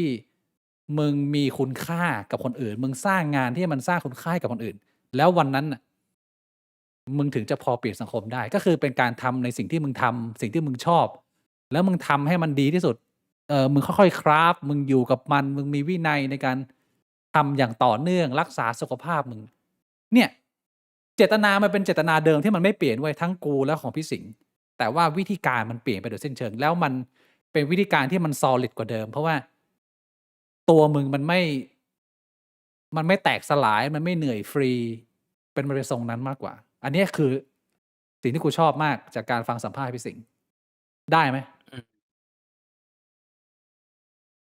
ก็มันก็ตกผลึกมาเป็นประมาณนั้นนะก็น่าเสียดายนะมีคำถามอีกมากมายงั้นถ้าเอาแบบชิลๆนะพี่บวงวันนี้นะเรา Q&A แบบยาวๆคุยกับคนทางบ้านแบบสนุกสนานไปได้ทุกท่านฮะผมหวังว่าคนที่ติดตามช่องบิ๊กบวงเนี่ยจะพอใจแล้วนะเพราะว่าหลายคนเนี่ยบอกว่าถ้าไม่ถามเรื่องเรทกระเจียวเนี่ยจะไม่ติดตามผมถามให้แบบว่าเปิดเกมมาผมจัดเลยนะเรียกว่าชัดเจนแต่เรื่องนี้น่าสนใจนะพี่บิ๊กทำไมพี่บิ๊กเชื่อในความเท่าเทียมทางเพศไหม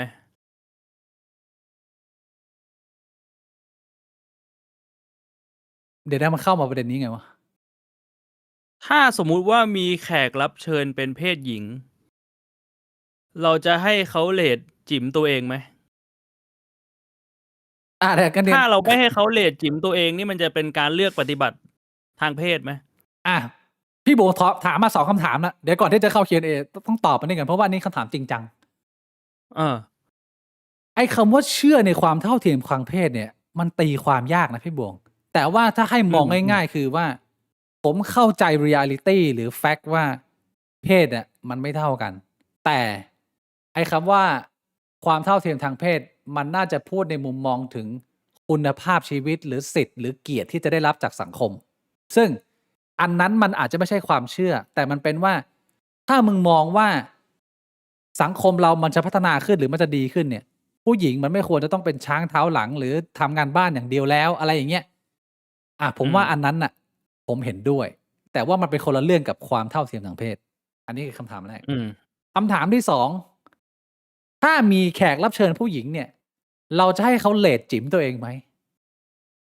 อันนี้สำหรับผมไม่มีปัญหาการถามคำถามเรื่องเรทอวัยวะเพศเนี่ยมันอยู่ที่ว่าเขาเล่นตรงนี้ได้หรือเปล่ามากกว่าเพราะฉะนั้นมันไม่ได้อยู่กับแขกรับเชิญมันไม่ได้อยู่ที่เพศมันอยู่กับที่แขกรับเชิญสมมุติว่าเราเชิญคุณสุทธิชัยหยุ่นมาอย่างเงี้ยกูก็จะไม่ถามคุณสุทธิชัยหยุ่นหรอกว่ากระเจียวเรทเท่าไหร่นึกภาพออกไหมมันไม่ใช่กี่เรื่องเพศแต่ว่ามันเป็นว่าคนนั้นเนี่ยเขาเปิดรับเรื่องของการพูดคุยเรื่องจังไรมากน้อยแค่ไหนมากกว่าถ้าเกิดว่าเราเชิญสมมุติว่าเป็นน้องว่านสารสิทธิ์มาเนี่ยน้องว่านเนี่ยอาจจะถามได้พี่บวงใช่ไหมผมไม่รู้ผมไม่สนิทเนี่ยพี่บวงสนิทว่าน่าจะถามได้น่าจะแบบว่าชิวๆแต่ถ้าเกิดว่ามึงเชิญอดีตนายกอุ๊งอิ๊งมาอย่างเงี้ยแล้วมึงให้อดีตนายกอุ๊งอิ๊งมาเรทจิ๋มเนี่ยมันก็คงจะยากพี่บวงไอ้สัตว์เฮ้ยพี่บิ๊กตอบดีผมตอบชัดเจนนะพี่บิ๊กตอบดีนะชัดเจน make sense นะนี่แฟร์นะลักกี้ว่าไง Q&A ครับ โชว์จิ๋มไหมครับ Q&A ลักกี้โชว์จิ๋มไหมคำถามทางบ้านวันนี้คุยยาวเวลาเยอะลักกี้ตัวเมียนะอันนี้เผื่อใครไม่รู้นะครับ อุ๊ยลักกี้จะตกแล้ว ระวัง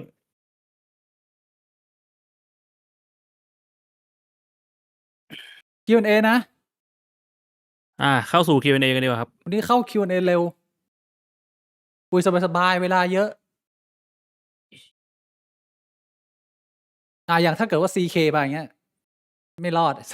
CK โดนกูแน่ Q&A พี่คิดยังไงกับปัญหา immigrant ของแต่ละประเทศครับคำถามเดิมนะพี่บวงอันนี้ถามบ่อยแล้วนะพี่บวงตอบไหม ก็คืออย่างที่พี่สิงห์พูดไปตะกี้เนี่ยนะว่าจำนวนมันเยอะมากแล้ว ปัจจุบันเนี่ยจำนวนมันเยอะที่สุด เท่าที่เคยมีมาแล้ว ในเรื่องของตัวเลขแบบเป็นหน่วย แต่ผมว่าน่าสนใจนะ ถ้ามองเป็นเปอร์เซ็นต์เนี่ย มันมีข้อมูลตรงนี้หรือเปล่า ซึ่งผมไม่มีไง แต่ก็คิดว่ามันก็คงจะเยอะอยู่ดี ต่อให้มองเป็นเปอร์เซ็นต์ซึ่งมันเยอะมากๆ แล้วก็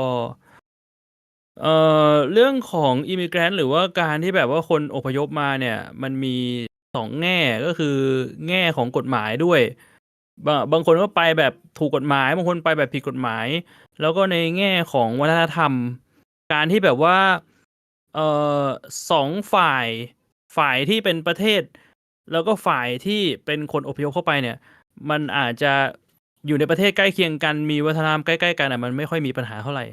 แต่ว่าในยุคปัจจุบันเนี่ยปัญหามันเกิดจากการที่ฝ่ายที่อพยพเข้าไปเนี่ย นอกจากจะไปแบบผิดกฎหมายแล้ว หรือบางคนไปแบบถูกกฎหมายนะ แต่ว่าวัฒนธรรมมันไม่เข้ากันมันเหมือนจิ๊กซอว์ที่มันต่อกันไม่ได้มันก็เป็นปัญหาคือเรื่องของผู้อพยพเนี่ย ผมอยากให้พยายามมองภาพกว้างมากกว่ากระแสความเดือดดาลที่เราเห็นตามหน้าสื่อคือ เราเข้าใจบริบทได้ว่าในอดีตก่อนหน้าที่มันจะเกิดเหตุการณ์นี้เนี่ย ประเทศที่เป็นประเทศชั้นนำประเทศโลกที่1เนี่ยเขามีทรัพยากรมากกว่าเขาพยายามจะเปิดรับโอบรับคนที่เรียกว่าหนีตายจากสภาวะชีวิตของตัวเองมา หรือว่าเป็นคนที่มีการศึกษาอะไรเงี้ยมันก็จะมีนโยบายที่โอบรับค่อนข้างเยอะที่จะช่วยคน เรียกว่ามนุษย์ยังเกื้อกูลต่อกัน แต่ว่าในสถานการณ์ปัจจุบันคือมันเกิดความเปลี่ยนแปลงครั้งใหญ่ มันเกิดปัญหาระหว่างประเทศแบบชุดใหญ่ไฟกระพริบ แล้วก็ในเรื่องของทรัพยากรด้วยเรื่องโลกร้อนด้วยอะไรเงี้ย พอมันเกิดเหตุการณ์นี้ที่ในอดีตไม่เคยเจอมาก่อน แล้วมันเกิดการย้ายแบบเป็นกุลุตย้ายแบบเป็นหมู่บ้าน ย้ายแบบเป็นหมื่นเป็นแสนอย่างเงี้ยสิ่งที่มันเกิดขึ้นคือประเทศโลกที่1เขามีกฎหมายที่จะต้อนรับ1 2 3 4แบบนั้นแบบนี้ดูแลผู้อพยพแบบนี้เนี่ย มันใช้ไม่ได้แล้ว มันใช้กับสถานการณ์ปัจจุบันไม่ได้แล้ว แล้วผมคิดว่ามันสมเหตุสมผลที่ตัวเขาเองก็ต้องโปรเทคแล้วก็คัดกรองก็คือเรียกว่าไม่ได้บอกว่าเราจะไปในทางที่ว่าเราจะเหยียดคนที่แตกต่างหรือว่าไม่โอบรับคนที่เขากำลังหนีตายมานะเพียงแต่ว่ามาตรการในการคัดกรองมันต้องมีมากขึ้นเพราะว่าสถานการณ์มันไม่เหมือนเดิม ผมคิดว่าเอาตรงปะมองงี้มากกว่าผมว่าถ้าพูดได้เห็นภาพเลยคือตอนเนี้ยโลกเราไม่เหมือนไททานิกอะยังไงคือเรือแม่งกำลังจะจม แล้วเรือชูชีพที่จะมีชีวิตรอดต่อไปมันก็มีไม่พอสำหรับทุกคนมันก็คือมันก็ต้องแข่งแย่งกันอะว่าใครจะรอดหรือไม่ก็จมกันไปทั้งหมดใช่ในมุมของคนที่อยู่ในประเทศผมไม่มีปัญหาเลยที่เขาจะต้องการโปรเทคตัวเองมากอันนี้เข้าใจได้ผมเข้าใจได้ทั้ง2ฝ่ายที่มันเข้าใจไม่ได้เลยคือคนที่เป็นซ้ายสุดที่บอกว่าไม่ยังไงแล้วก็จะรับแบบถาโถมเข้ามาแบบไม่ต้องแคร์เหี้ยอะไรแล้วอันนั้นผมเข้าใจไม่ได้กับอีกฝั่งหนึ่งที่เข้าใจไม่ได้ก็คือมึงจะเตะออกหมดเลยแล้วมึงจะแบบว่าโอ้โหไม่ต้องเข้ามาอีกแล้วเราขาดกันคนที่เป็นคนอพยพมาในสมัยก่อนแล้วก็มาสร้างคุณูประโยชน์ในประเทศมึงก็จะถีบออกไปด้วยในกรณีหลายๆกรณีอย่างของทรัมป์เนี่ยคือแบบไอ้เชี่ยพี่บวงหมอมึงก็จะไล่ออกกับอินเดียไปด้วยไอ้อย่างนั้นมันก็เกินไปใช่อันนี้ผมคิดว่าเราพยายามหาโซลูชันตรงกลางให้ได้ว่าความเหมาะสมมันอยู่ตรงไหนแล้วปัญหาที่มันมาใหม่ๆเนี่ยไอ้กฎเก่าๆอะไรที่มันก็ต้องเปลี่ยนบ้างผมว่าอันนี้น่าจะเป็นภาพทั้งหมดให้เห็นว่าตอนนี้มันเกิดปัญหาแบบนี้แล้วมันก็ไม่แปลกที่เขาจะตอบโต้แบบนั้นแต่อันไหนที่เกินไปเราก็ดูเป็นกรณีไปขอบคุณคุณชายแล้วนะฮะ ตะกี้ไปถามแรปเอกมาแล้วพี่เขาตอบมาว่าคุยยาวไปพี่ไม่ค่อยถนัดครับอดมาออกนะจ๊ะเชี่ย ก็จริงๆผมว่าถ้าสมมุติว่าเป็นพรีแรปเอกมาเนี่ย เราทำสเปเชียลเอพิโซดแบบครึ่งชั่วโมงหนึ่งก็ยังได้นะ ก็ได้นะเอาแบบว่าสั้นๆน่ะไม่ต้องมานั่งคุย เออ อย่างเนี้ยแล้วผมว่าอย่างพี่สิงห์มาเนี่ยผมก็ไม่ได้ปิดกั้นโอเคแม้มันจะเป็นความคาดหวังของผมนะว่ามันคุยกันยาวๆมันเต็มนะเต็มไม้เต็มมือเลยแต่ว่า ถ้าไม่ได้มาคุยยาวๆไม่มีปัญหา ไม่จำเป็นต้องมาออก4 ชั่วโมงก็ได้แล้วเราก็ อืม ฟรีสไตล์ขอให้ได้มีโอกาสพูดคุยกันนะ ผมว่า2 ชั่วโมงก็เป็นช่วงเวลาที่ดีนะไม่จำเป็นที่จะต้องเป็น4 ชั่วโมงแบบนั้น อืม พี่บอกขอบคุณ เอาจ นะ ริง เนอะ ๆพี่บิ๊กก็ไม่ได้อยากคุย4 ชั่วโมงตั้งแต่แรก หรือ เออ ไม่ได้ใช้คำว่าไม่อยาก แต่พี่บิ๊กไม่เห็นภาพว่าคุย4 ชั่วโมงแม่งคุยกันได้ยังไง ใช่ ตอนที่เราคุยกันแรก ใช่ ก็ไม่ได้คิดว่ามันจะต้องทำพอดแคสต์4 ชั่วโมงแล้วกลายเป็นว่าพอมันทำมาแล้วคนมันติดเนี่ยกูว่าถ้าลดลงนะ เดี๋ยวคนดูไม่ดูอีกแล้ว พี่บอยก็จะเป็นทรงนั้นไป อืม แต่ว่าผมว่าจริง ๆ แล้วอ่ะ2 ชั่วโมงถึง3 ชั่วโมงเนี่ยมันก็เป็นไทม์ไลน์ที่ดีแล้วอ่ะ อืม พี่บอกขอบคุณหน่อย ขอบคุณคุณก๊อตซันด้วยครับสำหรับ100 โด ดูข่าวดินซุดกันหรือยังครับ โคตรหนัก ไม่รู้ปัญหาจะลามไปกว้างขนาดไหน ตอใหญ่ๆโผล่ช่วงลุงชัชชาติเยอะมาก และมุมมองของคนกทมเลือกตั้งรอบหน้า ยังกามุมชัชชาติเหมือนเดิมไหมจากคนต่างจังหวัด ไอเรื่องหลุม ไอเชี่ยหลุมสู เห็ บ นข่าวอยู่ สูบธรณีสูบ เออ นะที่300,000 เออ ใช่ ไอเรื่องนี้ ก็ พูดยากไหมพี่บวง ยังไม่รู้ว่าปัญหามันเกิดจากอะไรอ่ะ เราเห็นแค่ว่าตอนนี้มันมีปัญหา แต่ไม่รู้ว่าปัญหาเกิดจากอะไรอะมันต้องรอรายละเอียดข่าวมาก่อนปะ ที่ผมเห็น หรือว่า เขา นี่เขามีบอกแล้ว ผมว่ามันน่าจะมีคุยกันแล้วแหละแล้วก็มีผู้เชี่ยวชาญหลายท่านออกมาแต่ผมก็ไม่ได้ดูโหนกระแสด้วยนะอะไรอย่างนี้แต่ว่าที่อันนึงเห็นคนมาแชร์กันเลยคือเรื่องของปัญหาสาธารณูปโภคของเมืองไทยที่อาจจะไม่ได้มาตรฐาน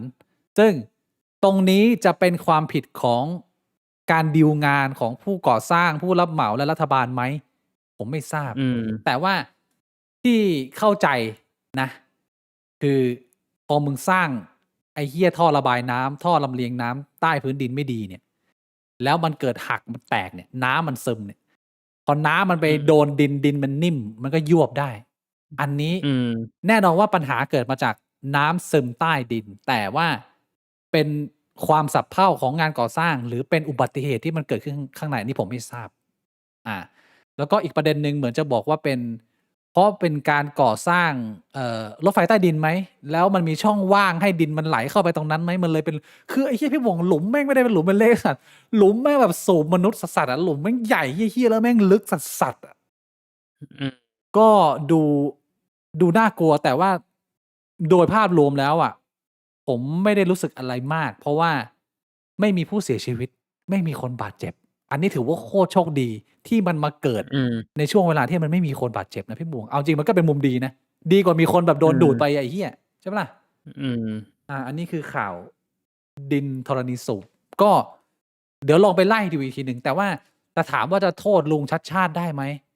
โอ้โห พี่บวงผมว่าตอบยากเลยอันนี่ต้องคุยเรื่องดีเทลว่า ใช่ว่าเราไม่รู้ว่าบริเวณนั้นเนี่ยคือมันก่อสร้างกันมานานแค่ไหน จริงๆ มันก็อาจจะมาจากแบบยุคไหนก็ไม่รู้อ่ะ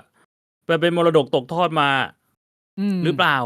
นึกอ คือ อกใช่ไหมเราไม่รู้รายละเอียด ที่ผมเห็นเนี่ย อันนี้ผมไม่ชัวร์นะทางบ้านคอลเลกผมแล้วกันคือ มันเกิดหน้าสถานีตำรวจ300,000มั้งแล้วมันเพิ่งสร้างใหม่พี่บวงยังไม่ได้เปิดใช้เลยแล้วมันเกิดยวบหรือเปล่า อันนี้ผมไม่รู้ ผมไม่รู้ว่ามันเป็นการ อืม ก่อสร้างของตึกข้างๆ หรือเป็นอุโมงค์ข้างในอ่ะก็ถ้ามันจะเป็นความผิดของรัฐบาลที่ดีลงานกับผู้รับเหมาที่ไม่ได้คุณภาพไอ้เช่นอันนี้ก็เข้าใจได้ ว่าประเทศไทยไม่เป็นแบบนี้ ไม่ได้บอกว่าเห็นด้วยหรือว่าไม่ต้องประณามนะ ก็คือด่าไม่รู้จะด่าไงแล้วพี่น้องไอ้เหี้ยด่าจนเหนื่อยแล้วอะแต่เอาไปนว่าสำหรับผมอะไม่มีคนเสียชีวิตอะดีที่สุด ขอบคุณอันนี้นะพี่บวงพี่บวงอ่านมา คุณ Morning Star s e a w o o m นะครับ คิดเห็นยังไงต่อการที่บางประเทศ เช่นสหรัฐอเมริกา ใช้เก็บค่าวีซ่าเป็นเครื่องมือเชิงพาณิชย์หรือว่ารายได้ของรัฐ เช่น เพิ่มค่าวีซ่าท่องเที่ยววีซ่าทำงาน นโยบาย ก็ ของอเมริกาตอนนี้ มันก็เป็นนโยบายของเขาอะนะที่ใช้คำว่าอะไรดีอะก็มันมีคนอยากเข้าไปเที่ยวมันมีคนอยากเข้าไปทำงานอะเขาก็ทำแบบนั้นได้ไงมันเป็นเรื่องของเศรษฐกิจปะ ดีมาซัพพลาย ถ้าบอกว่ามันจะกระทบว่าแล้วอีกหน่อยใครจะไม่ไปแล้ว มันเบียดเบียนคนข้างนอกไหมมันก็คุณจะมองมุมนั้นก็ได้ แต่ก็ถ้าเขาเลือกจะทำแบบนี้ มันก็เขาก็คงจะคำนวณผลกระทบที่ตามมาอยู่แล้วว่าเฮ้ยถ้ามึงจะเลือกมาเล่นกับคนต่างชาติที่เข้ามาเนี่ย และอีกหน่อยมันจะน้อยคนมันจะน้อยลงไหมมันจะกระทบแรงงานหรือความหลากหลายหรืออะไรอย่างนี้ไหมผมว่ามันก็กระทบ แต่เขาก็คงจะคิดว่ามันแฟร์หรือว่ามันคุ้มแล้วล่ะที่จะปล่อยให้กระทบ เพราะว่าเขาอาจจะมองว่า คือถ้าเกิดคุยประเด็นนี้คือมันพูดถึงกรณีของทรัมป์แล้วก็สิ่งที่ทรัมป์ต้องการจะทำก็คือ protect คนในประเทศ เพิ่มงานให้กับคนในประเทศ ลดการพึ่งพาหรือการรบกวนหรือการแย่งงานจากคนนอกประเทศ มากขึ้น ซึ่งผมก็ไม่ค่อยเห็นด้วย ถ้าถามผมในเชิงภาพรวมของการบริหารประเทศนะ ผมคิดว่า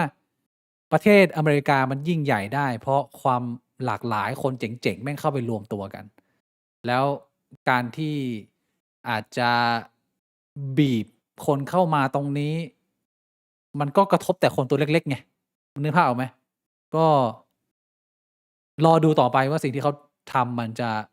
ดีมากน้อยแค่ไหนอะไรยังไง ก็รอดูต่อไป ขอบคุณคุณแซดอะไรเนี่ยพี่บวงQ&A แล้ววันหนึ่งพี่ต้องอพยพออกจากประเทศที่อยู่ ไม่ว่าด้วยเหตุผลอะไร พี่จะเลือกไปที่ไหนเป็นที่แรกครับ น่าสนใจนะคำถามนี้ คือประเทศที่เราเลือกไปนี่เราต้องไปด้วยไปได้ด้วยหรือเปล่า แบบว่าสมมติผมอยากไปจีนเงี้ยแล้วถ้าจีนไม่รับทำไง อันนี้มันก็เป็นอย่างหนึ่งที่ต้องคำนึงถึงนะ แต่ว่าพี่บวงจะเลือกจีนใช่ไหมล่ะ ถ้าสมมติไปจีนได้ผมก็เลือกไปจีนนะ ทำไมอ่ะ ก็หน้าผมเป็นคนจีนอ่ะ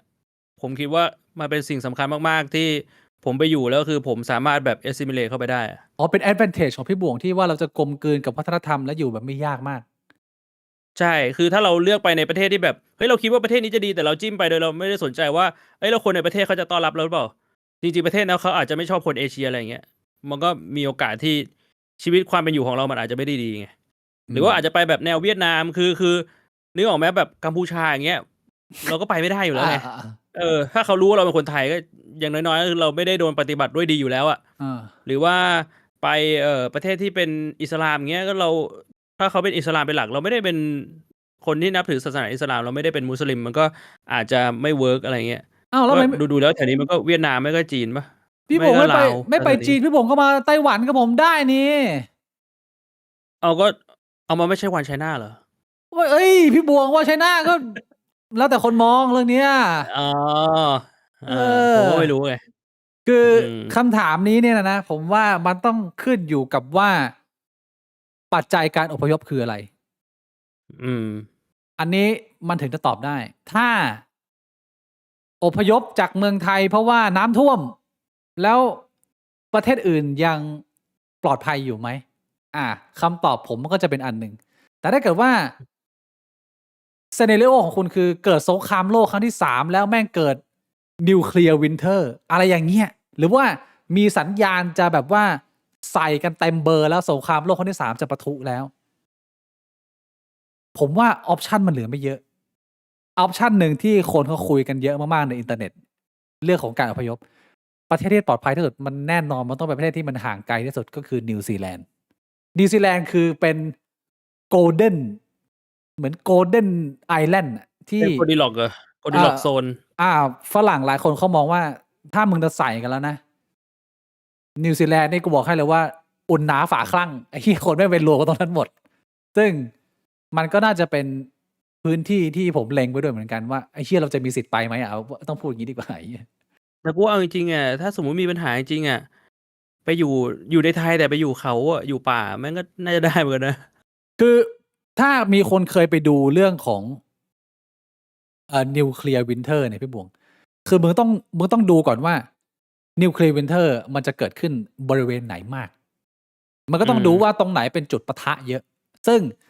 ถ้าเกิดสมมติว่าเราตีต่างเล่นๆว่า สงครามโลกครั้งที่3คือตัวใหญ่ซัดกันหมายความว่าอเมริการัสเซียและจีนเนี่ยแม่งยิงกันอุตลุดทีนี้มึงก็ดูประเทศไทยแน่นอนว่ามันไม่ใช่จุดที่คนมันจะมายึดหรือมันจะมายิงกันหรอกแต่ว่าประเทศไทยแต่ว่าลมมันมาจากจีนประเทศไทยมันไม่ได้ห่างจากจีนเยอะนั่นหมายความว่ามึงไม่โดนกระสุนแต่ว่ามึงไม่น่าจะรอดนิวเคลียร์วินเทอร์มึงจะอยู่ในหมอกซึ่งก็จะเกิดปัญหาเรื่องของโอเคความปลอดภัยตรงนี้ไม่มีปัญหาแต่เศรษฐกิจหรือว่าข้าวยากหมากแพงหรือทรัพยากรถ้ามันกินเวลาไป5 ปีกูว่าไม่รอดพี่บวงโดนหมดในบริเวณนี้คือมึงไม่โดนกระสุนไงแต่มึงจะโดนเรื่องเศรษฐกิจแบบหนักแน่นอนเพราะว่า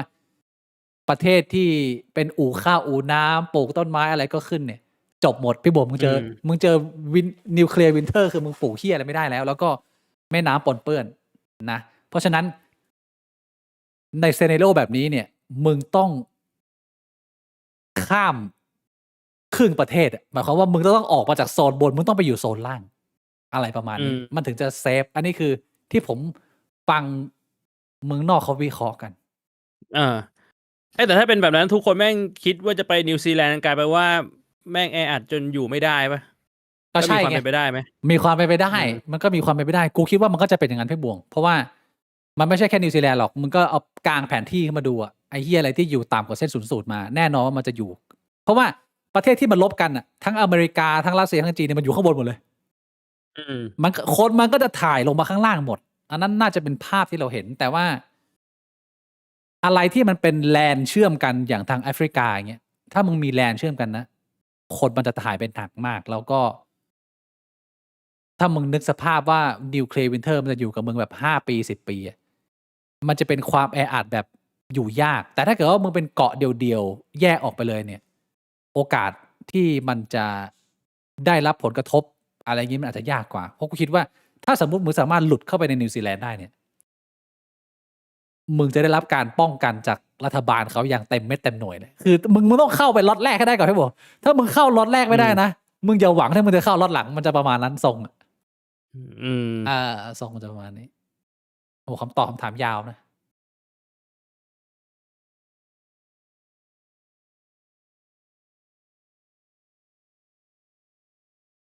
จะเอาอะไรมายิงกันค้อนตอกหัวจากอวกาศรอตอกอยู่และอย่าลืมว่าฉันไม่ได้ใช้แค่ปืนยิงแสงเย็นจากอวกาศมาแช่โลกแล้วนะเพราะฉากแบบ The Day After Tomorrow อยากเจอไหมมีวิธีแล้ว What the hell bro เพื่อนพี่บวงปะเนี่ยนี่เพื่อนพี่บวงไม่รู้อาจจะเป็นได้ต้องตอบคำถามนี้ไหมพี่บวงหรือผมไปอ่านต่อไปเลยไม่ต้องมันไม่ใช่คำถามเลยอันนี้คุณซีไลออนมาเนี่ยใช่ไหมใช่ครับคุณซีไลออนขอบคุณซีไลออนนะครับเมื่อไหร่ช่องนี้จะมีสงครามแชทขาว vs แชทเขียวครับผมอยากเห็นสงครามเพราะมันดูทรมานกับแชทขาวดีจากซีไลออนอดีตผู้เคยเป็นคนในห้องใต้ดินของพี่บวงเฮ้ยอันนี้เฟกนิวนะอันนี้เฟกนิวเชื่อถือไม่ได้นะครับอันนี้มันไม่มีหลักฐานนะอันนี้มันไม่ที่นี่มันไม่ใช่สนามรบต้องไปบิ๊กบวงสตูดิโอครับผมตะกี้อยากจะพูดถึงเรื่องหนึ่งว่าก็คือตอนที่พี่สิงห์เขาพูดอยู่เนี่ยก็ถ้าสังเกตผมไม่รู้พี่บิ๊กสังเกตเห็นแชทหรือเปล่าจะมีช่องแชทคนหนึ่งที่ใช้ชื่อว่าไอ้มืดเดโมแครตที่เขาจะชอบพิมพ์อะไรหลอนๆหน่อยไม่เห็นว่าไงผมอ่านแชทอยู่ตลอดนะก็แล้วก็มีหลายๆคนก็มาบอกว่าแบบให้ผมแบนให้ผมฟันอะไรอย่างเงี้ยคืออันนี้ผมพูดไปหลายรอบแล้วคือผมก็คิดกับตัวเองนะว่าอย่างนี้มันควรจะแบนไหมไอ้คนแบบเนี้ยในมุมนึงผมเข้าใจได้ว่ามันเป็นมันเป็นการสร้างความรำคาญหรือว่าในอีกระดับหนึ่งคือมันเป็นการสร้างความเกลียดชังแต่ผมก็มานั่งคิดกับตัวเองว่าไอ้แบบนี้เนี่ยเราควรจะปล่อยให้เขาแบบว่ามีสิทธิ์ได้พิมพ์อะไรตามที่เขาอยากจะพิมพ์หรือเปล่าแบบเป็น freedom of speech หรือว่าอีกมุมนึงคือผมนึกถึงบ้านฉางเลยคือสไตล์การพิมพ์ของเขาแม่งเหมือนแบบเด็กประเภทบ้านฉางก็คือเด็กที่อาจจะ ไม่ใช่คำว่ามีปัญหาทางสมองเลยกันแต่ว่าสมองเขาอาจจะไม่ได้ทำงานเหมือนคนปกติ ผมก็เลยมองว่าแบบ คล้ายๆกัน มัน อ่ะ มันมันไม่รู้ดิผมคิดว่ามันเป็นสิ่งที่เราควรจะช่างมันอะ อ๋อพี่ผมมองงี้นะ ผมคิดอย่างนั้นนะผมก็เลยไม่ได้แบนผมเห็นนะหลายๆคนก็บอกว่าเอ้ยทำไมไม่ยอมแบนสักที อันนี้ผมอาจจะแบบมาอธิบายในมุมของผม ขอบคุณคุณ อืม ฮิวจ์บวงนะฮะสำหรับ100 โย โอ้ขอบคุณครับ อ่าคำถามอีก1 ครั้งมาคุณไซเบอร์จากมาละเบิ้ลสนิทพี่บวงนะ สมมุติ เอ้ยใช่ ถ้า เหรอ กฎหมายถูกใช้เป็นอาวุธแบบนี้จะเคารพกฎหมายอยู่ไหม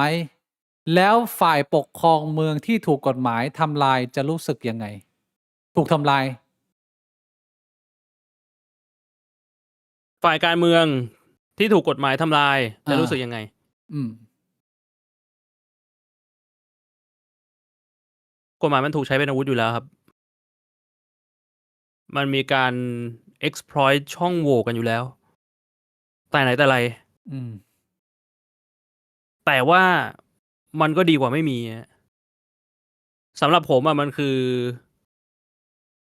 lesser evil อะการที่เรามีกฎหมายอะคุณนึกภาพว่าเราเป็นแบบ Wild West อะคือเราไม่มีกฎหมายก็คือแบบ จะฆ่าใครข่มขืนทำอะไรก็ได้อะมันก็เป็นชีวิตที่มันไม่น่าจะดีกว่าปัจจุบันหรอก ผมคิดว่า คือแต่พอมีกฎหมาย มันก็มีช่องโหว่ มันก็ยังมีการ exploit กัน แต่สำหรับผมยังมีครั้งผมมองว่ามันคือ lesser evil นะ มันดีกว่าไม่มีนะครับ เพราะฉะนั้นเนี่ย ผมคิดว่าถ้าสมมุติว่าเราเข้าใจแบบนี้แล้วอะคือเราก็ต้องเรียนรู้กฎหมาย แล้วเราก็อย่าพยายามปล่อยให้คนอื่นมา exploit ไง อันนั้นมันน่าจะเป็นสิ่งที่เราสมควรทำ อืม ในมุมผมคือมันอยู่ที่ว่าไอ้กฎหมายที่ถูกใช้เป็นอาวุธอ่ะมันหนักหนาขนาดไหน มันรุนแรงขนาดไหน ผมคิดว่ามันมีสเกลอยู่ด้วย ถึงความ อืม พูดถึงในมุมมองของความเคารพ แต่ว่าโดยรวมอ่ะยังไงเราก็ต้องเคารพกฎหมายทั้งหมด ผมคิดว่า อืม การที่กฎหมายถูกใช้เป็นอาวุธ มันไม่ได้เป็นเหตุผลที่จะทำให้เราไม่เคารพกฎหมายเลย เพราะมันยังมีกฎหมายอื่นอยู่ที่มันโอเค อย่างน้อยๆ โดยทั่วไปต้องเคารพแบบ 99% แล้วเราก็มาดูไอ้ส่วนเล็กๆน้อยๆว่า เราไม่เคารพมันแล้วเราทำอะไรกับมันได้บ้าง ถ้าเราไม่เคารพแล้วเราหาตีนให้ตัวเอง เราพาชีวิตไปซวยเนี่ย มันก็ไม่ใช่ทางที่ผมจะแนะนำแต่อาจจะไม่เคารพอยู่ข้างในความรู้สึกของเราว่าเฮ้ยไอ้ที่กฎหมายนี้แม่งไม่สมควรได้รับการแก้ไขอ่ะเราไม่ชอบมันเลย แต่มันไม่ใช่ว่าจะให้มึงไปแบบไปทำผิดมันไงเพื่อเป็นการแบบเหมือนไปสร้างปัญหาอะไรเพิ่มเติมก็ ใช้เป็นคำด้วยว่าเราไม่จำเป็นต้องเห็นด้วยกับกฎหมายที่มันไม่แฟร์ที่ถูกใช้เป็นอาวุธ แต่หาทางพยายามที่จะผลักดันหรือรณรงค์หรือ voice เสียงออกของเราออกมาว่าไอ้เชี่ยนี้มันถูกใช้เป็นอาวุธอยู่นะแล้วสังคมเราอ่ะมึงจะอยู่กันแบบสันติสุขไม่ได้ มึงจะยังต้องเกลียดกันไปอีกไม่รู้อีกกี่เจเนอเรชันถ้ามึงไม่แก้ไอ้เหี้ยตรงนี้ มึงก็เอาแบบว่าเอาวิสัยทัศน์ หรือว่าเอามุมมองของเราที่มีความหวังดีต่อประเทศเนี้ยเป็นตัวตั้ง แล้วก็บอกให้กับสังคมให้รู้ว่า ไอ้เชี่ยมึงจะไปงี้กันต่ออะมันไม่จบนะเว้ยมึงก็จะเกลียดกันอย่างนี้ไปเรื่อยๆนะเว้ยอะไรอย่างนี้เป็นต้น ผมคิดว่าน่าจะเป็นมุมนี้มากกว่า อืม อืม ขอบคุณคุณพัชระด้วยครับสำหรับ$5 ออสเตรเลียนเหรอฮะ พวกพี่เคยดูมหาลัยเหมืองแร่ไหมครับเอ้ยผมไม่เคยดูนะ ผมเคยดู แต่ว่าเคยได้ยินว่าก็เป็นหนังไทยอีกเรื่องหนึ่งที่ดีมากๆ อืม เป็นหนังที่ดีมากๆ แล้วก็เป็นหนังที่ผมเข้าใจว่าน่าจะให้แรงบันดาลใจคน Gen X Gen Y จำนวนมากให้ออกไปท่องโลกกว้างไปอยู่กับชีวิตที่ธรรมดาไปอยู่กับชีวิตที่มันไม่ได้สะดวกสบายเหมือนที่เคยอยู่ในเมือง เพื่อที่จะได้เข้าใจบริบทของชีวิตอะไรหลายๆอย่างนะ ซึ่งอันนี้ลิงก์ได้กับงานของพี่สิงห์ Bad Bad World กลับมาอีก1 ครั้งคือ นอกจากที่เราจะได้รับรู้มุมมองหรือภาพหรืออารมณ์หรือสิ่งที่เกิดขึ้นในต่างประเทศแล้วเนี่ย อีกประโยชน์หนึ่งที่จะได้จากการตั้งใจดูสารคดีสงครามก็คือ พอเราได้ออกไปผจญภัยในโลกกว้าง ได้เห็นแล้วว่าชีวิตจริงๆอะมันมีความทุกข์มันมีความยากลำบากอะไรยังไง มันทำให้คนเปราะบางอ่อนแอที่อยู่ในเมืองอะมันจะเห็นภาพเปรียบเทียบแล้วก็เกิดสติตื่นรู้ได้เลยว่า ไอ้เชี่ยทุกวันนี้กูเครียดเรื่องเฮี้ยอะไรอยู่วะเนี่ย ถ้ามึงไปเจอชีวิตจริงที่มันเป็นเรื่องเครียดจริงๆอะพี่บวง เรื่องที่มันเกี่ยวกับความเป็นความตายนึกภาพออกไหมหรือตอนที่กูเข้าไปอยู่ในป่าแล้วแบบว่าไอ้เฮี้ยกูจะรอดหรือกูจะไม่รอดจากไอ้เฮี้ยตรงนี้ได้กูจะมีอาหารกินไหมกูจะใช้ไฟฟ้าตรงไหนเนี่ย ความเครียดปัญญาอ่อนที่เราเจอ ที่มันเป็นความเครียดเล็กๆน้อยๆจากการนั่งถ่าย Facebook เยอะเกิน หรือชักว่าวมากเกิน หรือจีบผู้หญิงคนนี้ไม่ได้ แม่งกระจอกไปเลยเว้ยคือมันเป็นประโยชน์ของการที่มึงเห็นสเกลชีวิตแบบ ไม่ใช่แค่ชีวิตมึงกับเพื่อนข้างๆมึงแต่มึงเห็นแบบทั้งโลกใบนี้ว่าเขาเผชิญอะไรกันอยู่บ้าง แล้วมันเป็นประโยชน์ในมุมมอง การปรับอารมณ์การปรับใช้ชีวิตของเราด้วย อันเนี้ยคือเรื่องของวิสัยทัศน์ที่โลกอันกว้างใหญ่ หรือว่าคนทำสารคดีอย่างพี่สิงห์เนี่ยเขาจะมอบให้เราได้ ซึ่งก็จะใกล้เคียงกับประสบการณ์ในการชมภาพยนตร์มหาลัยเหมืองแร่ในมุมผม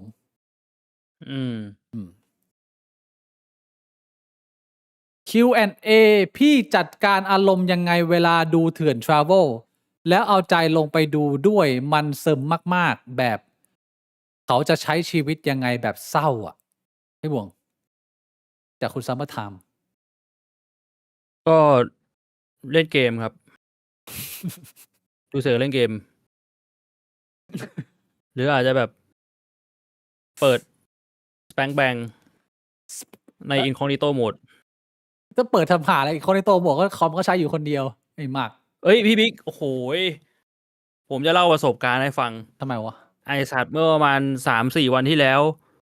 ไอ้ Google Gemini แม่งหลอกให้กูกดช็อตคัทเปิด History เฮ้ย ในไลฟ์สตรีม เฮ้ย ดีที่กูเปิด Incognito Mode อยู่ตลอด ไม่งั้นเว็บ Spank Bang กับเว็บ X Video แม่งขึ้นหลามากลางสตรีมแล้ว เอา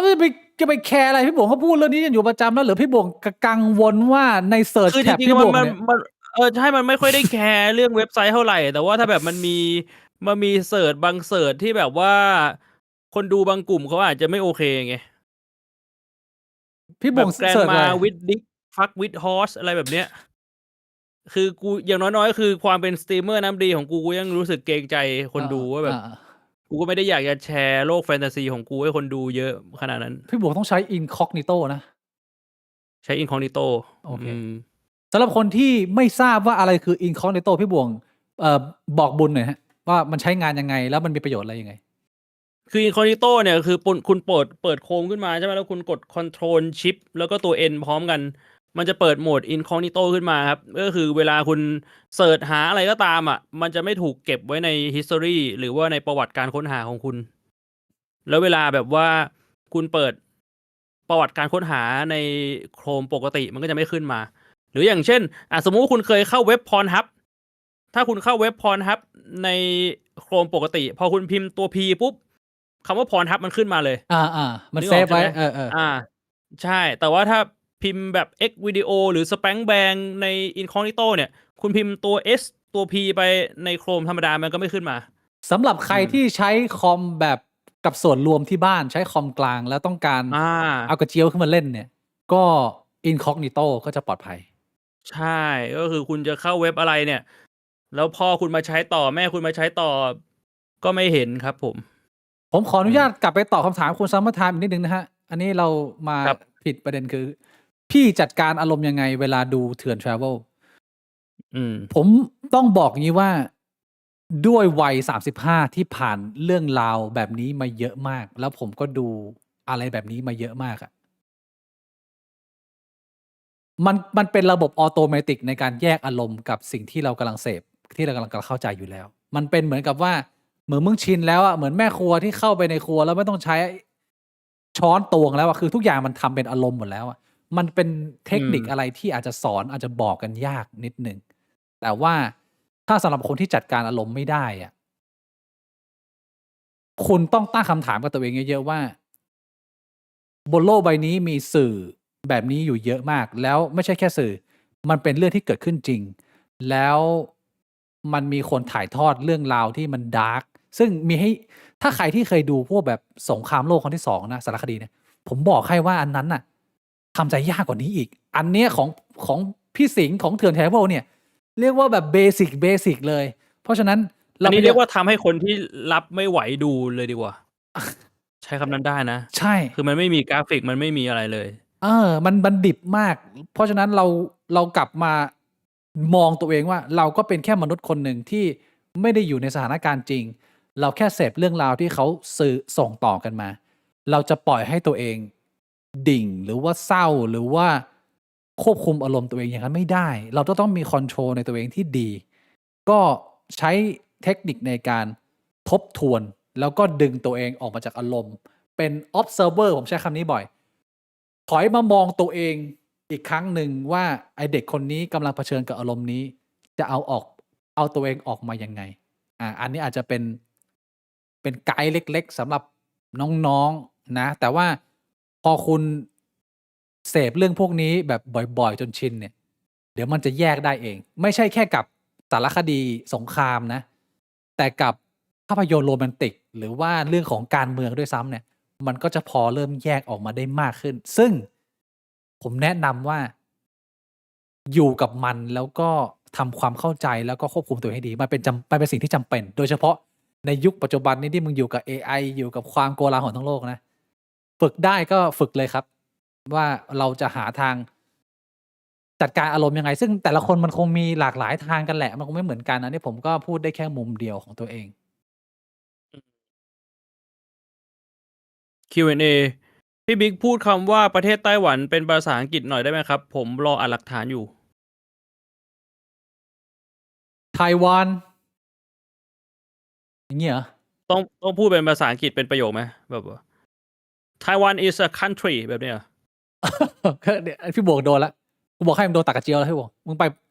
เมืองจีนตอนเนี้ยพี่บวงช็อตเมื่อกี้มึงโดนละกูยังไม่พูดTaiwan is a country Taiwan number one แบบนี้เหรอมึงโดนพี่บวงไอ้ที่พี่บวงมึงรู้ไหมว่าที่ปักกิ่งนะตำรวจสามารถค้นมือถือมึงได้โดยที่ไม่ต้องขออนุญาตแล้วไม่ต้องมีใบเฮียเลยก็คือเขาเดินมาเขาบอกว่าไอ้หนวดเฮียนี่ส่งมาเป็นสปายเปล่าเขาสามารถเอามือถือมึงมาเปิดดู history เปิดดูอัลบั้มภาพมึงมึงทำอะไรไม่ได้เลยนะเว้ยในปัจจุบันเนี่ยแม่งโหดขนาดนั้นนะแล้วที่ไต้หวันได้ไหมไม่ได้สมมติที่ไต้หวันนี่เป่าแอลกอฮอล์ไม่ได้เลยหมายถึงว่ากลับกันถ้าที่ไต้หวันเนี่ยมีคลิปมาบอกว่า Taiwan is not a country วาง China number one แบบเนี้ยได้คนไต้หวันเดือดไหมได้ยังได้สามารถทำได้แล้วก็ไม่มีกฎหมายจะไปเอาผิดมึงได้แต่ว่าก็อาจจะเสี่ยงตีนิดนึงประมาณนี้แต่ว่าที่นี่ไม่ค่อยรุนแรงกับคนจีนแบบค่อนข้าง traditional คือเขาค่อนข้างซอฟต์นะว่าที่เราเห็นก็จะมีแต่ในสภาที่แม่งต่อยกันนะแต่ว่าข้างนอกเหตุการณ์ปะทะของม็อบอะไรพวกนี้น้อยมากพี่บวงคือคนมันค่อนข้าง nice ในมุมที่กูสัมผัสนะวุฒิภาวะค่อนข้างดี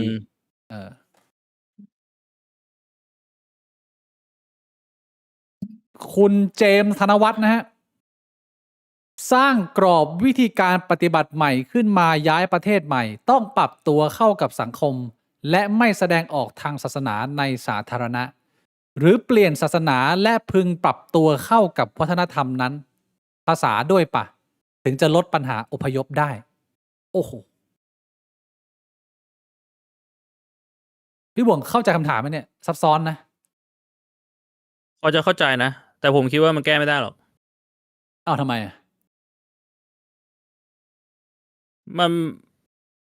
มันเป็นการแก้เชิงทฤษฎีเรื่องพวกเนี้ยแต่ในทางปฏิบัติมันทำไม่ได้มันคือทฤษฎีเรามานั่งคิดว่าแบบเฮ้ยมีปัญหานี้จะแก้ยังไงดีคิดได้แต่ทางปฏิบัติไม่มีใครทำได้ครับผมคิดว่าเอาเข้าจริงๆก็คือไม่มีใครทำได้จริงมันก็พูดยากพี่บัวมันก็ต้องอยู่ที่ว่าไอ้ที่ให้ปรับมันฉีกขนาดไหนมันแบบว่ามันหักอันเดิมมากน้อยขนาดไหนหรือว่ามันปรับเล็กๆน้อยๆความต่างของคนที่อยู่เดิมกับคนที่มาเนี่ยมันต่างแบบคุยไม่รู้เรื่องเลยไหมหรือว่าต่างแบบไม่ได้ขนาดนั้นอย่างผมคิดว่าอย่างเมืองไทยอย่างเงี้ยไอ้ที่คนพม่าคนมอญคนลาวคนเขมรมันเข้ามา คือวัฒนธรรมมันค่อนข้างใกล้เคียงไงถึงมันจะไม่ใช่อันเดียวกันก็ตาม มันก็ปรับไม่ต้องเยอะมาก มันก็ต้องดูดีเทลของบริบทการปรับเปลี่ยนด้วยว่ามันจะมากน้อยแค่ไหนได้ไหมอย่างนี้ คือพี่บิ๊กคิดว่าถ้าสมมุติว่าอังกฤษประกาศว่าเฮ้ยมุสลิมเข้ามาได้ แต่ขอปรับนิดนึงกินหมูได้ไหมอ้าวมันก็เป็นการปรับไม่เยอะนะแค่กินหมูอะแต่ว่าในมุมของตัวชาวมุสลิมอ่ะมันคือทำไม่ได้ไงถูกไหมเพราะฉะนั้นมันมีเรื่องของมุมมองด้วย ใช่ว่าแบบ ใช่ เฮ้ยบางฝ่ายมองว่าอันนี้มันก็แค่นิดเดียวมึงเปลี่ยนอาหารการกิน พวกกูก็กินหมูมากูก็ไม่ได้ตายร่างกายแข็งแรง แต่อีกมุมหนึ่งคือเขามองว่าเฮ้ยมันไม่ได้เว้ยศาสนากูมันไม่กินหมูแบบเนี้ยไอ้เรื่องศาส มัน นา ก็จะมีเรื่องของความไม่เข้าใจกันของวัฒนธรรมและความเชื่อด้วย ถ้าเป็นเรื่องของความเชื่อศาสนาเนี่ย อันนี้เรื่องนี้อาจจะเป็นเรื่องใหญ่เรื่องยาก ที่เป็นประเด็นที่ว่ามันอาจจะปรับไม่ได้ แต่ว่ามันก็มีอีกหลายกรณีถ้าเกิดว่าอย่างที่เมื่อกี้ผมยกไปคือ ความต่างชั้นของคนไทยกับประเทศเพื่อนบ้านมันไม่ได้เยอะมากสิ่งที่มันพอจะปรับมันอาจจะพอปรับได้อะไรอย่างนี้นะใช่มันก็ถ้าเป็นอะไรนิดๆหน่อยๆเรื่องวัฒนธรรมแบบเนี้ยนะขอบคุณคุณรัฐา360ครับให้กำลังใจลุงจีหน่อยครับ เห็นว่าพบอินเดียที่ญี่ปุ่นว่าต้องให้กำลังใจด้วยเหรอพบคนอินเดียที่ญี่ปุ่นคุณซีไลออนคุณซีไลออนด้วยครับพี่บวงในอนาคตพี่บิ๊กพี่บวงจะมีเกมที่เล่นด้วยกันแบบ A Way Out หรือว่าเกมอื่นที่เล่นด้วยกัน2คนอีกไหมครับชอบดูพี่ๆเล่นเกมด้วยกันสนุกมากก็เดี๋ยวต้องดูครับว่ามันมีเกมอะไรอีกบ้างมีโอกาสแน่นอนแต่ว่าไม่รู้อะไรไม่รู้เกมอะไรTake-Twoนี่ก็ยังติดปิ่นอยู่เลยก็ช่วงนี้พี่บวงติดPOE 2จัดนะฮะผมต้องเรียนตรงๆว่าเมื่อคืนนี้เนี่ยผมก็นั่งทำกันบ้านเตรียมคอนเทนต์ถึงประมาณ6 โมงเช้าแล้วก็ยังเห็นพี่บวงเนี่ยเพิ่งล็อกอินเกมเข้ามาเล่นเพิ่งตื่นมาดีตื่นมาเล่นแป๊บนึงประมาณ1-2 ชั่วโมงแล้วก็นอนต่อช่วงนี้พี่บวงติดมากนะก็อะไรอย่างอื่นก็ต้องรอไปก่อนแต่ว่าของผมกับพี่บวงเนี่ยผมว่าถ้ายังไม่เกลียดขี้หน้าหรือทะเลาะกันไปซะก่อนมันมีโอกาสอยู่แล้วแหละแต่จะเป็นเกมอะไรก็ต้องดูอีกทีนึงขอบคุณหน่อยพี่บวงขอบคุณคุณกัตตินันเอสด้วยครับมีแขกรับเชิญแบบไหนไหมที่พี่ไม่อยากเชิญหรือว่าอาจจะไม่ควรเรื่องไม่ควรผมว่ามันไม่น่าจะมีนะส่วนไม่อยากเชิญผมก็ไม่นะก็เฉยๆคือต้องพูดตามตรงว่าแขกรับเชิญที่มีมาทั้งหมดตั้งแต่เริ่มทำมาจนถึงปัจจุบันเนี่ยมันมาจากความบังเอิญหรือว่าจากคอนเนคชันนะก็คือเหมือนแบบชวนกันมาอย่างแบบไม่ว่าจะเป็นซันนี่เป็นชาหรือเป็นจันเลสเนี่ยมันเป็นอารมณ์แบบไปกินข้าวด้วยกันไปเจอกันแล้วแบบเฮ้ยโอ้ยพี่ทำพอดแคสต์อยู่เหรอทำอยู่มาคุยกันไหมนานๆทีได้คุยกันบ้างอะไรอย่างเงี้ยมันคือความที่เรารู้จักกันมันมีคอนเนคชันเราไม่ได้ไปเชิญเขาหรือว่าเขาอยากมาออกนึกออกใช่ไหมมันเป็นอารมณ์แบบเรารู้จักกันก็ชวนกันมานะครับแต่ว่ารวมถึงพี่สิงห์ด้วยเพราะพี่สิงห์เนี่ยก็เป็นคอนเนคชันที่ต่อมาจากชานะเรายังไม่เคยมีแบบแขกรับเชิญที่แบบเฮ้ยคนนี้เราสนใจอยากคุยด้วยแล้วเราจะไปเชิญเลยแต่ผมว่ามีคิดอยู่เหมือนกันนะว่าอยากแบบพิมพ์ไปหาดร.โสพลบอกว่าอยากชวนมาพูดคุยกันในพอดแคสต์อะไรแบบเนี้ยก็มีคิดอยู่มีโอกาสต้องจัดนะพี่บวงน่าสนใจผมไม่มีผมคิดว่าอย่างน้อยๆมันจะต้องเป็นคนที่เขามีวุฒิภาวะในการพูดคุยในการสนทนาสื่อสารแลกเปลี่ยนหรือถกเถียงในระดับหนึ่งแล้วก็ carry on ให้เราแบบมีบทสนทนาที่มันมีคุณภาพไม่ว่าจะเป็นเชิงซีเรียสหรือจะเป็นเชิงโปกฮามันก็น่าจะไปด้วยกันได้ถ้าเป็นคนที่ผมใช้คำว่ามึงพูดเหี้ยอะไรเนี่ยถ้าเป็นทรงประมาณนั้นอาจจะเป็นคนที่ผมไม่ได้คาดหวังว่าจะมานั่งคุยกันประมาณนั้นอีก 1-2 คำถามแล้วก็ผมจะส่งพี่บวงเข้าโลก POE 2แล้วผมก็จะไปเตรียมตัวนี่เดี๋ยวผมจะมีเล่นเกมผีเลยพี่บวงอาทิตย์นี้ผมจะมาเจอกับทุกท่านExit 8แบบเกมผีเหรอใช่ไหมแบบสกูเพราะว่าผมเพิ่งไปดูหนังในโรงมาพี่บวงไอ้เหี้ยหนังดีมันเข้าที่ไต้หวันแล้วไอ้เหี้ยดีไปจัดมานะเดี๋ยวอาทิตย์นี้น่าจะไม่ศุกร์ก็เสาร์นะเดี๋ยวผมจะมา ว่ามา หนังมันนานขนาดไหน ชั่วโมง45 นาทีหรือไม่ถึง2 ชั่วโมงหนังสั้นมากเพราะว่าเกมมันก็ไม่มีอะไรไงไม่แต่คือกูงงว่าเกมแม่งไม่มีเชี่ยอะไรเลยมันไม่มีเชี่ยอะไรแบบไม่มีเชี่ยอะไรเลยอ่ะใช่มึงทำหนังเป็นชั่วโมงได้ไงวะนี่แหละเป็นสิ่งที่กูรู้สึกว่ามันดีเกินคาดเพราะว่ากูคาดไปแบบเพลนเลยกูนึกว่ามึงจะเอาแบบแอคชั่นอย่างเดียวนั่นอะไรเงี้ยซึ่งอันนั้นจะผิดหวังกูแต่ว่าเขาเอาตัวละครของคนที่ติดเข้าไปในวังวนนะเข้ามาผูกกับชีวิตจริงแล้วกูรู้สึกว่ามันผูกได้ดีเว้ยกูก็เลยเกินความคาดหวังไปเล็กน้อยขอบคุณคุณอาคาชิด้วยครับสำหรับ179 โดตอนแรกผมก็คิดแบบพวกพี่ครับแต่ปัญหาที่ตามมาเยอะมากจาก X ของฝั่งญี่ปุ่นคือ1ผมเห็นการทิ้งขยะไม่เป็นทาง2ปัญหาการข่มขืน3มารยาทในที่สาธารณะและอื่นอันนี้หมายถึงปัญหาเรื่องผู้อพยพใช่ไหมฮะอันนั้นใช่ที่คุณพูดถึงว่าที่เห็นในฝั่งญี่ปุ่นน่าจะใช่ก็นั่นแหละผมถึงได้บอกไงว่ามันไม่มีวิธีการแก้ที่เป็นไอ้นี่หรอกก็คือปัญหาหนึ่งนะเอาตรงๆเลยนะการที่คุณรับผู้อพยพเข้ามาแม่งหมายความว่าอะไรรู้ป่ะอันนี้ผมไม่อยากจะพูดเหมารวมหรืออะไรนะแต่คุณลองนึกภาพว่าคนแม่งจะเป็นคนอพยพได้อ่ะมันขาดความศรีวิไลไปแล้วอ่ะนึกออกป่ะควอลิตี้ของคนมันไม่เท่ากันมันเหมือนแบบคุณรับใครมาก็ไม่รู้อะที่แบบคือเขาไม่ใช่คนในสังคมที่สเตเบิลแล้วอะแต่ว่ามันก็ไม่ใช่ความผิดเขานะแต่มันก็คือมันเหมือนคุณรับหมาบ้าเข้ามา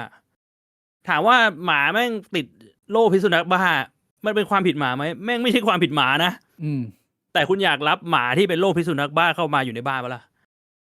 คือถ้ามันจะทำแบบนี้มันจะต้องมีวิธีการจัดการที่โอ้โหมึงจะต้องสร้างแคมป์หรือว่าต้องมีการเทรนคนพูดให้เข้าใจ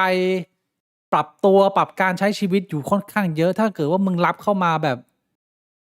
ไม่รู้อีโหน่อีเหน่เข้ามาปนเลยนะเนี่ยปัญหามันก็จะเกิดผมเข้าใจได้ว่ามันเกิดขึ้นแล้วญี่ปุ่นก็เดือดนะผมคุยกับเพื่อนญี่ปุ่นถึงปัญหาเนี่ยพี่บวงจากที่เป็นหนึ่งในเมืองที่สะอาดที่สุดในโลกมึงเดินไปไหนมึงก็ไม่เห็นก้นบุหรี่แล้ววันนี้เนี่ยมึงเดินไปเนี่ยในพื้นที่หลายๆพื้นที่มึงเริ่มเห็นขยะเป็นเริ่มทรงมาแบบเหมือนกรุงเทพเมืองไทยแล้วไอ้เชี่ยในมุมของคนญี่ปุ่นอ่ะมันเจ็บแค้นมันเก็บไว้อยู่ข้างในนะว่าแบบไอ้เชี่ยเราจะไปด่าเขาก็ไม่ทำแบบนั้นหรือว่าจะทำยังไงมันก็เป็นเรื่องอึดอัดซึ่งมันก็จะผลักดันไปให้เป็นการเปลี่ยนแปลงทางด้านทางการเมืองนี่แหละที่ว่าเขาจะหานโยบายมารองรับหรือแก้ปัญหาตรงนี้ยังไงซึ่งมันแก้แบบดีดนิ้วเปาะอย่างนี้ไม่ได้หรอกประมาณว่าแบบมึงจะหากฎหมายอะไรที่มาฟันฉับเลยแล้วกลับไปเหมือนเดิมเลยมันก็คงไม่ได้มันก็ต้องแบบว่าบาลานซ์ไปทั้งสองส่วนหมายความว่าในส่วนของการคัดกรองผู้คนหรือความสตริกของกฎหมายมันก็ต้องเพิ่มขึ้นแต่ว่าในส่วนของคนที่มันยังอยู่มันก็ต้องเรียนรู้ว่าบ้านเมืองนี้เขาอยู่กันแบบนี้มึงจะมาทำหรือมาใช้ชีวิตแบบเดิมมันไม่ได้แล้วมันก็ต้องแบบสองโซนปรับมาเจอกันตรงกลางน่าจะประมาณนั้นมันถึงต้องมีค่ายผู้อพยพอะใช่ต้องมีงั้นผมขออนุญาตหาคำถามสุดท้ายแล้วพี่บวงจะใช้อินคอกนิโต้แล้วนะฮะโอ้โหนาตูคำถามจากนาตู2017นะพี่บวงเป็นคำถามสุดท้ายอันนี้พี่บวงอ่านดีกว่า Q&A ผู้ที่อยู่ระหว่างต้องโทษในเรือนจำคนไทยที่ไม่ได้อาศัยอยู่ในประเทศไทยเกิน10 ปีผู้ที่ IQ ไม่ถึง50พวกพี่ๆคิดว่าคนเหล่านี้ควรมีสิทธิการเลือกตั้งไหมครับไอ้เชี่ยนาตูเขาพูดจารู้เรื่องนะพี่บวงผู้ที่อยู่ระหว่างต้องโทษในเรือนจำมันไม่เกี่ยวกับว่าเขาควรมีสิทธิ์หรือเปล่ามันไม่มีสิทธิ์อยู่แล้วไม่ใช่เหรอไอ้เรื่องเนี้ยอันนี้ผมไม่รู้นะคือคนที่ติดคุกอยู่ถ้าสมมุติว่ามันถึงเวลาเลือกตั้งเขาถูกปล่อยตัวออกมาให้เลือกเหรอหรือเขาให้เลือกในคุกเหรออันนี้ผมไม่นี่น่าสนใจอันนี้ผมไม่ทราบแฟกต์เป็นยังไงคือมันอาจจะไม่ได้เป็นการปล่อยตัวออกมาให้เลือกแต่ว่ามีการเลือกตั้งในคุกไหมตรงนี้ผมไม่รู้เราไล่อันนี้ไม่ชัวร์ว่าผู้ที่อยู่ในเรือนจำเนี่ยควรจะมีสิทธิ์เลือกตั้งไหมแต่ว่าถ้าเกิดว่าถามความรู้สึกก็ได้พี่บวงเอาเป็นความรู้สึกเรา2 คนก็ได้ พี่บอกคิดว่าคนติดคุกคนมีสิทธิ์เลือกตั้งไหมเอาแบบเราไม่รู้นะว่าปัจจุบัน อ่า เนี่ยมีสิทธิ์หรือเปล่าแต่ถามเอาความรู้สึกส่วนตัว อืม คิดว่าต้องขอคิดเลย คิดว่าน่าจะมีการแบ่งว่าติดนานแค่ไหน ความผิดอันไหนที่ยังมีสิทธิ์อยู่ ความผิดอันไหนมึงสูญเสียสิทธิ์ในการ ใช่ เลือกตั้งไปแล้ว อยู่ที่ความผิดไม่ได้อ ใช่ ยู่ที่จำนวนปีดิอยู่ที่ความผิดไหม อาจจะอยู่ที่จำนวนปี คือกูมองงี้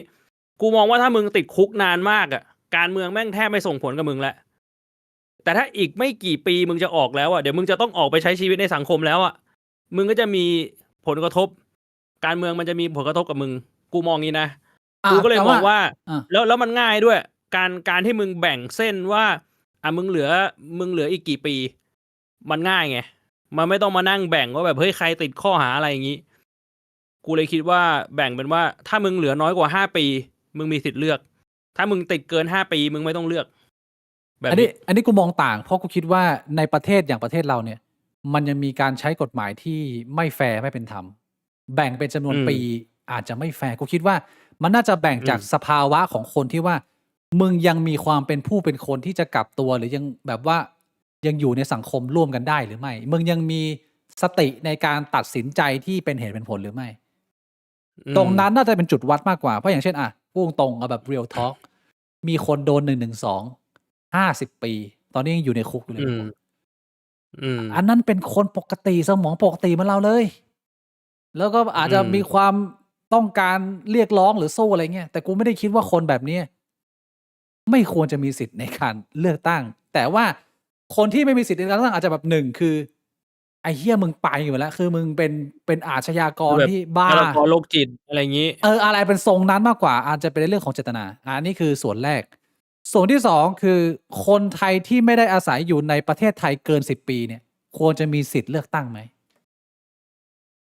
ก็คือมึงไม่ได้มีความ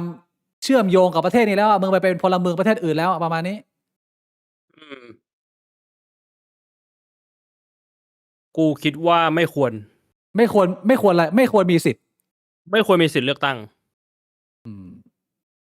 กูคิดว่าคนที่แบบว่าไม่ได้อยู่ไทยมาเกิน10 ปีแล้วอ่ะในส่วนหนึ่งมันไม่ได้มีการตามข่าวแล้วมันไม่ได้รู้ความเป็นไปแล้วว่าปัจจุบันเนี่ยเรามีปัญหาอะไรกันบ้างมีการทะเลาะอะไรกันบ้างมีข้อดีข้อเสียอะไรบ้างแล้วเรากำลังจะเดินไปในทางไหนอันนี้คืออย่างแรกอย่างที่สองคือบางทีเนี่ยมันกลายเป็นว่ามันเป็นภาระให้เขาต้องเลือกไปแล้วเขาก็อาจจะกาไปงั้นโดยที่เขาไม่ได้ใส่ใจเลยว่าไอการกาของเขาเนี่ยแม่งไปกระทบอะไรกับชีวิตใครบ้างแต่มันไม่กระทบกับชีวิตเขากูคิดว่าด้วยเหตุผล2 ข้อเนี่ยถ้าไม่ได้อยู่ไทยเกิน10 ปีไม่ควรมีสิทธิ์แล้วถ้าจะกลับมาก็ค่อยมาเลือกครั้งต่อไปแล้วถ้าเกิดเป็นกรณีไปกลับแบบกูอย่างเงี้ยพี่บวกให้ยังไงอะสมมติว่ากูออกมาก็ถ้าไปกลับมันก็ไม่ถือว่าไม่ได้อยู่ไทยเกิน10 ปีนะเพราะทุกครั้งที่กลับเข้ามามันก็นับรีเซ็ตใหม่ไงว่าแบบก็มีเข้ามาโอเคได้ผู้ที่ IQ ไม่ถึง50ไอ้พวกนี้ควรมีสิทธิ์ในการเลือกตั้งไหมพี่บวก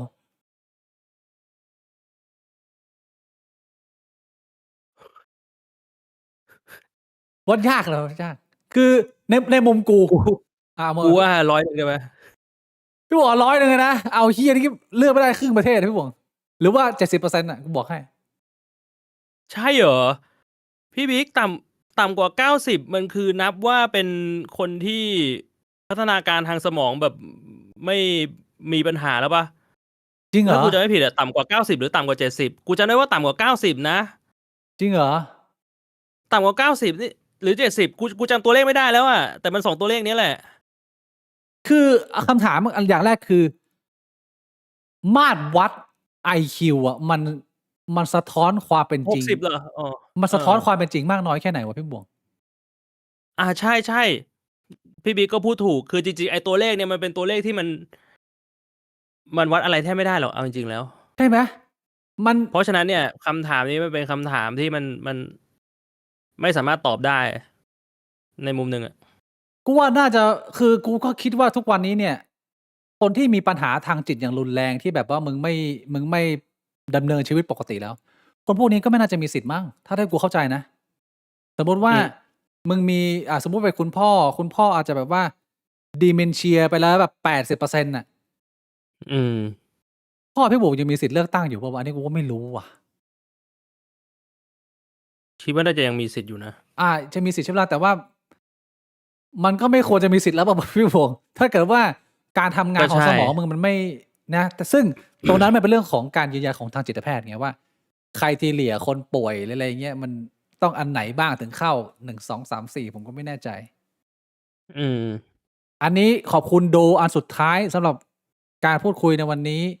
คุณพัชรานะ5 ออสเตรเลียดอลลาร์อยากฟังเรื่องเดวิดแต่ถ้าพี่จะไปแล้วรอบหน้าก็ได้โอเคงั้นเดี๋ยวเรื่องเดวิดเรามาเจอกันรอบหน้าก็ได้พี่บวงอาทิตย์หน้าเราไม่ได้มาวันพุธใช่ไหมฮะใช่คืออาทิตย์หน้าเนี่ยวันที่30ก็คือวันอังคารไปจนถึงวันที่2ก็คือวันพฤหัสเนี่ยผมไปหาดใหญ่ไปหาอาจารย์ฟุกพาพี่บื่นไปเจออาจารย์ฟุกใช่เพราะฉะนั้นเนี่ยต้องเป็นวันศุกร์เลยเป็นวันที่3เลยอันนี้ศุกร์ไม่ได้เหรอศุกร์ติดงานอีกเหรองานอะไรงานเกมต้องเป็นวันเสาร์ไม่ก็เป็นวันที่29ซึ่งก็เป็นวันจันทร์พี่บิ๊กคิดว่ามันควรจะเป็นวันไหนหรือว่าจะสกิปไปวีคนึงอะถ้าเกิดว่ามันจะแบบน่าขนาดนั้นสกิปไปวีคนึงไหมเดี๋ยววันจันทร์มันก็ดูเร็วไปหรือวันเสาร์มันก็ดูไกลไปเอาไอทริปนี้คือคอนเฟิร์มเรียบร้อยไม่มีบิดยังไงก็ต้องไปจองที่พักซื้อตั๋วแล้ววันศุกร์พี่บงวันศุกร์พี่บงทำอะไรนะวันศุกร์มีงานขายเกมมั้งขายตอนกลางคืนเหรอคือถ้าสมมุติว่าพฤหัสกลับมาทันมันก็ทำได้แต่กูคิดว่ามันไม่น่าทันพฤหัสถึงกรุงเทพ3 ทุ่มวันพฤหัสแล้วงานขายเกมวันศุกร์นี่เป็นช่วงไหนก็ช่วงเย็นช่วงแบบทุ่มนึงอะไรเงี้ยแหละงั้นเดี๋ยวเพราะฉะนั้นมันมี3 ออปชันก็คือวันจันทร์ไม่ก็วันเสาร์ไม่ก็สกิปเดี๋ยวรออัปเดตอีกทีนึงแต่ผมคิดว่าอาจจะเป็นสกิปได้เพราะว่าเราทำมาเรายังไม่เคยสกิปเลยพี่บวงเชี่ยมันก็ต้องมีสกิปบ้างนะเดี๋ยวไปคุยกันหลังไมค์หรือดูว่ามันมีอะไรเปลี่ยนแปลงอีกทีนึงแล้วเดี๋ยวจะอัปเดตที่หน้า Facebook นะฮะก็น่าจะประมาณนี้แล้วถ้าเกิดว่าอาทิตย์หน้าสกิปเนี่ยแน่นอนว่าอีกอาทิตย์หนึ่งมาเนี่ยน่าจะเป็นไลฟ์แจกของแล้วพี่บวงหมายความว่าสิทธิ์โควต้าในการส่งงานแฟนอาร์ตเนี่ยน่าจะยังเหลือไม่1ก็2อาทิตย์นี้แล้วนะฮะสำหรับใครที่ยังคงปั้นงานตัวเองอยู่ใช้เวลานานเนี่ยผมว่าน่าจะเป็นไลฟ์ครั้งต่อไปหรือเปล่านี่แหละที่จะเป็นไลฟ์ในการแจกของก็เร่งมือกันนิดนึงนะฮะแล้วเดี๋ยวเรามาร่วมสนุกร่วมเล่นเกมกันในไลฟ์แจกของซึ่งไม่รู้ว่าจะเป็นวันไหนรอประกาศจากทาง Facebook อีกทีหนึ่งแล้วกันสำหรับวันนี้เนี่ยผมขออนุญาตขอบคุณพี่สิงห์วรรณสิงห์อีก1 ครั้งแล้วก็ขอบคุณที่พี่บ่วงมานั่งร่วมพูดคุยด้วยนะขอบคุณทุกท่านที่บริจาคสนับสนุนเราเข้ามาอย่างหนาแน่นก็ขอให้นอนหลับฝันดีไว้เจอกันใหม่ในครั้งต่อไปสำหรับครั้งนี้บิ๊กบวงลาไปก่อนครับสวัสดีครับสวัสดีครับ